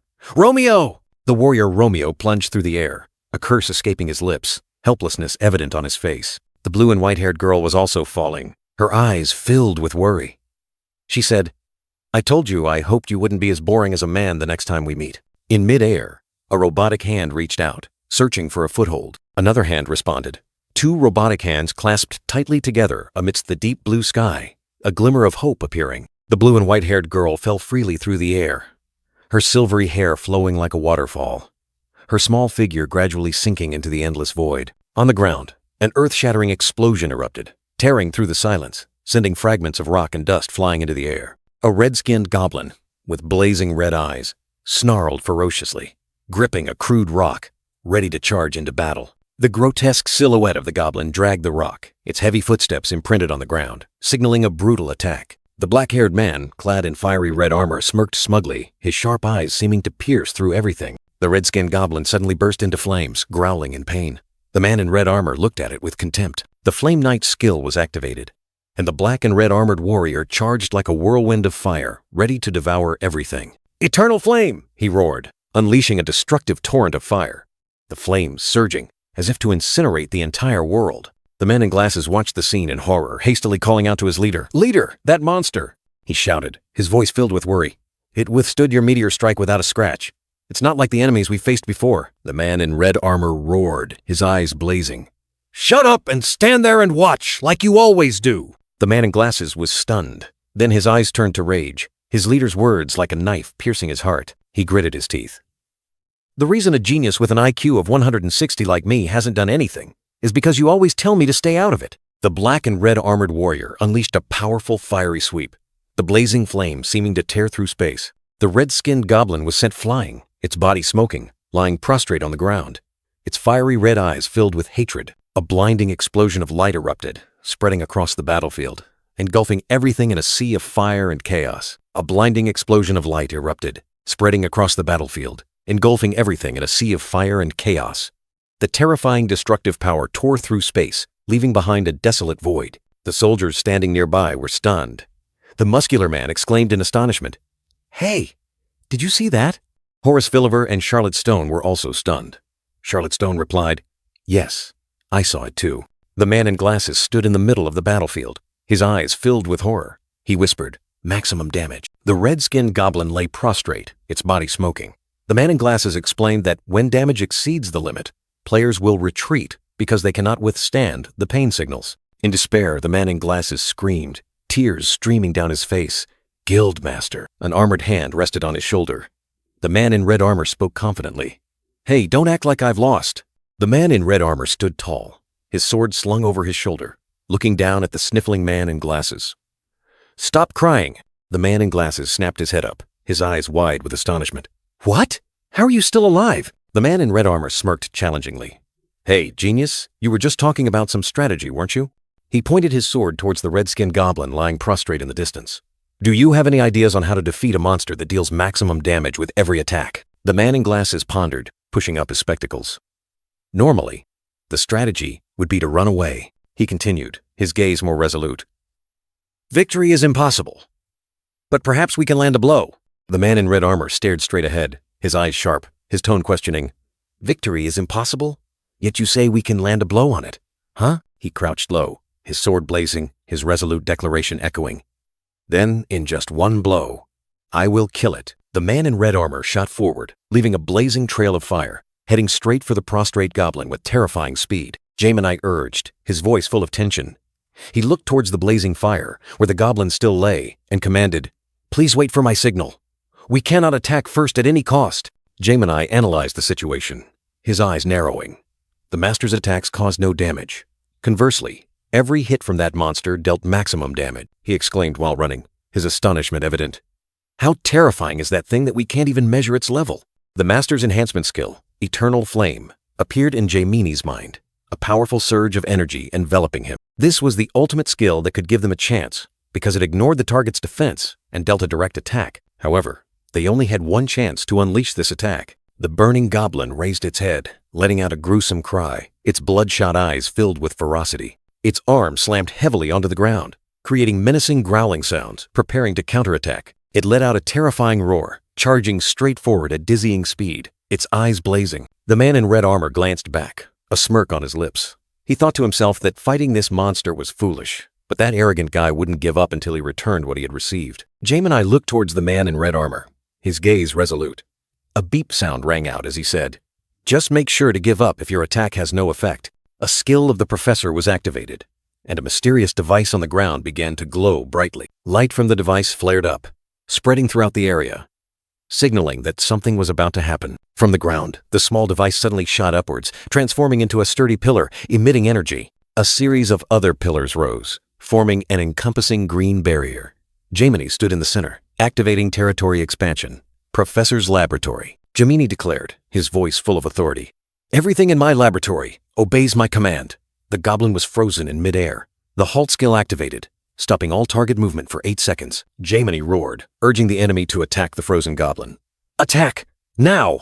A surge of green energy exploded, sending the burning goblin flying towards the man in red armor. The man in red armor stood firm, his eyes sharp, declaring, "I honestly thought I was going to die there.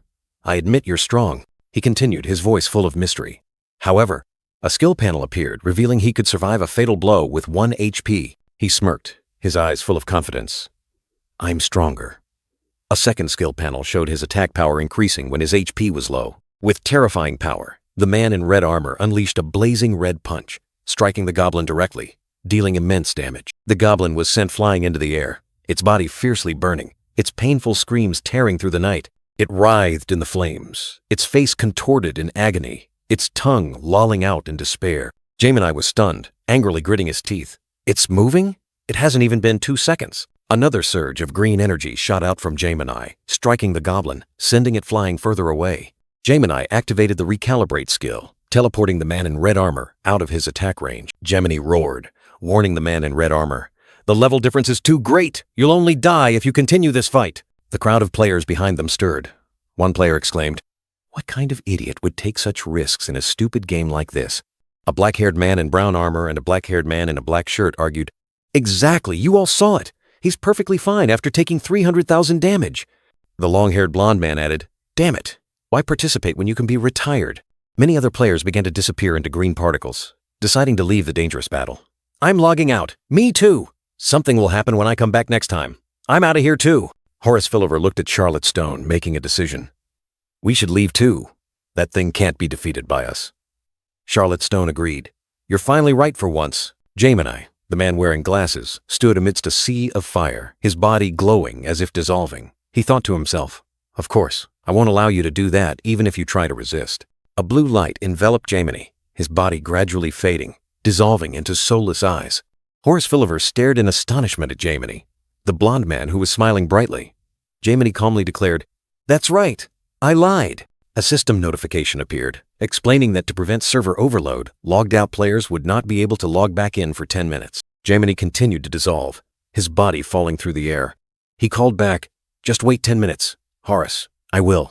A flashing sword streak tore through the air, cutting off Gemini's words, like an arrogant challenge. The black-haired man in red armor, with horns, sneered, his eyes full of self-satisfaction. He stood defiantly amidst the ruins, holding a glowing red sword. He questioned, "What are you talking about, kid? You've seen the damage. Your HP might be below half, but you want to give up?" Gemini, with a panicked expression, angrily yelled. He couldn't believe the black-haired man in red armor still wanted to continue fighting. Gemini tried to explain. "Stopping it is only temporary, and alignment needs a 1-minute cooldown." Gemini continued, his eyes showing clear anxiety. "Its attack patterns still haven't." All. The black-haired man in red armor looked back. A small stone suddenly flew straight towards him. A red-skinned, long-eared goblin was running quickly forward, holding a bag. Gemini exclaimed in surprise, "A stone!" The goblin bared its sharp teeth, its face ferocious. Gemini couldn't believe it. It threw a saint. Gemini quickly acted. A powerful burst of light erupted from his body, rushing straight towards the goblin. The black-haired man in red armor skillfully dodged Gemini's attack. He realized in surprise, "I couldn't even react." Horace Philliver burst out laughing, raising his gun to the sky. "Great, I got lucky. I just shot randomly because I saw it was dangerous. The black-haired man in red armor thought to himself, did he shoot it with a gun? Horus continued, if I interfere while you're hogging all the rewards, then I. The black-haired man in red armor cut him off. One of our kids is in danger. This battle is no longer something to be proud of. The black-haired man in red armor sneered, his eyes sharp. Just don't get in our way, Horus replied with a confident smile. Yes, of course. Horus Philiver gave a meaningful smile, preparing for the upcoming battle. Then, Horus and the black-haired man in red armor flew towards the fortress, which was glowing red. Each of their steps created blurs, their terrifying speed tearing through the air. A loud thud echoed as an object fell to the ground, creating a deep dent. The screaming goblin was suddenly attacked. Horus Philiver swooped down from above, continuously firing bullets at it. Horus flipped upside down in the air, smiling provocatively. Hey, this isn't fair. The goblin growled angrily. 0 damage numbers appearing, showing Horus's attack dealt no damage. It didn't deal any damage at all. The red-skinned goblin roared fiercely, its entire body erupting in a brilliant red light, preparing to counterattack. Suddenly, a giant black shadow appeared behind the goblin with blazing fire. It was Gemini. Gemini delivered a critical blow from behind, dealing massive damage, finishing off the goblin in an instant. A terrifying explosion erupted, obliterating the goblin. A black-haired boy stood from afar, staring in astonishment. Whoa! What the hell is happening? Gemini stood there, his face heavily shocked. He analyzed the situation. The chance of dying here is extremely high compared to surviving. But you still won't back down? The black-haired man in red armor sneered, his eyes blazing amidst the fiery scene. Why don't you? Horus Philiver, with a smug sneer, pointed his gun straight at his opponent. He exclaimed defiantly, afraid to die?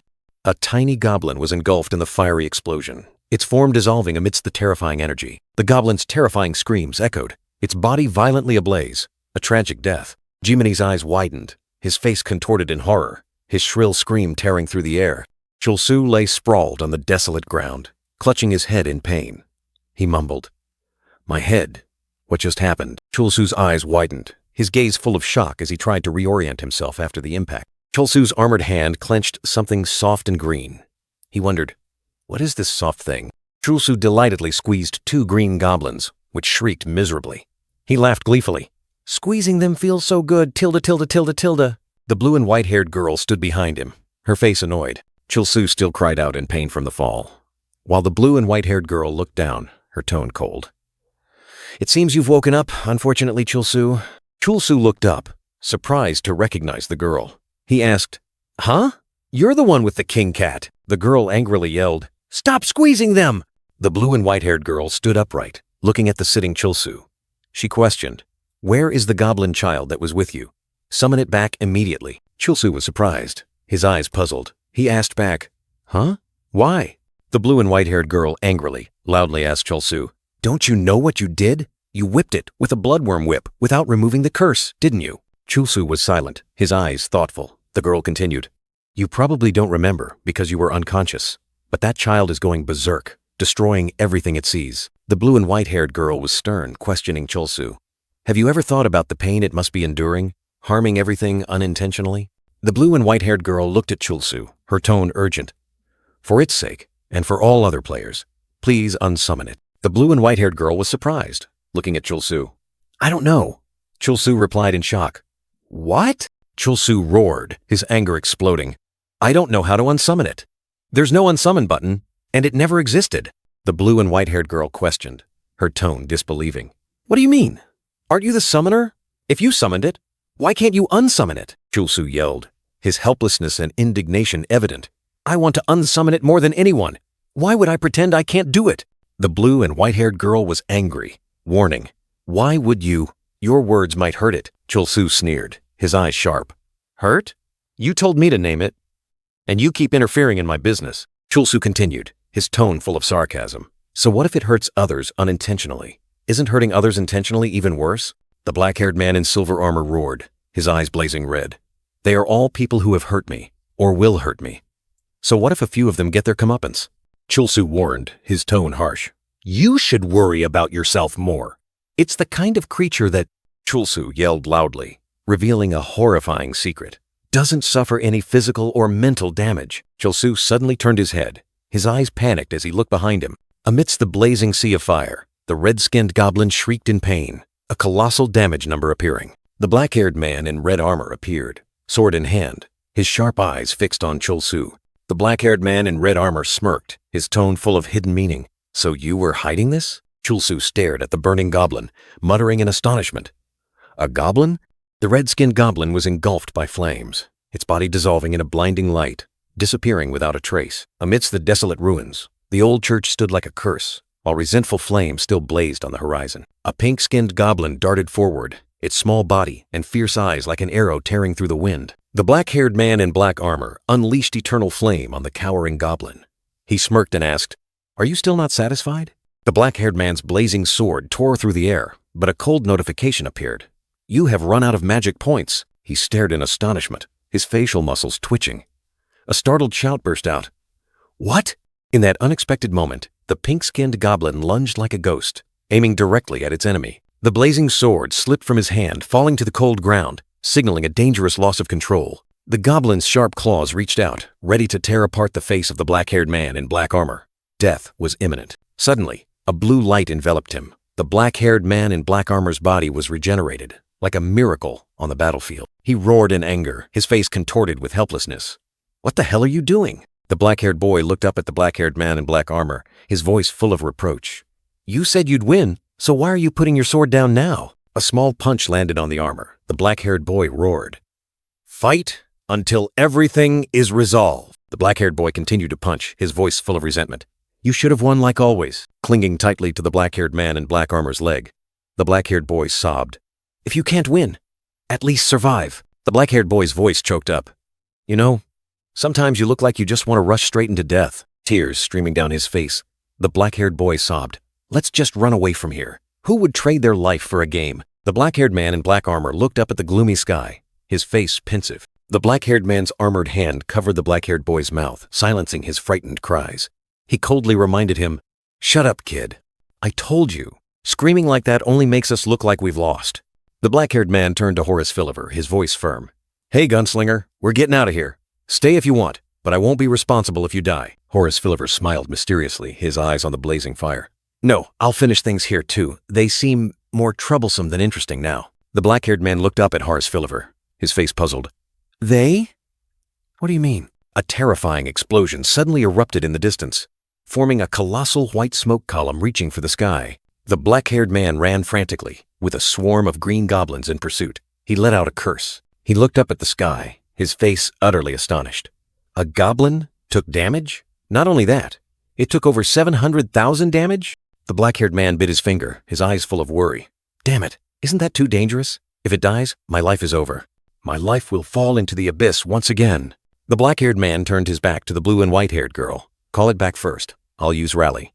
The blue and white-haired girl softly asked, "Rally?" The blue and white-haired girl's eyes widened, and she hastily warned, "Don't call it back here. It will try to harm you right now." The blue and white-haired girl explained, "First, remove its enraged state.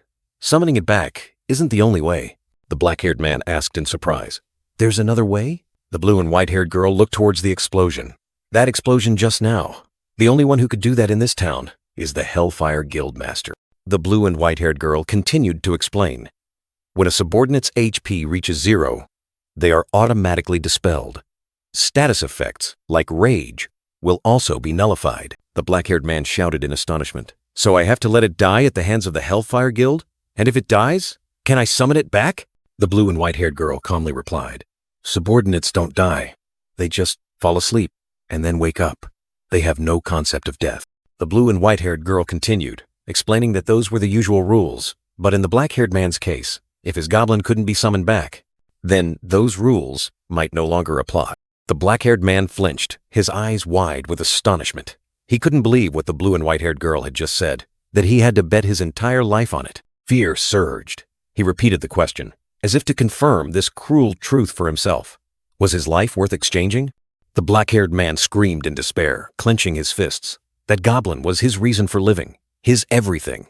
He would rather die than live in a world without it. The blue and white-haired girl looked directly into his eyes, her deep blue eyes reflecting understanding, as if she had seen a part of his shattered soul. A fleeting memory flashed through the blue and white-haired girl's mind of another world, where the blue and white-haired girl was holding a small dog, smiling peacefully. The blue and white-haired girl returned to reality, her eyes still reflecting surprise. She couldn't comprehend the deep affection the black-haired man had for the goblin. The black-haired man hung his head, his shoulders trembling. The blue and white-haired girl thought to herself, how could someone love something that wasn't themselves so much that they would cry for it? A mysterious voice echoed in the space, like a reproach. If that man were your master, you wouldn't have had to die so miserably. Two hands clasped tightly together. One, the black-armored hand of the black-haired man, and the other, the fair white hand of the blue and white-haired girl, like a promise, a mutual agreement. The blue and white-haired girl looked directly at the black-haired man, her eyes full of determination. She apologized to Chul-Su, as if she understood his pain. The blue and white-haired girl declared that she wouldn't let the goblin die, no matter the cost, and suggested they try their best together. The black-haired man angrily asked back, "Beloved, what the hell?" The black-haired man roared, his eyes bloodshot. He warned the blue and white-haired girl not to get in his way if she didn't have a way to summon the goblin back, because he was out of time. The blue and white-haired girl calmly replied, her eyes half closed. She had analyzed his goblin as a creature with only one life and had found a solution. A monster in a frenzy, the blue and white-haired girl explained, could be likened to a pet left in the wild for too long. The blue and white-haired girl continued to explain, the easiest way to reach their wounded hearts is to feed them. A white wolf bowed its head, devouring food in a bowl. The black-haired man in armor was skeptical. With food, it certainly won't be easy. The blue and white-haired girl was firm. But I'm sure it will work, with your sincere emotions. The black-haired man thought to himself, what the hell is she talking about? He suddenly recalled that he had indeed lured the goblin to follow him using the feed goblin skill. He hung his head, his shoulders trembling. It ran after me like crazy. The black-haired man suddenly looked up, his eyes wide with horror. Wait, since then, I haven't fed it even once? A goblin summoning skill appeared. Feed goblin. A sausage appeared in his armored hand. He looked at the sausage, his eyes suddenly gleaming with hope. That's right, this can help it calm down. No, this is the only way. The black-haired man in iron armor shot off like an arrow, roaring furiously. Stay right there, damn it! The blue and white-haired girl called out in surprise. Wait, if you have food, why don't you call it back here? A green goblin darted past the blue and white-haired girl, leaving her stunned. The blue and white-haired girl watched it go, her face full of confusion. She turned her head, looking at the goblins rushing towards her. Are those goblins chasing Chul-Su? Chul-Su ran frantically, still clutching the sausage, with the green goblin in hot pursuit. Chul-Su's face was ashen with fear, sweat pouring down him like rain. The green goblin's tongue hung out, drool dripping, its greedy eyes fixed on its prey. Chul-Su's face was ashen with fear, sweat pouring down him like rain. The green goblin's tongue hung out, drool dripping, its greedy eyes fixed on its prey. A mysterious item appeared before Chul-Su's eyes. Special goblin sausage, a legendary dish that can bring a divorced goblin wife back home, summonable only once a day.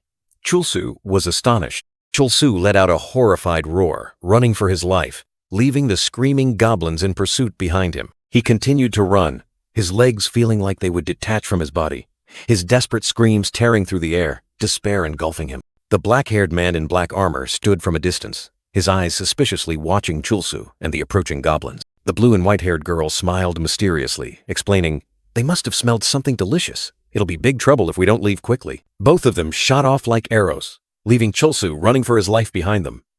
The goblins' growls echoing across the battlefield. Suddenly, the black-haired man in black armor grabbed a boy wearing glasses, making him cry out in surprise. The boy was thrown straight into the air, his desperate screams echoing as he fell freely. The black-haired man in black armor looked up, his cold eyes uttering a farewell. Goodbye, Vice Guild Leader. The ferocious green goblins charged and attacked the black-haired man in black armor. As the boy's image dissolved into particles of light, a notification appeared. Asf Satisad has died. The green goblins growled, drool dripping, their eyes bloodshot as they charged onto the battlefield, particles of light from the boy's soul floating into the air. Chul-Su panted, his eyes burning with anger, as he looked towards the approaching goblins. A red-skinned goblin appeared, its long ears perked up, its greedy eyes fixed on something. Chul-Su offered the sausage, saying to the red-skinned goblin, "Here, your favorite sausage." "I don't have time, eat it quickly." The red-skinned goblin let out a long growl, its eyes blazing red like fire, drool dripping from the corners of its fanged mouth. Chul-Su backed away, secretly terrified as he saw the red-skinned goblin acting like it was going mad. He wondered, damn it, is this an enrage effect? Panicked, Chul-Su quickly raised his hand, stammering, "No good.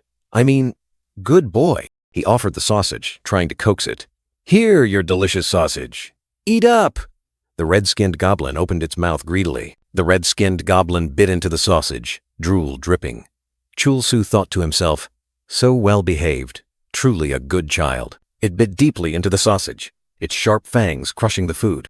But then, a horde of ferocious green goblins suddenly charged, surrounding Chul-Su and the red-skinned goblin. The red-skinned goblin's horrified scream echoed as it was attacked by the green goblins, the sausage falling from its mouth. The red-skinned goblin was buried in the crowd of monsters, screaming in pain. The sausage flew high into the air. Below it, a sea of screaming green goblins. Chul-Su was besieged by the green goblins, continuous attacks raining down on his armor. He roared in anger as the attacks continuously missed or dealt minor damage. Damn it! Damn it! Damn it! These cursed goblins! Useless trash! Chul-Su's face was contorted with rage. He roared. They're greedy, selfish, and there are too many of them. Chul-Su recalled Shin's words. Shin, you were right. There are too many of them. Too many. He screamed in despair, his eyes bloodshot. Let a few of them die. Amidst the blazing red sunset, a colossal goblin mountain appeared, countless green arms reaching towards the sky like a challenge from hell. A green goblin reached high, holding up the sausage that Chul-Su had thrown, its ravenous face revealing disgusting greed. The nightmare continued, the image of the goblin with the sausage like a curse, sending shivers down one's spine. The goblin mountain was now just a colossal black silhouette, surrounded by a blazing sea of fire, signaling a terrifying catastrophe. Suddenly, a violent explosion tore through the base of the goblin mountain, debris scattering, shaking the very ground. Amidst the chaos, Chul-Su was flung into the air, his silver armor glinting. A notification appeared. Rare, blue steel light armor. The notification continued to appear, revealing the armor's hidden power. 1% chance to activate Heaven and Earth Crush when attacked. The black-haired man in black armor looked down, his eyes astonished. Heaven and Earth Crush? Does this armor have such a function? Another cold notification appeared, like a condemnation. You have annihilated the goblins who trusted you. Chul-Su fell freely into the bottomless abyss, his desperate screams tearing through the dark night. Another notification appeared. The Goblin Lord is very pleased. Gained 1 goblin point. Below, a green goblin was frantically kicking a rock. The goblin's kick carried immense power, shattering the rock into pieces, dust flying everywhere. Not just one, but a series of other goblins also rushed to kick and punch the rocks, creating dazzling flashes of light. Chul-Su was still falling, his body caught in a fierce hail of rocks, with no escape in the dark abyss. Suddenly, a dazzling pillar of light shot straight up into the sky from where Chul-Su fell, tearing through the heavens, signaling a terrifying power that had just been unleashed. No sooner had Chul-Su escaped the abyss than he was attacked by a green goblin pinned to the ground amidst the ruins of a burning village. Chul-Su looked up, his eyes full of surprise as he stared at the green goblin gripping him tightly. Goblin! The green goblin sneered, its tongue hanging out, its voice full of challenge. You're back, you bastard! If you're hungry, you should say so! A sausage was forcefully thrown to the ground, sticking upright right next to Chul-Su, like a sarcastic invitation. Chul-Su lay flat, watching the green goblin cackling gleefully. Its eerie laughter echoed across the battlefield. Chul-Su gritted his teeth, biting into the sausage, his face helpless and dejected. This is beyond ridiculous. A quest notification appeared. Quest complete. Annihilate Goblin Village. Goblins. 10 à 8783 sur 30. Reward 350 G. Amidst the ruins, a girl with blue-white hair, clad in white armor, suddenly appeared, standing tall over Chul-Su. The blue-white-haired girl sighed in relief, her voice calm. It seems the rage has passed. How fortunate. The blue-white-haired girl looked down at Chul-Su and asked, Did you eliminate all these goblins? Chul-Su retorted, Are you here to scold me again? Do you think you're my mother? The blue-white-haired girl frowned and sighed. Do you think I've ever scolded you? I was just worried. All right, I'll be direct. The blue-white-haired girl questioned. Did you cause this goblin attack? Chul-Su replied, No. The girl continued. First, moisten your lips. The blue-white-haired girl's long, slender legs and white boots stood firmly on the desolate ground. The blue-white-haired girl explained, No matter how many goblins there are, hundreds or thousands, they cannot cause significant harm to the users in this town. Even if their HP runs out, they can revive without any penalty. The blue-white-haired girl continued, her voice stern. However, you are still at fault for attacking innocent people. So, give this to them. Chul-Su looked at the girl, his face full of worry. Chul-Su reluctantly accepted. All right, I was going to do that anyway. His words echoed in the air, carrying a hint of dissatisfaction. A green-haired warrior, clad in black armor, suddenly appeared. He mumbled as he walked. I heard an explosion here. His eyes scanned, searching for the source of the sound. The green-haired warrior's feet stopped at the edge of the cliff. He looked down, a bottomless pit appearing before his eyes, with fragments of earth falling to the bottom. The green-haired warrior and his comrades were stunned. He exclaimed in astonishment, "What the hell is this?" All three couldn't believe their eyes at the sight below. Below the deep pit was a massive treasure hoard. Gold, silver, and jewels piled high. A wooden sign read, "Support money. Take freely." Hundreds of players stood at the mouth of the pit, their eyes gleaming with greed. In a dark room, 5 shadowy figures sat around a table. A voice echoed, "I heard there was a successful outcome this time." A tense atmosphere enveloped the room. Another shadowy figure, seemingly the leader, spoke, his voice full of authority. "Now, tell us the results regarding GG7. Immediately." Another shadowy figure slowly replied, his voice low, "GG7. The entire room was immersed in anticipation. The shadowy figure continued, "It has been confirmed that it can deal damage equivalent to 9999999. That is equivalent to dealing the upper limit of damage." Another shadowy figure exclaimed in surprise, "Oh! Even the most brutal criminals have never achieved such a score." A mysterious voice echoed, "The kindness in a human heart weakens the minions, or makes them uncontrollable." A grotesque image with glowing red eyes appeared. Another shadowy figure pondered, "So, GG7 lacks human consciousness. Is he then a perfect vessel?" The shadowy leader calmly replied, "That is. In any case, this is a great success." His voice contained satisfaction. The shadowy leader continued, "Finally, many people had to sacrifice for this matter.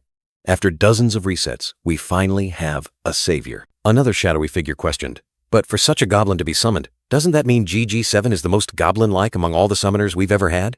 The shadowy leader continued, his voice echoing with worry. "If such a man wields that power, it will destroy everything." He emphasized his determination. "Of course, that cannot be allowed to happen. We need to do our best to keep him under control, at all costs." In the darkness, Han Ki-moon appeared, his eyes sharp. "That is why we, Iscariot, exist." Chul-Su was sitting in front of the computer, his fingers lightly gliding over the mouse, the clicking sound echoing steadily in the quiet room. The screen displayed a battle notification. "Phoenix El-Basar attacked by Goblin. Due to low level, damage is not severe." Chul-Su sighed in relief, secretly thinking he was the culprit. He told himself, "I made the right choice listening to that feline girl. I could have taken everything for myself, but that's better than being endlessly chased by angry players."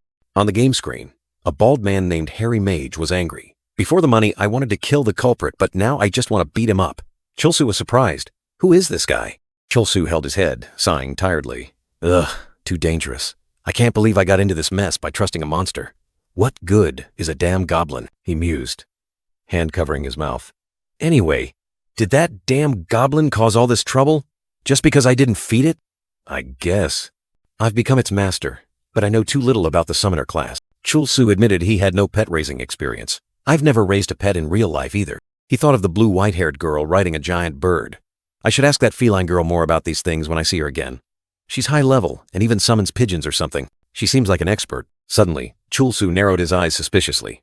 "Wait, why would a woman of that caliber help me?" It felt strange from the start. He recalled the image of the blue white-haired girl sitting on the white-furred beast, saying, "What a lovely child." She suddenly said, "I was cute. Didn't you say your name?" and asked for mine. Chul-Su daydreamed. "She's cute. Maybe I should ask her out someday." Sungreel's gaze, reflected on the screen, stared intently. Chul-Su flinched and yelled, "You bastard!" Sungreel calmly said, "The name is Sungreel." Chul-Su angrily replied, "I know, you lunatic." Chul-Su, his face contorted with surprise and anger, roared in question. "What the hell? Why are you here? Are you stalking me?" Sungreel's sudden appearance completely unnerved him. Sungreel, with an unsettlingly calm expression, answered Chul-Su's question with an enigmatic smile. He calmly remarked, Your face seems full of worry. I was right to come here." Chul-Su grew even more annoyed, gritting his teeth as he looked at Sungreel. He growled, "Do you really want to get slapped? What the hell do you know about my situation?"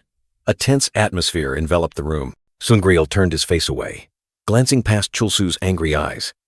He casually uttered a sentence that stunned Chul-Su.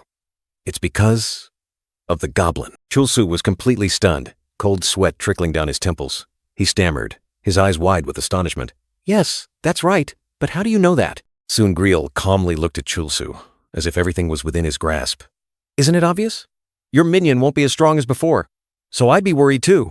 Chul-Su still didn't fully understand Sungreel's meaning, asking again with skepticism.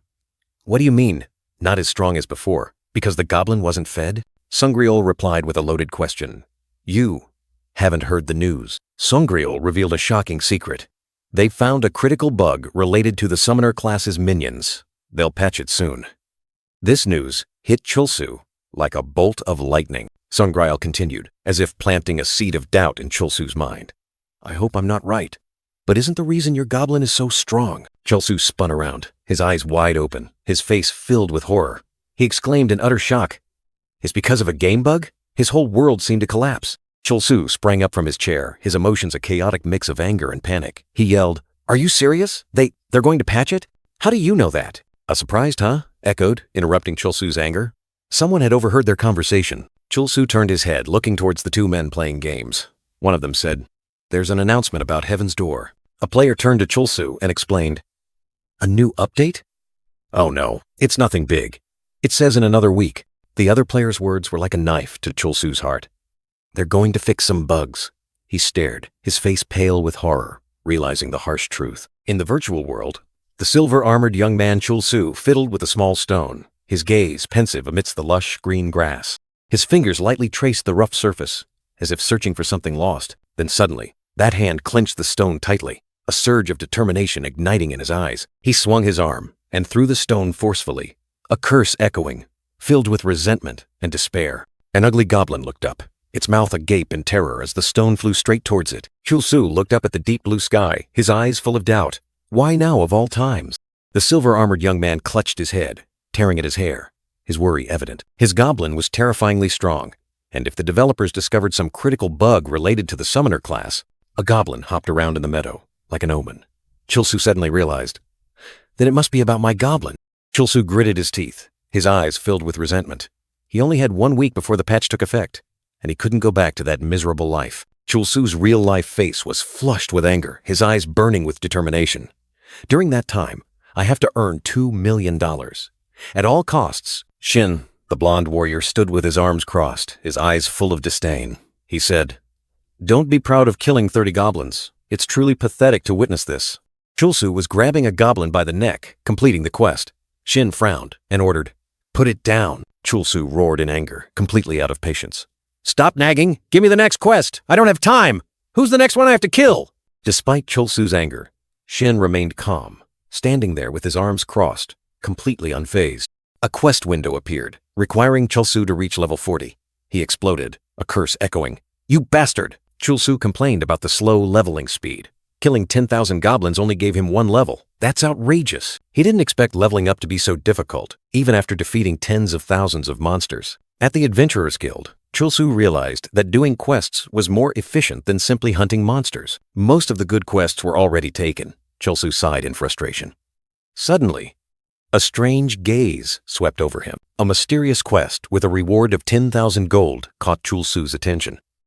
Demon Mask, level 36. The Demon Mask quest was the highest level challenge remaining. Chulsu considered the enormous reward. Without hesitation, Chulsu decided to accept the quest. His silver-armored hand snatched the paper. Chulsu and Hai stood next to each other, the atmosphere suddenly becoming unusually tense. Hai suddenly shrieked, calling Chulsu a crazy weirdo. Chulsu was surprised and protested Hai's way of calling him. He worried about what others would think. The surrounding adventurers whispered, calling Chulsu a madman with strange behavior. The whispers spread, everyone agreeing that Chulsu was a genuine lunatic. Amidst the chaos, an old hand reached for the quest paper, accompanied by authoritative words. A white-haired, curly-haired old woman, claiming to be a level 32 mage, held the quest paper and beckoned. Chulsu angrily yelled, questioning the old woman for daring to snatch the quest he had targeted. The old woman smiled, pointing to the small print on the quest, implying Chulsu had overlooked something important. Chulsu roared in indignation upon discovering the quest required 3 players. I'm enough on my own. Why do I need to drag 2 other people along? He couldn't believe his eyes. Chulsu's metallic hand suddenly pointed directly at the black-haired girl sitting on the floor, startling her. You might be useful. Amidst his anger, he still tried to find teammates. Then, his hand shifted, pointing at the white-haired, curly-haired old woman. You're just an old lady. Chulsu couldn't hide his disappointment, but the old woman remained calm. Old Lady Ray smiled kindly, her tone gentle. There's nothing to be done if you don't want this old lady to come along, Tilda, she added. But are you all right? As if teasing Chulsu. Chul-Su snorted, turning his back with an irritated expression. Plenty of people will come with me, even without you. He still tried to save face, though his insides were boiling. A group of players standing nearby began to whisper and discuss. Party up with him? One person recognized Chul-Su. He's the crazy guy involved with Han Kamun's daughter. Chul-Su bowed his head, sweat pouring down. He gritted his teeth. Damn it, I don't have time for this. The time pressure forced him to make a quick decision. Chul-Su finally gave in, standing up straight and declaring, Fine, I'll take this old lady along for this quest. Old Lady Ray stood beside him, maintaining a calm expression. Chul-Su whipped his head around, his horrified gaze fixed on the black-haired girl. And the last spot. The girl remained seated, her face utterly astonished. The black-haired girl clutched her head, her face utterly panicked. No, she couldn't accept her fate of being dragged into the quest with Chul-Su. The quest was accepted. 3 faces appeared. Hai, level 36 warrior, Chul-Su, level 38 Goblin Summoner, and Ray, level 32 mage. Fate had bound them together. Immediately, a blinding light enveloped them, and the black-haired girl was teleported, falling straight into an unfamiliar place. The black-haired girl, Hai, was vigorously punching a giant bear. She shrieked in despair. Why am I with this bastard again? Chul-Su stood nearby, his face annoyed. He yelled, Hey, we'll take forever at this rate. We'll finish this quest next year at this pace. Hai turned back, her face flushed with anger, shouting loudly, I can't go any faster. She had tried her best. 4 giant bears with glowing red eyes growled ferociously. Hai pointed at them, questioning Chul-Su. Do you think I can defeat all these monsters with just one blow? Chul-Su was still angry, huffing. He said that these bears were just ordinary monsters, not worth Hai overreacting about. Come on, these are just regular monsters. Chul-Su decided to summon a monster to resolve the situation. He didn't care if he was reported for using a bugged monster. It doesn't matter if someone reports me for using a bugged summoned monster right now. Chul-Su summoned a goblin. Hai stood amidst the giant bears, turning to look at the newly appeared goblin. Chul-Su's shout echoed. Hai turned her head, her face astonished as she saw the goblin. Gee, goblin! The green goblin, with long ears and sharp teeth, appeared excitedly, its mouth wide in a grin. The goblin charged and attacked a bear, creating a powerful burst of fire. The bear cried out in pain. Kai! Old Lady Ray, the white-haired, curly-haired mage, also joined the battle. She confidently stated that she could easily handle these monsters with her fireball skill. Chul-Su was displeased, yelling at her not to get in his way. Hey, old lady, don't get in my way! A bear growled, its massive body collapsing to the ground, creating a puff of black smoke. The bear lay motionless on the ground, other bears standing around, witnessing their comrades' defeat. The green goblin, after defeating a bear, stood up straight, letting out a triumphant cry. Ki! Hai saw the goblin, her face filled with fear and anger. She recognized it as the goblin that had appeared before. That's the goblin from before. Hai trembled, asking Chul-Su why that goblin was here. Chul-Su calmly replied that it was his summoned monster. Because it's my summoned monster. Hai was still stunned, repeating Chul-Su's words, unable to believe her ears. Summoned. Monster? Chul-Su confidently declared himself the summoner of this ultimate monster, one that could defeat anything with a single blow. I am the summoner of this ultimate monster, one that can defeat anything with a single blow. Chul-Su stood on a rock, behind him a pack of giant bears with glowing red eyes, his face full of pride. He told Hai to get out of his way, so don't block my path, and stand aside. The green goblin continued to hop on the ground, ready for the next battle, its footsteps echoing. Chul-Su stood firm, his silver armor gleaming, while Hai and Ray approached. The green goblin still hopped excitedly. Chul-Su muttered to himself, seemingly contemplating something. Hai curiously asked Ray why she played the game Heaven's Door, which surprised the old woman, who didn't understand. Ray thoughtfully explained that she started playing the game because of her husband. Hai excitedly exclaimed that the story was romantic, but Ray was still confused, not understanding what romantic meant. Hai eagerly asked more about Ray's husband, wanting to know what kind of person he was and what character class he belonged to in the game. Ray bowed her head, a hint of sadness on her face, only uttering a nostalgic he. Suddenly, the green goblin stuck out its tongue, letting out a strange cry, as if realizing something. Chul-Su looked down, his sharp gaze recognizing the monster before him. Is that you? The monster mentioned. Demon mask. Hai recoiled in fear, unable to believe her eyes. I thought it was a mask. What is that? Ray quickly reached out, warning Hai not to get close to that dangerous monster. Ray's face was tense, her eyes clearly showing worry and fear at the threat. A flashback appeared. Ray in the game looked at her husband lying in a gaming pod, wondering why he was so engrossed. Ray recalled her husband complaining about boredom and being unable to go out. so he had to play games to entertain himself. Ray tenderly peeled an apple and fed it to her husband, showing her care and affection. Ray pondered the government's policies for the elderly, but her husband became annoyed and told her to go away. Back in the present, Ray suddenly appeared in the game with an unfamiliar appearance, standing amidst a cherry blossom scene, her face clearly showing surprise. Ray appeared amidst a forest of cherry blossoms, surprised by the vibrant scenery. A voice echoed, asking what she was doing there. Ray replied that she borrowed her friend's machine to enter the game, and continuously marveled at the realism of the virtual world. The silver-haired man appeared, criticizing her name, OKRAELV1, and saying she acted like an old woman. Ray, surprised, asked how he knew, and he replied that her name was displayed right above her head. Ray closed her eyes, her face showing a peaceful, serene expression amidst the falling cherry blossoms. A moment of stillness, reminiscent of things past. The silver-haired man continued to ask about Ray's embarrassing name. The old woman was flustered, her face flushed, unsure how to explain her strange name. Suddenly, the scene changed. Ray stood facing a giant warrior in black armor, wearing a demonic mask. Danger arrived unexpectedly, making the old woman appear worried. The giant warrior's face became clear. The black mask with white lines and glowing red eyes, along with a gruesome smile, exuded a terrifying threat. From somewhere, Hai cried out in alarm, warning Ray of the impending danger. The short black-haired girl clearly showed extreme worry. The giant warrior raised his glowing red sword, preparing to deliver a fatal blow to Ray. The small old woman stood motionless, facing the descending blade of death. Ray bowed her head, her face showing sadness, but also determination. She whispered an apology, as if speaking to someone, saying that she would help other elderly people. Suddenly, pinkish-purple energy erupted from Ray's palm. The old woman summoned a mage skill, and mystical light enveloped her. A massive dark energy orb was unleashed from Ray's hand, hurtling straight towards the giant warrior, creating a violent explosion that tore through space. Chulsu was utterly astonished. Witnessing the unbelievable sight, he exclaimed excitedly, never expecting the old woman to unleash such a powerful attack. A nearby green goblin was also affected. Chulsu rushed forward, his face full of excitement. He couldn't believe his eyes seeing Ray, the seemingly frail old woman, possess such extraordinary power. Chulsu wore the black mask, his red eyes glowing and a gruesome smile appearing. He seemed ready for battle, while the green goblin writhed on the ground. The green goblin was utterly terrified, its mouth agape, letting out a shrill cry. It couldn't believe what was happening before its eyes. Hai was confused and surprised, wondering what had happened.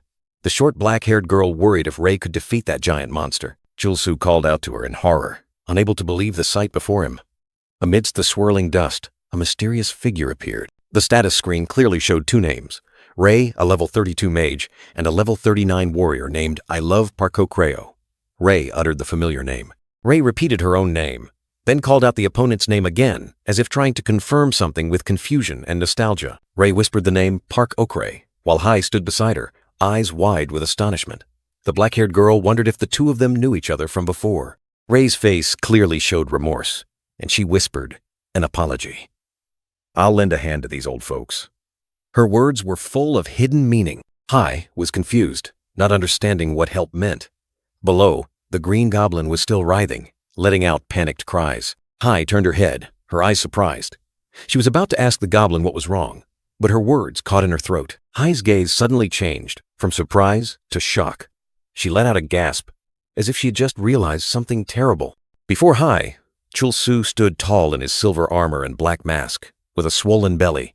His status screen clearly displayed his identity. Hai screamed in anger and horror. Damn it! I hate this game!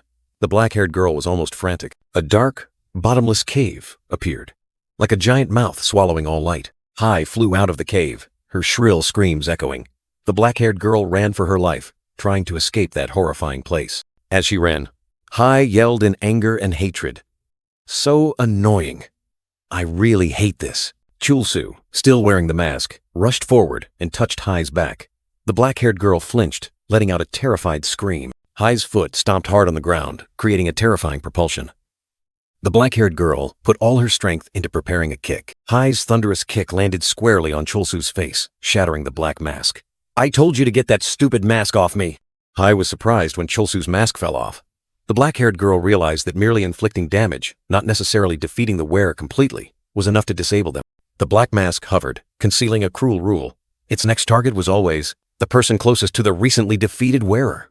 The mask spun, its eyes glowing red. The black mask lunged straight towards Hai, its eyes blazing as if to devour her.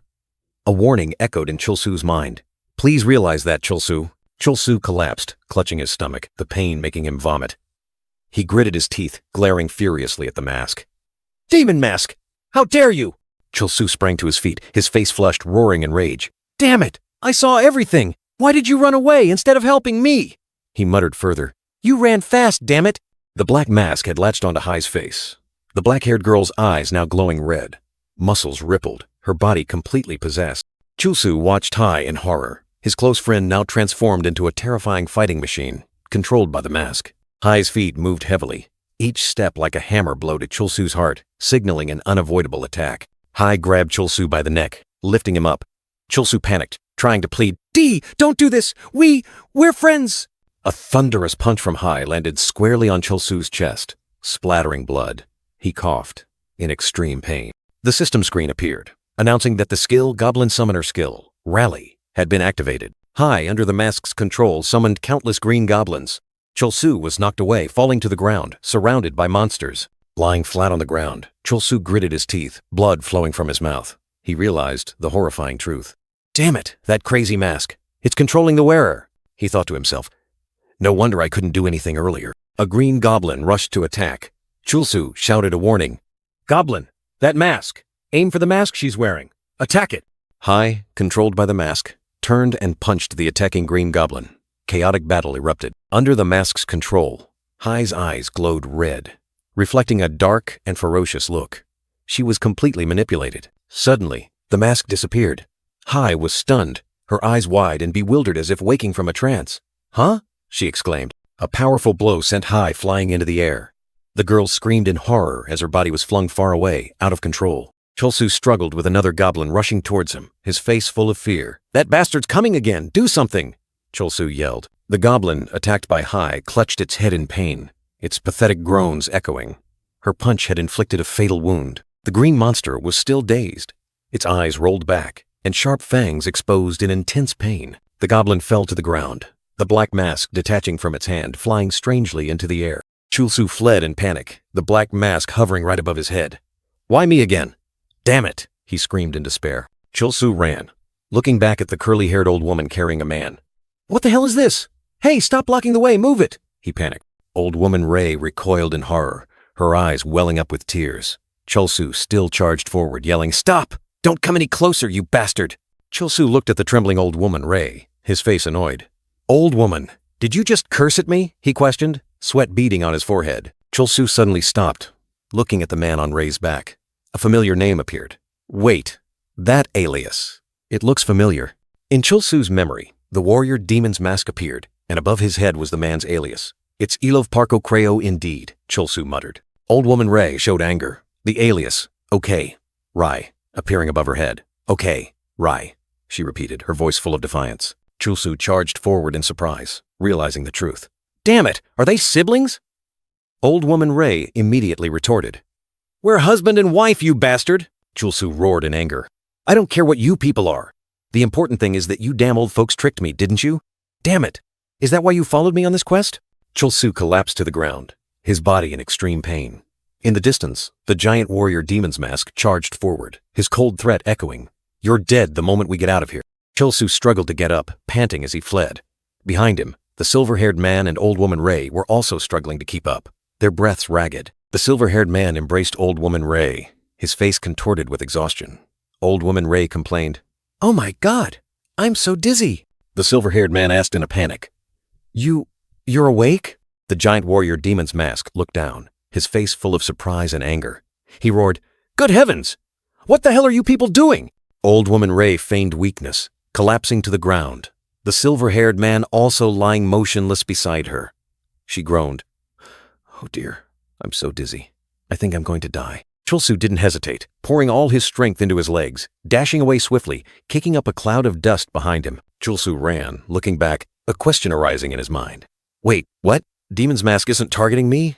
Old woman Ray and the silver-haired man remained sprawled on the ground, their faces full of exhaustion and suffering. The silver-haired man lay there, his eyes blankly looking up, softly calling old woman Ray's name. Ray. The silver-haired man suddenly exploded, yelling in anger. You damn bastard! Young people can handle it, but old folks like us will die from this thing, you brat. Chulsu narrowed his eyes, the silver-haired man's words making him think. Wait, young people can handle it? It sounds like he's telling me to put on that mask myself. Chulsu pointed at the silver-haired man, his voice full of contempt. Don't make me laugh, old man. Who told you to play this game at your age? You're just being controlled by the mask a little, and you're acting like it's the end of the world? Chulsu continued to scold, the image of a terrifying monster appearing in his mind. Do you even know when and where something might appear in this game? What if you have a heart attack? Who will you blame? Chulsu angrily retorted. What do you mean young people can endure this? If this is a dangerous game for old people, then why are you playing it? Just then, a familiar voice rang out. Kim Chulsu. Chulsu turned his head, surprised to see Hai and a goblin charging towards him. Huh? Are those my subordinates number 1 and number 2? Hai approached, looked at the motionless goblin on the ground, and asked Chulsu, But seriously, how did you survive after being hit by that goblin? Chulsu replied, Among party members, you won't take damage unless PK mode is activated, you idiot. Hai recounted the harsh truth in surprise. The curly-haired old woman had deceived them, intending to turn them into sacrifices for the demon mask instead of her deceased husband. Hai continued, her voice full of surprise. She had intended to escape for revenge, but the demon mask automatically attached itself to the curly-haired old woman. Hai suddenly asked Chulsu a puzzling question, surprising him. Chulsu retorted, not understanding why she thought he wanted to become a goblin. Hai explained, not the weak goblin, but the powerful goblin that Chulsu summoned. She suspected Chulsu must have, at some point, wanted to become that mighty creature. Chulsu mused, admitting that his goblin had become increasingly disobedient lately. He worried about the future, when it would no longer listen to him. Chulsu acknowledged the goblin's power, but also expressed his helplessness in not being able to fully control it. Sometimes, he even wished he could swap places with it. Chulsu wondered why Hai asked about the goblin, then abruptly changed the subject, curious about Hai's appearance when she wore the demon mask. Hai angrily slammed her fist down, emphasizing that she wanted to know about her own appearance, not Chulsu's insensitive remark. Chulsu recounted that Hai had transformed into a giant, terrifying warrior with bulging muscles when she wore the mask. Hai nodded, understanding. She believed the mask had the ability to transform the wearer into the form they most desired. Hai explained that even though she trained diligently, her body found it hard to build muscle. Therefore, she always wished for more muscles, though not to the extent of the bulging form she transformed into. Hai deduced that if the silver-haired man had an inferiority complex about his height, then his appearance as a giant when wearing the mask was entirely logical. Chulsu continued, speculating about the curly-haired old woman based on Hai's theory. Hai nodded in agreement, deeming it a possibility. The silver-haired man in purple armor, his face distorted with pain, struggled to get up, vowing to save someone soon. The curly-haired old woman was engulfed in a surge of purple energy, her face showing extreme anguish. Perhaps her deepest desire was to have a child. In another scene, a couple sat silently. The man delivered the sad news that the woman still couldn't get pregnant. In the quiet moment, their hands were clasped tightly, but the man's words were like a knife. Why don't you try giving up? A field of bright yellow dandelions, shimmering under the sunlight, carried a breathtaking sense of peaceful beauty. A hand gently plucked a dandelion, as if wanting to hold onto a fragile glimmer of hope amidst life. The man turned to the woman, his voice warm as if to dispel the dark clouds. Cheer up, my love Tilda. Seeing the woman burst into tears again, the man sighed. Are you crying again? You know, some people have a very hard time having children. It's not your fault, so why are you crying? He placed a hand on her shoulder, trying to reassure her. It's okay. We can live happily, just the two of us. Who cares about children anyway? He promised, his gaze distant as he looked towards the horizon. One day, I'll be your silly son, and another day, you'll be my daughter. Isn't that fine? Don't worry, he smiled, reaching out as if to touch her. Are you crying so easily because you're a child? Let me see. Are you a child? Tears streamed down the woman's cheeks, but his words seemed to soothe everything. Don't cry. I'll take care of you forever, as if you were my child. Suddenly, the scene shifted to a brutal battlefield. The silver-haired man in black armor screamed in pain, his face contorted with agony. His desperate cry echoed, Ray. The curly-haired old woman appeared, her belly swollen, engulfed in purple energy, her face full of sorrow. Chulsu looked down at the chaotic battlefield, giving a decisive order. Anyway, let's take this chance to leave. That thing is too fast, we can't kill it. Hai turned back in surprise, her voice full of indignation. Wait, we can't just abandon those two here. She recalled the terrifying feeling of being controlled by the mask. I felt it when the mask was on me. But you can't say or do anything you want. You're in the dungeon, so you can't even log out. Hai hugged herself, fear evident on her face. It's like you're experiencing sleep paralysis. I couldn't do anything.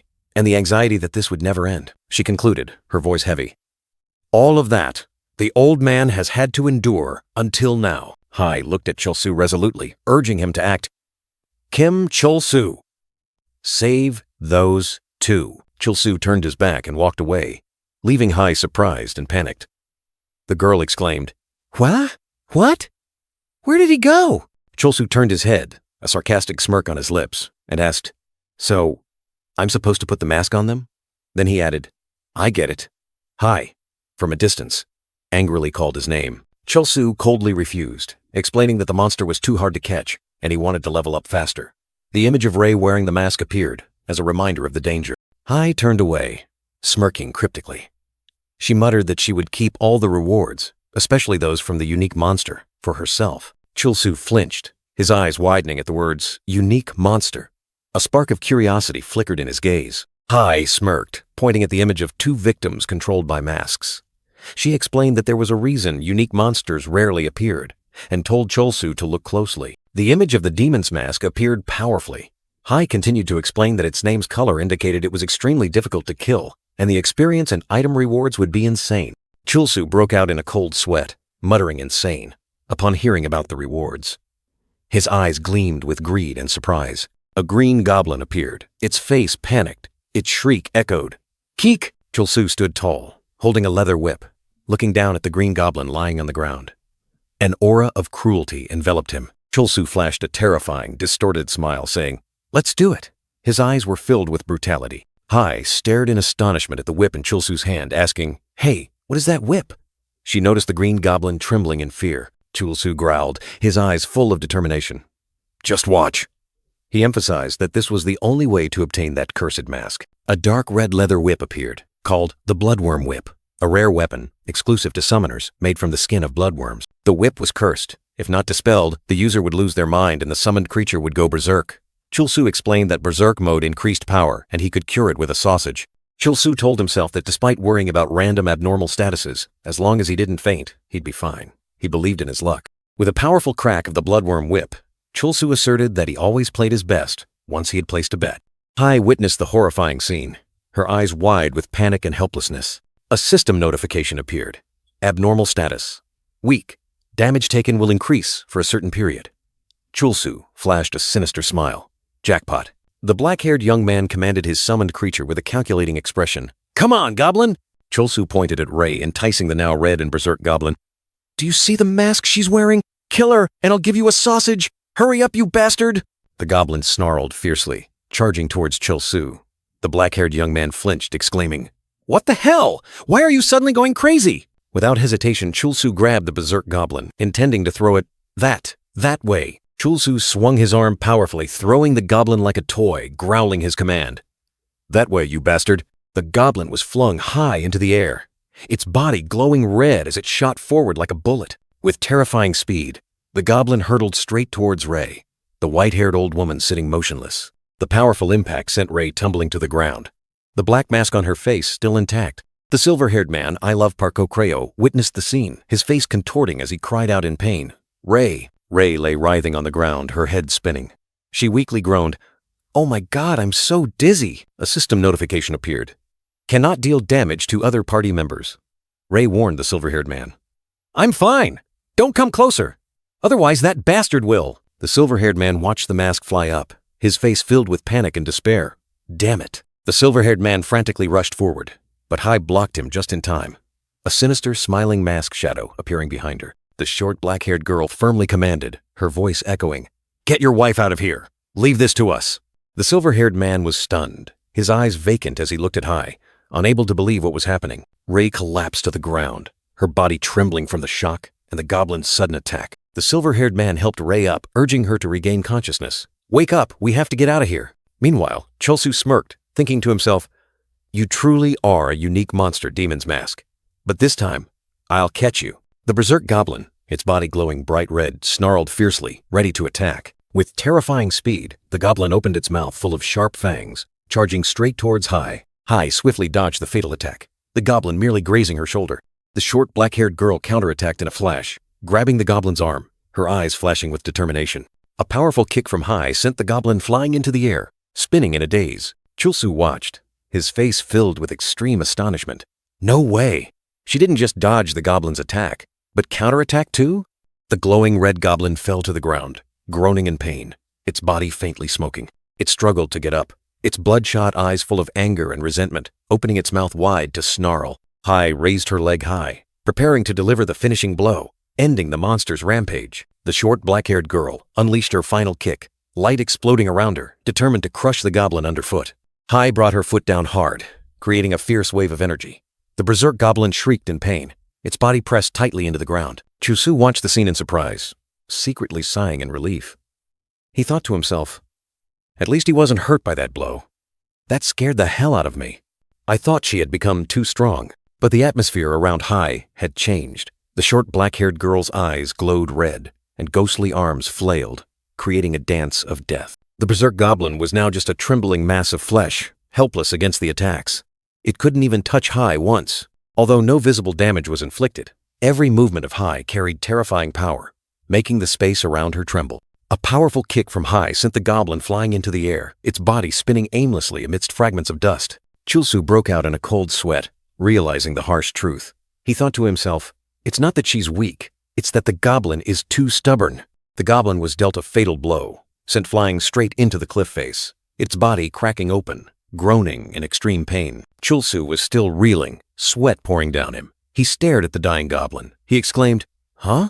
Extreme disappointment erupted in Chulsu. He yelled in despair, unable to believe what was happening.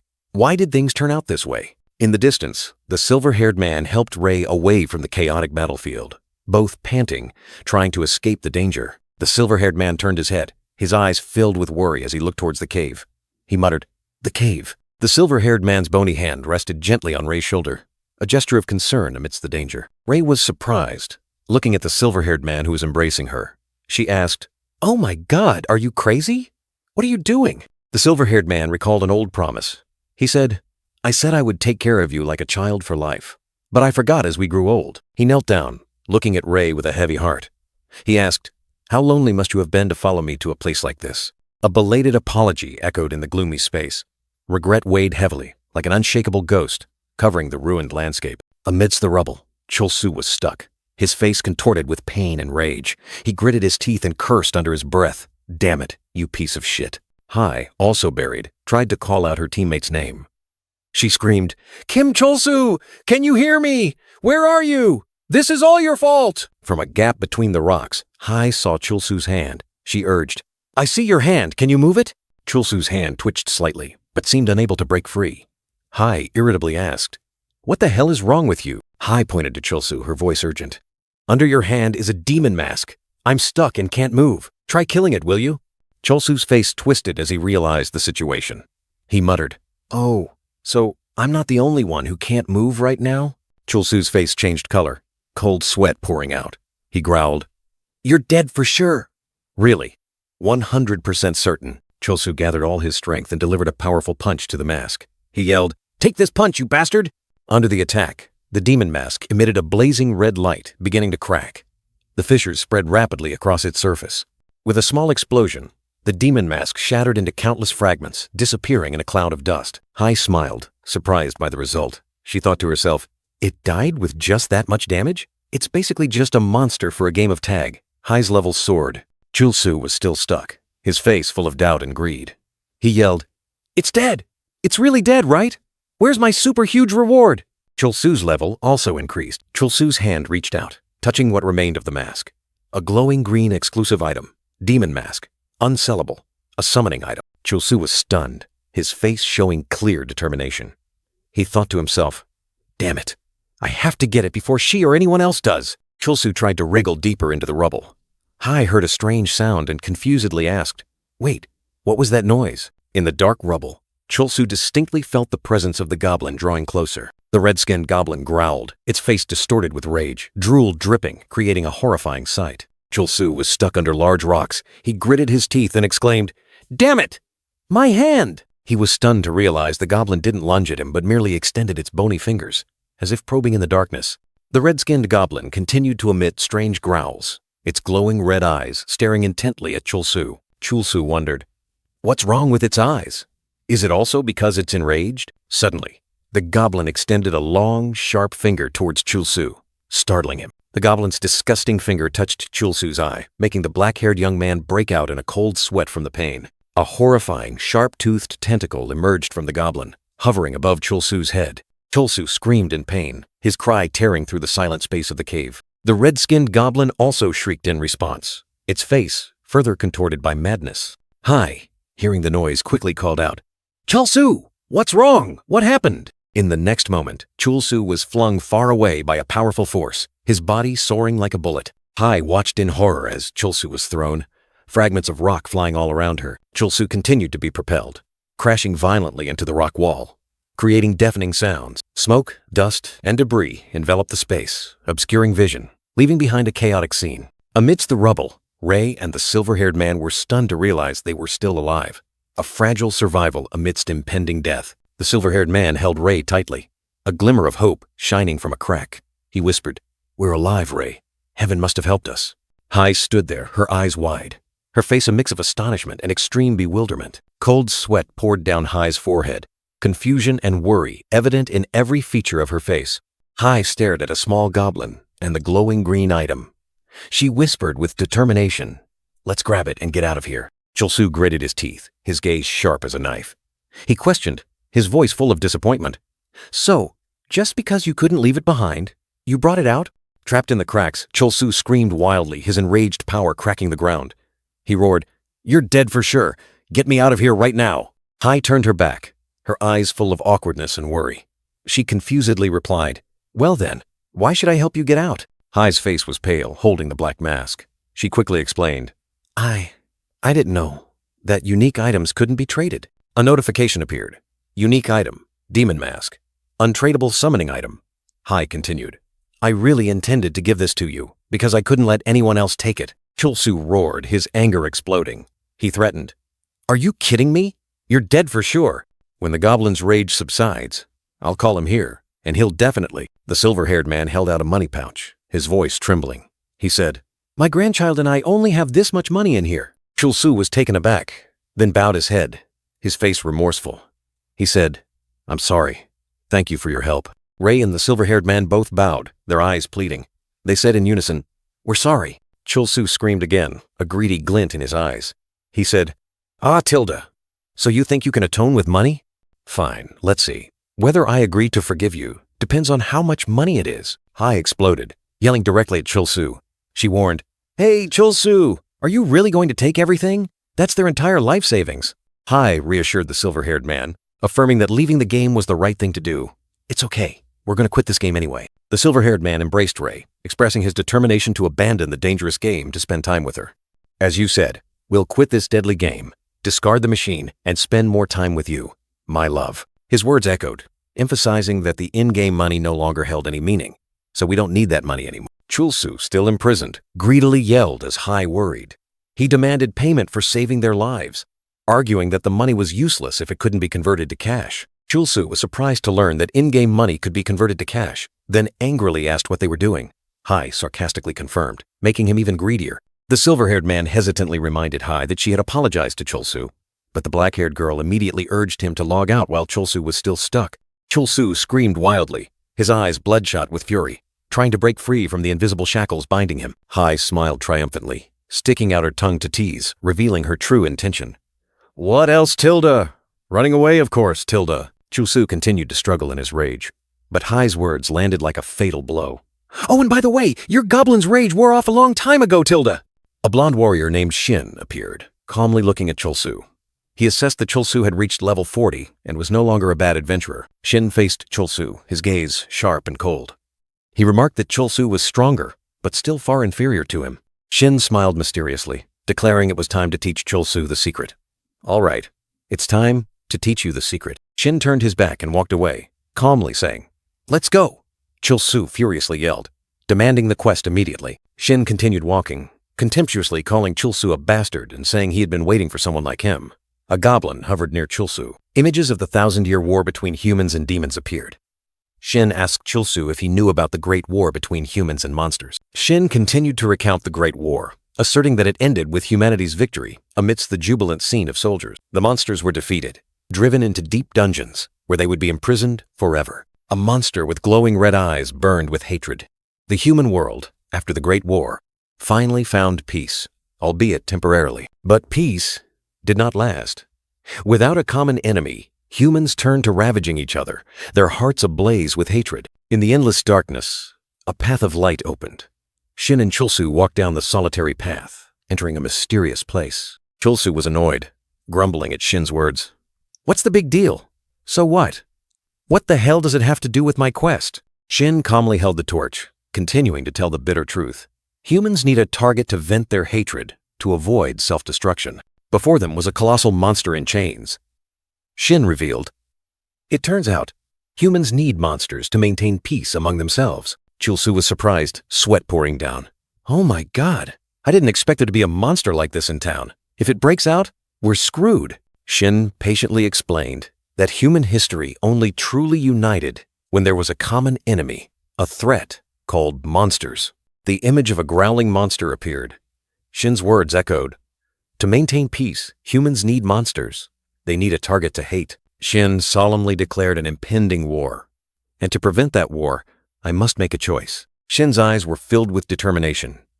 Even if many die because of it, it's a choice I must make to save more people. Chulsu was furious, unable to bear it any longer.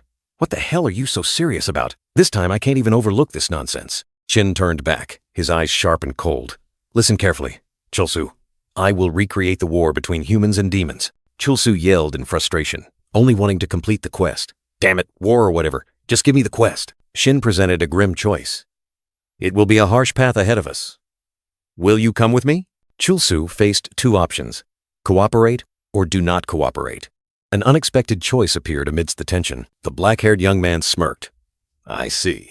So if I agree to cooperate, I'll get the next quest, right?" Chulsu's eyes gleamed mischievously as his finger hovered over the Do Not Cooperate button.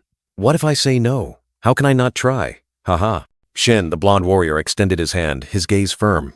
"Think again, I need you." Chulsu still maintained his intention not to cooperate. Chulsu smirked. "Sigh, there's only one option that works anyway, haha." He realized the system's trick. "Think again," Chulsu thought to himself. "No, wait, get lost." Shin also seemed to be saying, "Think again." Chulsu burst out laughing. In an instant, Shin's sword flashed, drawn from its sheath. A chilling aura of killing intent enveloped the space. Shin coldly declared, his eyes full of power. "I guess it's unavoidable. I will force you to cooperate, if necessary." Chulsu panicked, waving his hands wildly. "Hey, you crazy bastard! I was just kidding. I'll cooperate. I will." But it was too late. Shin unleashed a lightning-fast sword strike, sending Chulsu flying.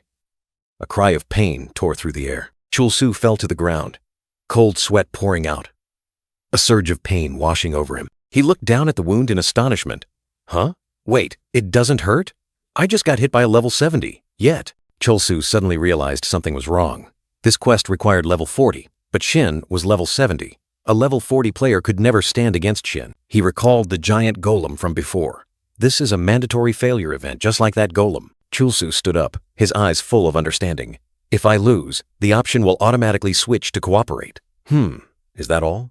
I'm still completely unharmed. A green-skinned goblin suddenly appeared from behind, preparing to attack. Chulsu quickly stopped it. "Wait, don't kill him. He and I are just pretending to fight." The goblin unexpectedly used stone throw, attacking Chulsu from behind. The blow pierced through his armor, dealing critical damage. Chulsu roared in anger, his face contorted in horror. He ordered the goblin to stop, not to kill Shin. Chulsu stared in shock at Shin lying motionless, blood staining the ground red. The goblin had been defeated, lying next to Shin. Shin, the blonde warrior, had fallen with a horrific hole in his chest. Chulsu was stunned, unable to believe his eyes. In his last breath, Shin whispered, acknowledging Chulsu's superior strength, praising it as an excellent attack. Chulsu stood there, trembling all over. He realized he had made a fatal mistake, unsure how to accept the quest now. The scene shifted to a desolate desert. A colossal scorpion monster, super speed, was being fiercely attacked. A blonde magician aggressively declared this area his. Chulsu frowned, frustrated by the fierce competition. Chulsu angrily retorted, questioning the concept of area in an open dungeon. He couldn't hunt a single monster. Chulsu's quest was in serious trouble. There were only a few days left until the game bug would be patched. He gritted his teeth, realizing that the time to exploit the goblin's power was running out. The blonde magician raised his staff, summoning a dazzling bolt of lightning. The magician's eyes were full of determination, focusing all his power on the upcoming attack. The lightning bolt struck the colossal scorpion, creating an earth-shattering explosion, dealing immense damage. Chulsu stood watching.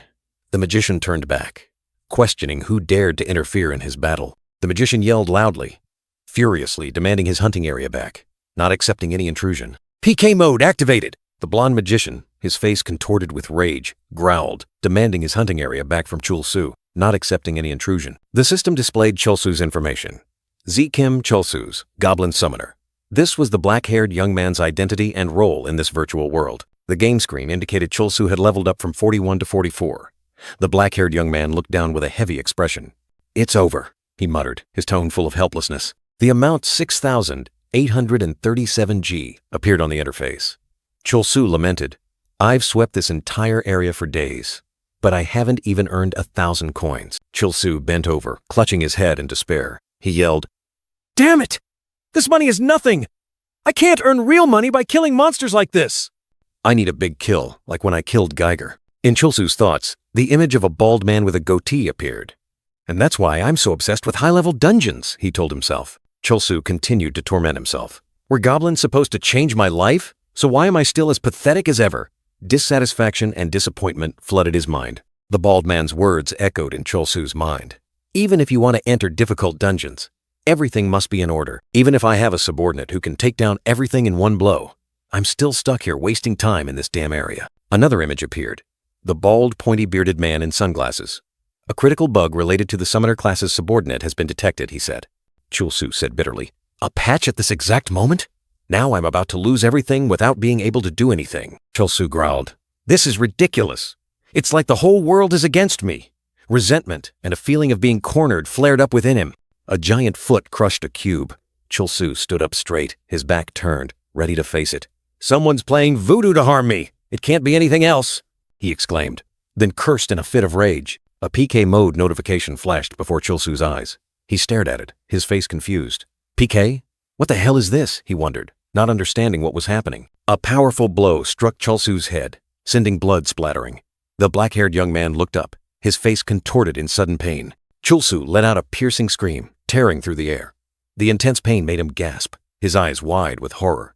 Chulsu lay slumped by the fountain, his body exhausted. The bald old man, Sungriel, sat beside him, calmly watching him. "What are you doing? I'm not your babysitter," the old man questioned. Chulsu lifted his head, his gaze sharp as he looked at Sungriel, his tone full of annoyance. "Huh? It's you again?" The old man Sungriel calmly replied with a hint of displeasure. I healed you and saved your life. And now you're being so cold?" Sungriel continued, his eyes scrutinizing. "You should be grateful I was nearby, even though you actually passed out in a place like that. Did you get into a fight with someone?" Chulsu was surprised, his eyes wide with confusion. He tilted his head, exclaiming, "I passed out?" A flood of memories rushed back. The scene shifted to black and white, Chulsu looking at a system notification that appeared before his eyes, clearly stating, "PK mode." Chulsu was stunned, unable to believe it. He whispered, his voice full of confusion. "PK? What the hell is this?" Rage flared within Chulsu as he realized the truth. He exclaimed in astonishment, "Someone actually PK'd me back then?" Chulsu sprang to his feet, clenching his fists, his back turned but his furious aura exploding. He growled, his voice full of hatred. "Damn it! That bastard definitely attacked me! That bastard! How dare he!" Chulsu looked down at the goblin lying in the water, his eyes burning with determination. He declared, "Let's go, goblin. I need to repay this debt." Sungriel looked at Chulsu with a scrutinizing gaze, questioning, "How will you find them? You don't even know who attacked you. Did you make enemies with anyone? Anywhere?" Chulsu turned his head, his eyes thoughtful. He mumbled, "Enemies?" Sungriel continued to analyze, his tone calm but sharp. "Otherwise, why would someone attack you for no reason? It's not like you can steal money or items from other players in this game. What would they gain by attacking you?" Chulsu put his hand to his chin, his eyes thoughtful. He speculated, "An old grudge with me. Could it be Han Ki-moon?" Sungriel decisively dismissed that possibility. "A man of such status wouldn't attack you just for fun." "I can assure you, it wasn't CEO Han Ki-moon," Sungriel advised, his tone somewhat philosophical. "If you can't pinpoint who it was, give up on revenge. Someone might bump into your shoulder as they pass by, and there are days when birds poop on your head. Amidst the snowy scenery, Sungriel calmly concluded, "Some things just happen in life." Chulsu knelt, screaming in despair. "Damn it! Why does everyone want to harm me?" Sungriel placed a hand on Chulsu's shoulder, his tone calm but weighty. "Just think about what you need to do." Chulsu looked up, confused, and asked again, "Need to do? Don't you have anything you need to accomplish?" Sungriel questioned. Chulsu looked at the bald old man with a startled, confused gaze. Sungriel continued his warning. "You don't have much time left before the update day." Chulsu was surprised. "Update day?" Sungriel confirmed, his voice calm. "That's right, the goblin won't be here much longer." At the same time, an image of a green goblin swimming underwater, catching small fish, appeared vividly. Chulsu muttered to himself, deciding to put revenge aside. "I don't know who it was, but I'll save revenge for later." He focused on the immediate goal. "Right now, I need money. And I need to accept a quest to do that." Chulsu's eyes widened in astonishment, as if he had just realized something extremely important. Chulsu panicked, almost screaming, "I killed Shin, that bastard." Sungriel calmly explained, "Don't worry. If an NPC died permanently because of you, then you'd be stuck there. He'll return to that exact spot." Chulsu yelled in anger, his face red with indignation. "You bastard! Why didn't you tell me that sooner?"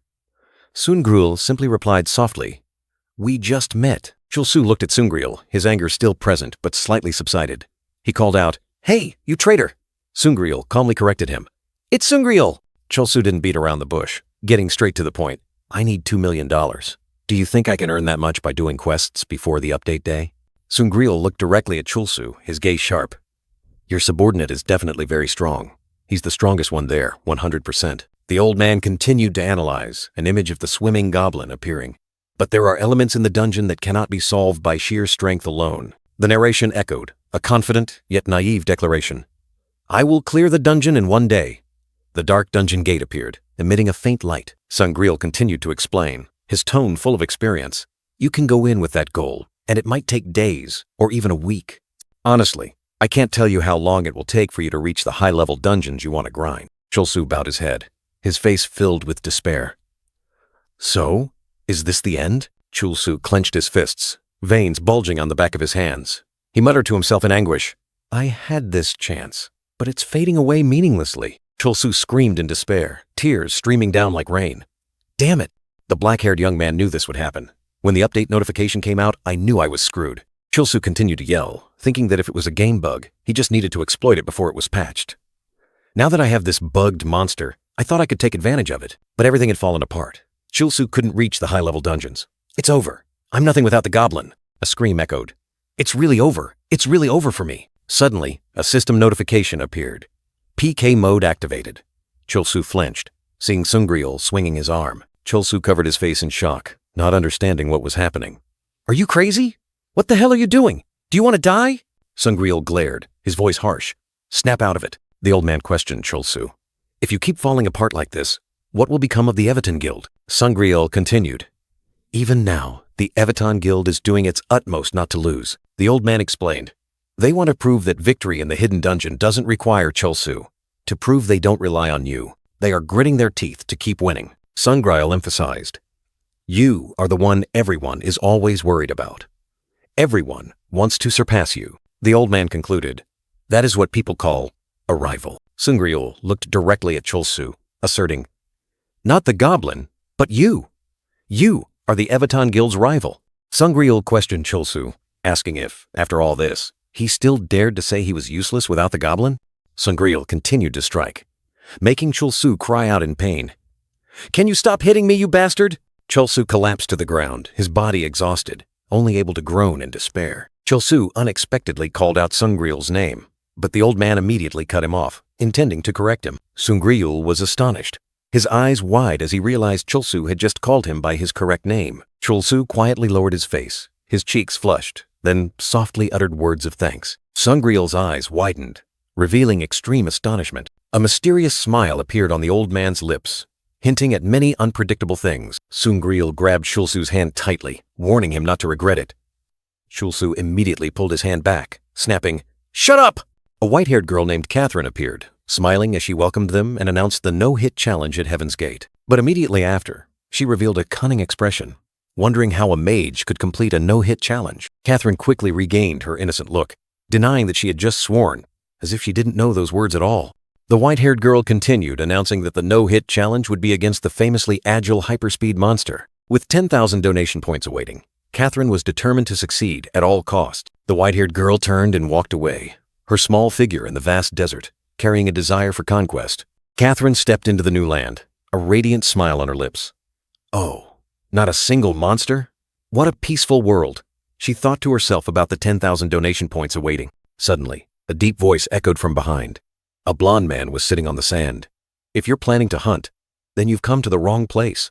This is a dead land, the blond man continued, his voice full of melancholy. In this place, even the strongest mages must yield. He explained that there were no more monsters here, and thus no players dared to venture near, a harsh truth for anyone seeking spoils. He reminisced about the past, when this place was once a peaceful hunting ground, where players often visited, shared experiences, and fought together.